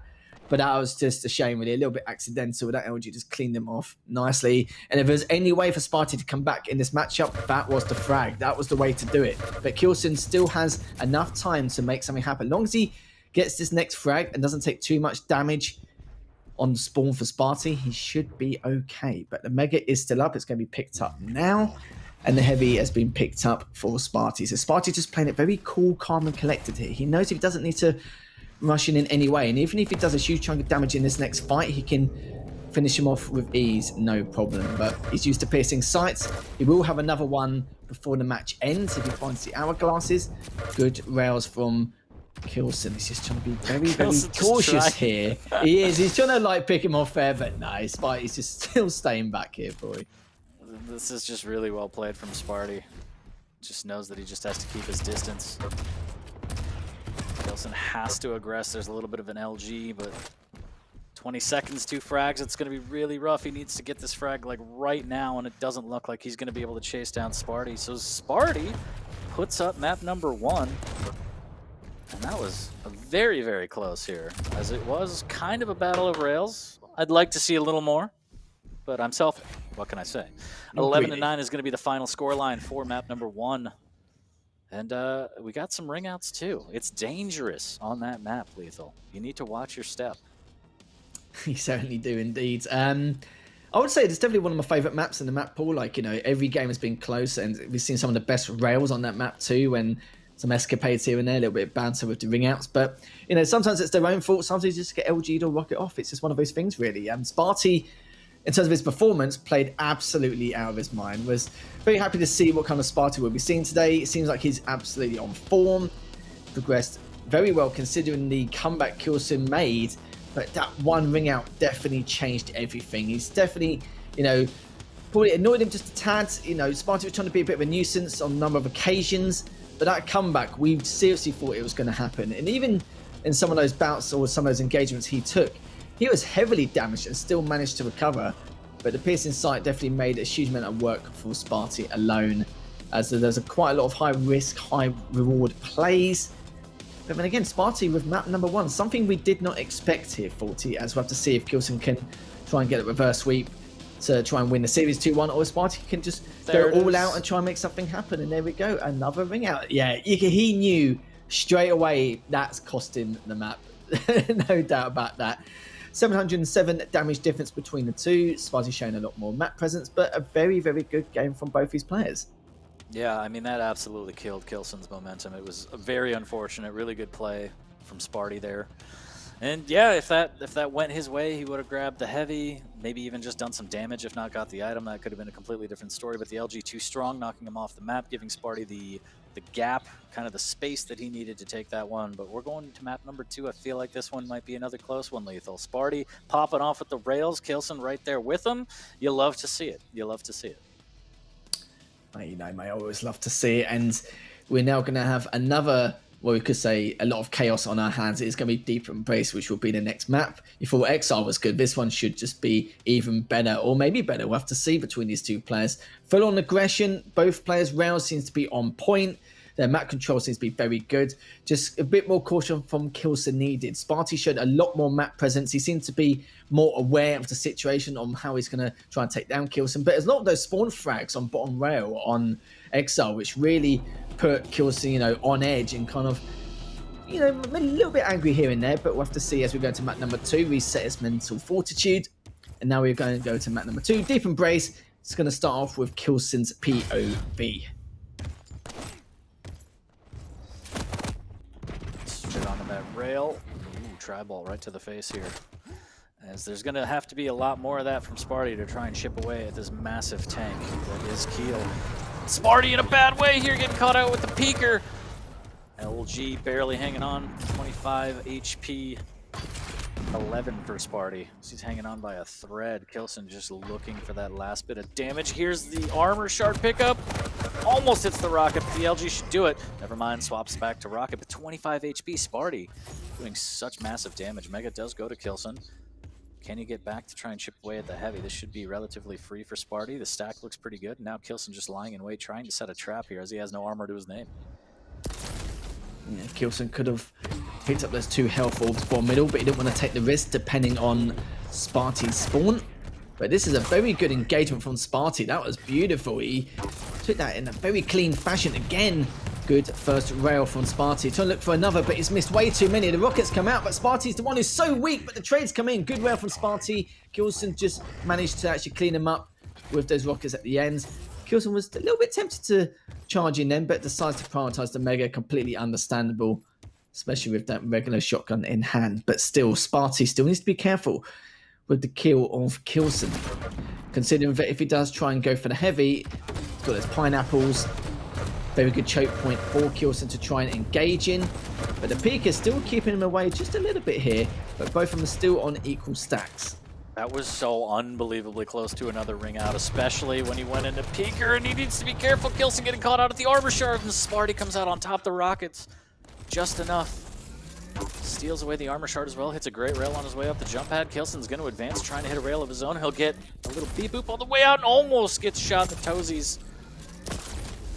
Ooh, good rail there from Kilson. Gets in on the Mega. A lot of LG. Kilson, see ya. Goodbye. You are the weakest link. 4-2 for Sparty. Looking so strong right now.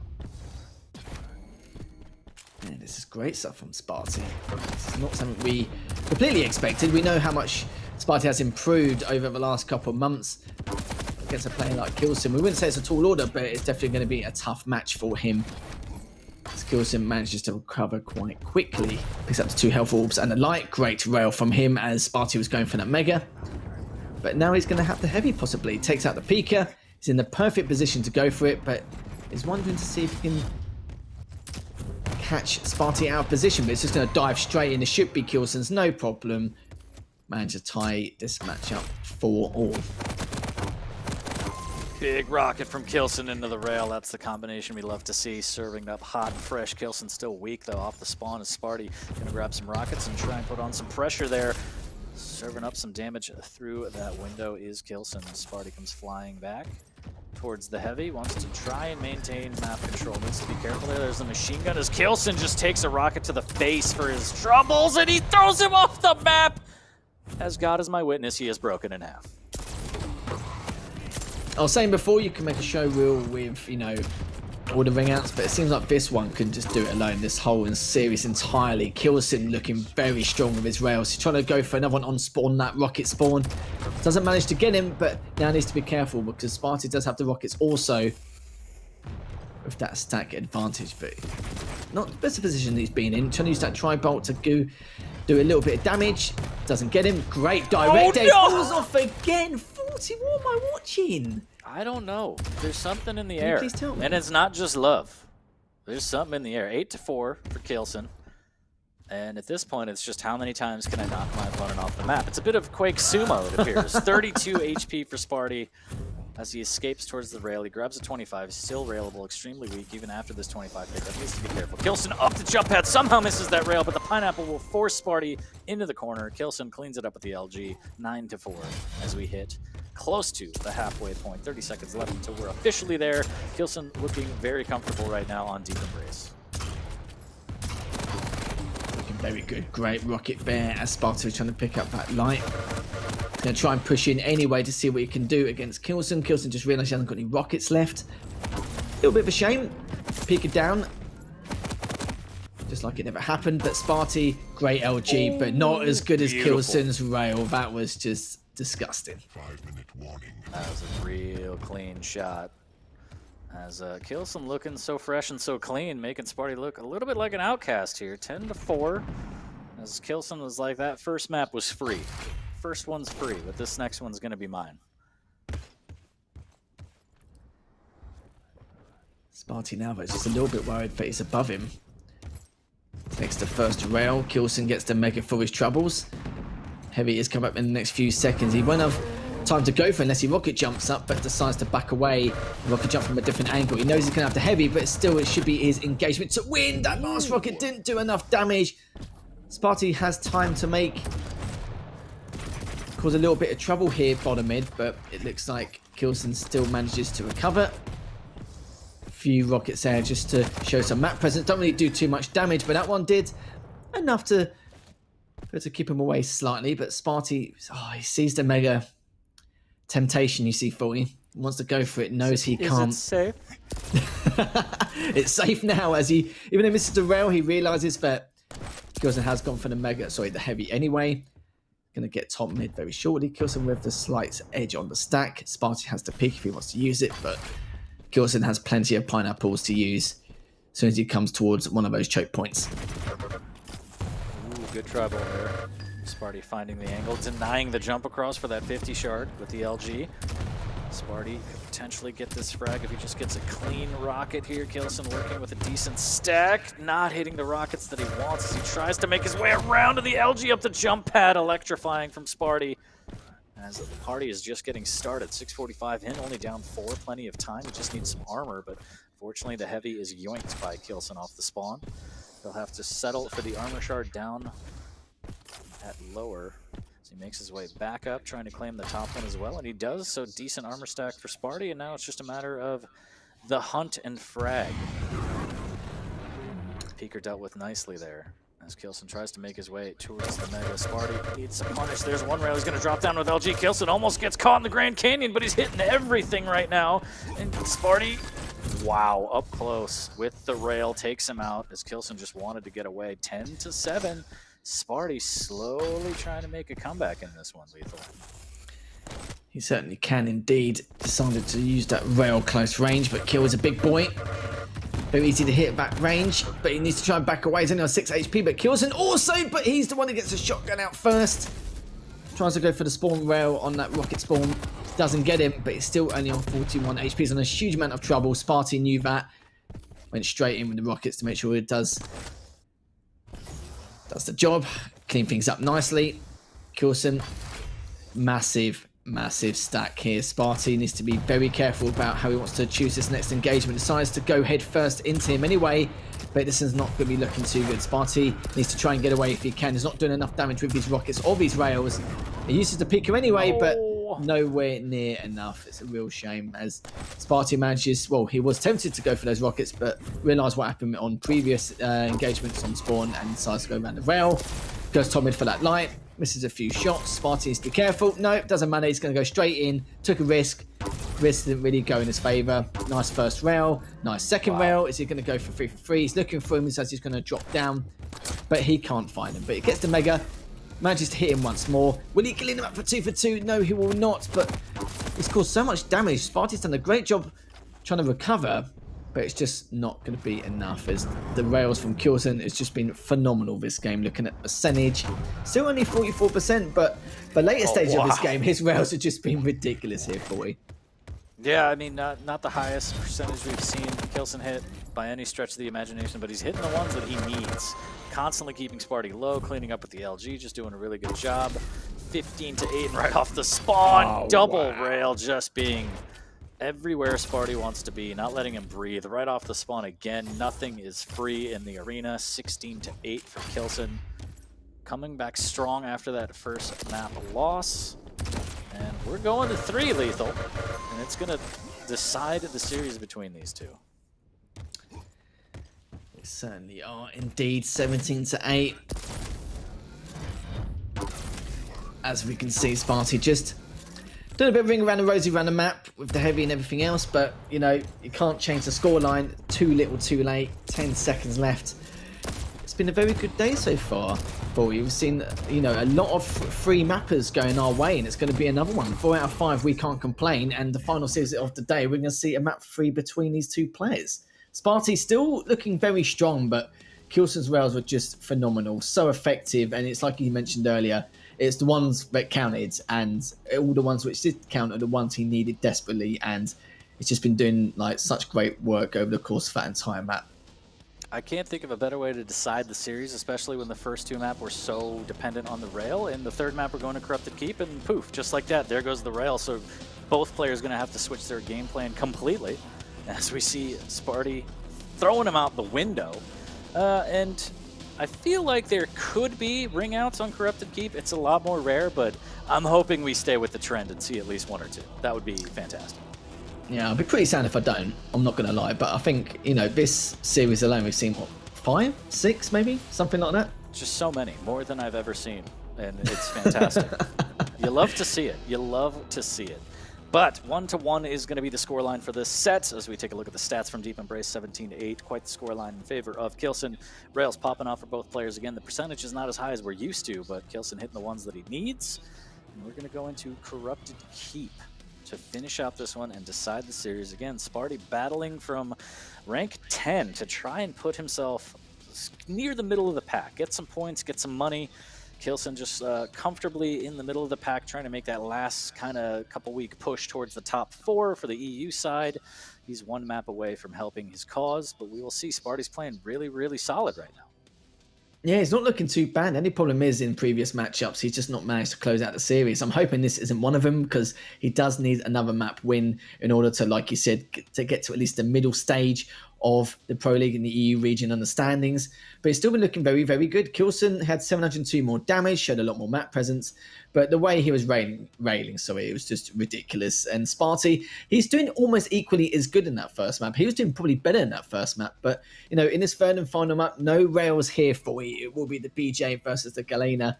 And, you know, I just hope Kilson is on his toes throughout most of this because Sparty is going to be using those totems to its full potential. The heavy machine gun, keeping range. And as soon as one of these players gets full control of the items and the map, it's going to be almost curtains. It's going to be game over. So it just depends on who's it going to be.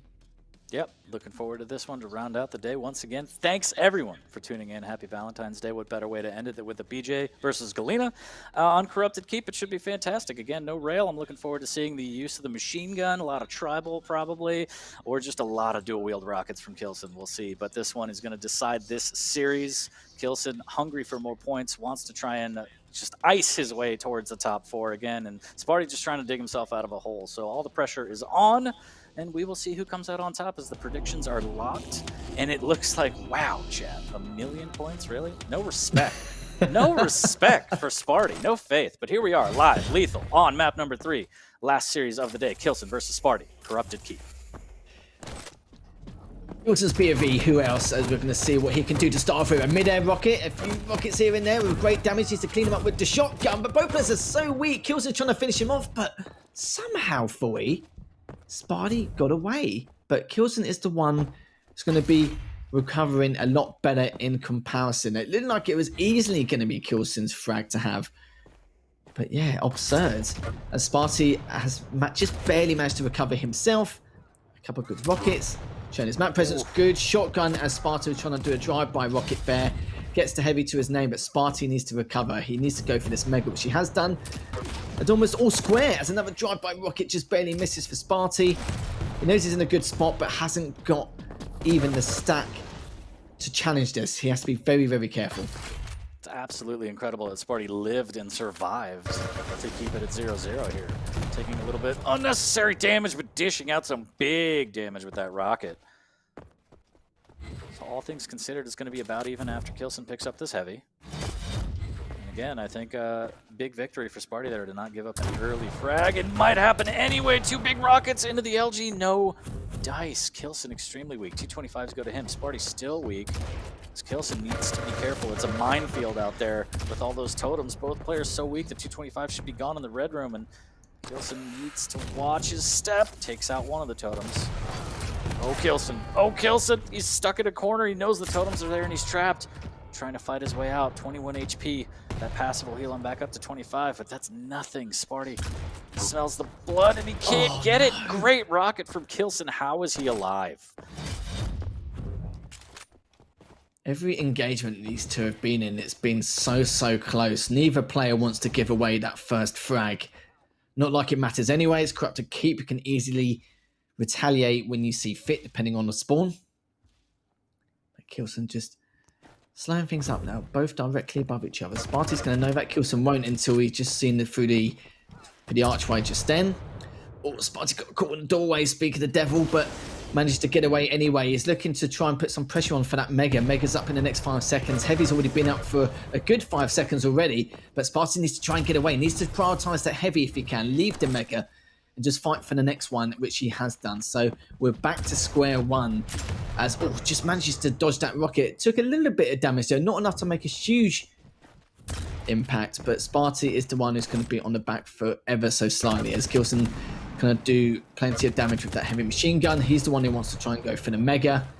And Sparty's still trying to challenge, playing very aggressively here, even with, you know, not having that much height advantage, but he will get that Mega no problem until Sparty does a little bit of damage to him, and now Sparty can go back for the heavies. Very back and forth here. It's not even like a game of chess. It's more like checkers here, I'd say, 40. You love to see it here. The pieces relatively slow. A lot of respect from both players here. There's the chase. Sparty smells blood. 33 HP. Kilson again will get away and survive. 225 to work with in the boneyard, but is that going to be his final resting place? No. A good read. Doesn't take the jump pad. Instead, doubles back into the red rim to grab that lower armor. And again, stacks about even. Mega will be in Kilson's possession. Heavy goes to Sparty. And this is a fantastic last map of the series. Still 0-all 4 minutes in. Oh, that could rocket. change though. Yeah, that direct possibly, and a little bit of damage afterwards. Sparty knows how much bad of a position he is in. Oh, another rocket there, even after he's used the totem up, but he's gone into another one, so that could actually save him. No, it will not. As Kilson very patiently was making sure that he'll finish off that frag and not give Sparty any kind of advantage to retaliate with a trade. But so far, so good. Kilson finally the first frag on the board. Sparty's not obviously too impressed by that, but still has plenty of time to equalise the scoreline. Huge play there. Kilson trying to get as much damage as he can. Needs to be careful of taking the return damage. He's going to have natural stack as he makes his way back to the heavy. Sparty wants to try and push and do some damage on this heavy, but he's nowhere near it. So free heavy for Kilson. Relatively good stack here. A little bit of rocket damage from around the corner. Information if nothing else. And look at that fadeaway LG from Sparty. He'll take that all day as he pushes through and he somehow lands the rockets he needs. Huge play. The meatballs on this man as he drops down into the Mega. Can he swap? He can't. The shotgun's too strong from Kilson. Back on top, 2-1. Oh, that was so risky leaving that Mega there when he was so weak, but managed to get it anyway and did so much damage to Kilson. He should be able to trade this up nicely. And he's got the overstack here and another totem coming up in the next 20 seconds. So he's looking very good. One totem has been taken down as I've said that. But it doesn't matter. 10 more seconds until he'll have that overstack once again, which is looking very good here. Kilson needs to make sure to take down these totems and do everything he can in order to not make life of Sparty nice and easy as the overstack has occurred again as he's going for the next heavy. Yeah, huge overstack now. Kilson taking tri-ball damage, trying to cess on the heavy, but no dice. Free heavy for Sparty. He's got a free overstack as well. Finally, 2 of the totems go down. By the time that happens, Sparty has decent position on this Mega. Now he needs to be careful, though. Kilson's already dropped down. Dropping down would be close to suicide here, but he's going to do it. Does a little bit of damage. Kilson gets caught out. Needs to be real careful. Rocket's not landing. That one's huge, though. Sending Sparty packing. Still a slight stack advantage in terms of armor, as Kilson has nothing to his name, but the heavy's going to go to Kilson. Can he make it back in time? No. Sparty takes it. And does he get knocked out? Oh, our wish almost came true. Almost knocked out of the park there, but Kilson hanging by a thread. A little bit of rocket splash will do it. Sparty takes the lead, 3-2 lethal. I felt the excitement then. I felt it. I could tell you would see so my eyes lit up, I'm not gonna lie. Like a boy on Christmas. I was just like, presents for me? But no, it was a tease. Lovely. Well, the LG fight comes in, both of them trying to outdo each other with their tracing. Totem comes out, sorry. But both of them on a very similar stack. Good LG from Sparty, but good rail as Kilson's going to clean things up. Yes, he does. Ties the scoreline. We're about to catch him on spawn, but knows on his whereabouts as he gets a good first rocket on Sparty. It's going to leave the Mega just for a little bit. Is up in the next couple of seconds, just baiting him out if he can, but picks up the Mega. Sparty is going to look to try and contest that heavy. Isn't up for another 10 seconds. Kilson knows this, so needs to keep a watchful eye on what Sparty's going to do and what his game plan is. Oh, that direct is surely going to cause some issues. Yes, it will. Kilson gets to heavy, almost back to his default stack, and finally gets the lead in this match. Sparty somehow dodges that rocket. How is he still alive? Kilson doesn't want to commit to it yet. He's going to leave the Mega up temporarily and make sure that Sparty plays it nice and slow. Forces him to not make anything crazy here. 2 rockets. Second one not really landing. Ooh, good rockets from Kilson, though. Takes a lot of damage, but he's going to heal back up. And he should be able to secure this without taking any damage. He does, but right through the telly he goes, and with open arms, Sparty is waiting. With open LG. 5-3, 2 minutes left, lethal. Big rockets from Kilson. Misses with the second, 46 HP. Dual wield is in hand, but the rocket from below. Sparty gets that frag. Beautifully done. And he's got eyes on Kilson as well. We saw him spawn in Red Room. He's going to try and flank around if he can. He finds a totem, but he's trying to take out the totem as he's going for him, but it's not going to happen. Sparty didn't take too much damage there, and he managed to get the heavy, and he's gone overstack now. Forward. This is looking very good for Sparty. He's got 90 seconds left. He's got to try and get that next frag ASAP and make sure that Kilson doesn't take down any more totems. And he's got one left, so the overstack is highly unlikely towards the end of this game, depending on if it is going to be a sudden death. But he's going to eat all these lights to make sure he keeps Kilson in a world of trouble. He's going to go for the flank. Sadly misses that rocket. That could have been huge. But both players now very equal, apart from picking up the heavy. But Kilson just going straight in with the LG. It could be taken out here. That last rocket almost hit him, but he's going through the LG. Both these players are so weak, but Sparty goes straight through both those totems. Almost re-healed. He needs to try and keep Kilson back. He's got the duel down with the shotguns, but he just manages to take him out 40 as he was going for those 2 health bubbles. Not going to happen. Sparty, Kilson still tied things up 6-all in his final map of the series. Sparty needs to be careful right now. Kilson with the advantage is to grab the heavy. Oh no, it happened! No. It happened! I did it! I willed that into... I'm so bad. I feel awful. I feel awful. It can't end like this. It can't. Sparty down 1, 25 seconds left. This is so bad. How did that happen? The overstack in favor of Sparty, but he doesn't have a lot of weaponry. He has shotgun and machine gun. Kilson jumping into his arms. He's giving him the opportunity. Can he land the shotgun blast? He can't. Kilson's stack is gigantic. 10 seconds left. Sparty has no health. How did this happen, Lethal? It can't end like this. Sparty's going to try and go in, but it's not going to happen, especially with the super shotgun. GG's for both these players. What a great way to end this series, and I just can't believe 40 jinxed him. Nice one. I'm so sorry. I'm so sorry. You ever like wish for something and then you regret it the minute you get it? Like, I just feel awful. That is just a... That is a hurtful way to lose. That is a painful way to lose. As Kilson will take that set, but Sparty putting up an amazing fight. Yeah, Sparty won't be too happy with you, 40. It's fine. It's not an issue. Though. I think he's going to forgive you. Whenever a LAN happens again, I'll buy him like a ticket to a buffet. But yeah, that's rough. That is rough. The predictions absolutely ruined. It's just such a shame as well. He had the overstack and everything he needed, and then Kilson with the dual shotgun, and then afterwards you can hear him giggle. Out. Am I the only one that when I see Kilson laugh, I hear the giggle? I love it.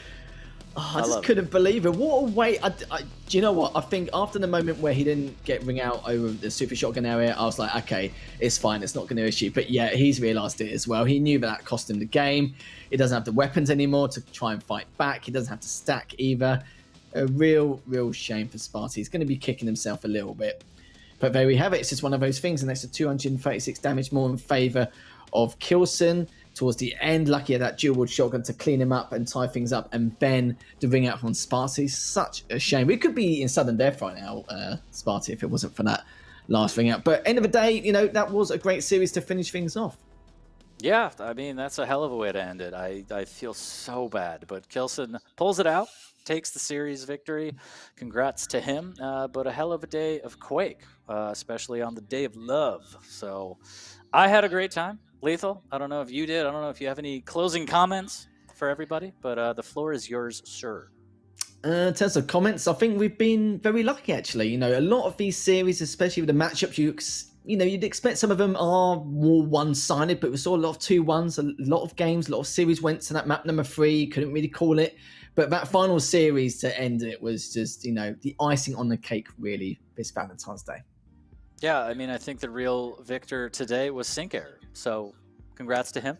Fantastic. Yeah, I'll give him a cut. But yeah, no, it was a great day of Quake. And I'm just, you know, as always, thankful to production. Thanks to Bethesda, PGL for putting all this on. Chat, thank you for memeing all day and, you know, for your predictions and staying locked. Sundays are for Quake next week. Week 7, still a lot of Quake action ramping up to the stage finals. It's going to be fantastic. A lot of players slowly but surely icing themselves onto the chopping block. They control their destiny, Lethal. So week in, week out, all the maps matter. And look forward to seeing how it all plays out. But that's it for us today. Hope to see you all next week. Thank you again to all of you. And I hope everybody has a wonderful Valentine's Day. Lethal, thank you for joining me and being my Valentine on this Sunday. I appreciate it. You know me, mate. Always a pleasure, never a chore. You are my perfect match, of course, so don't blush. Appreciate Don't blush, it's fine. Cup of tea on me whenever we get to meet again. Nice Very one. looking forward to it. I'll remember But that. we're out of here, chat. So take care. Have a great Sunday. And, hug everyone. Why not? It's a day of love. Spread some hugs. We'll see you next week.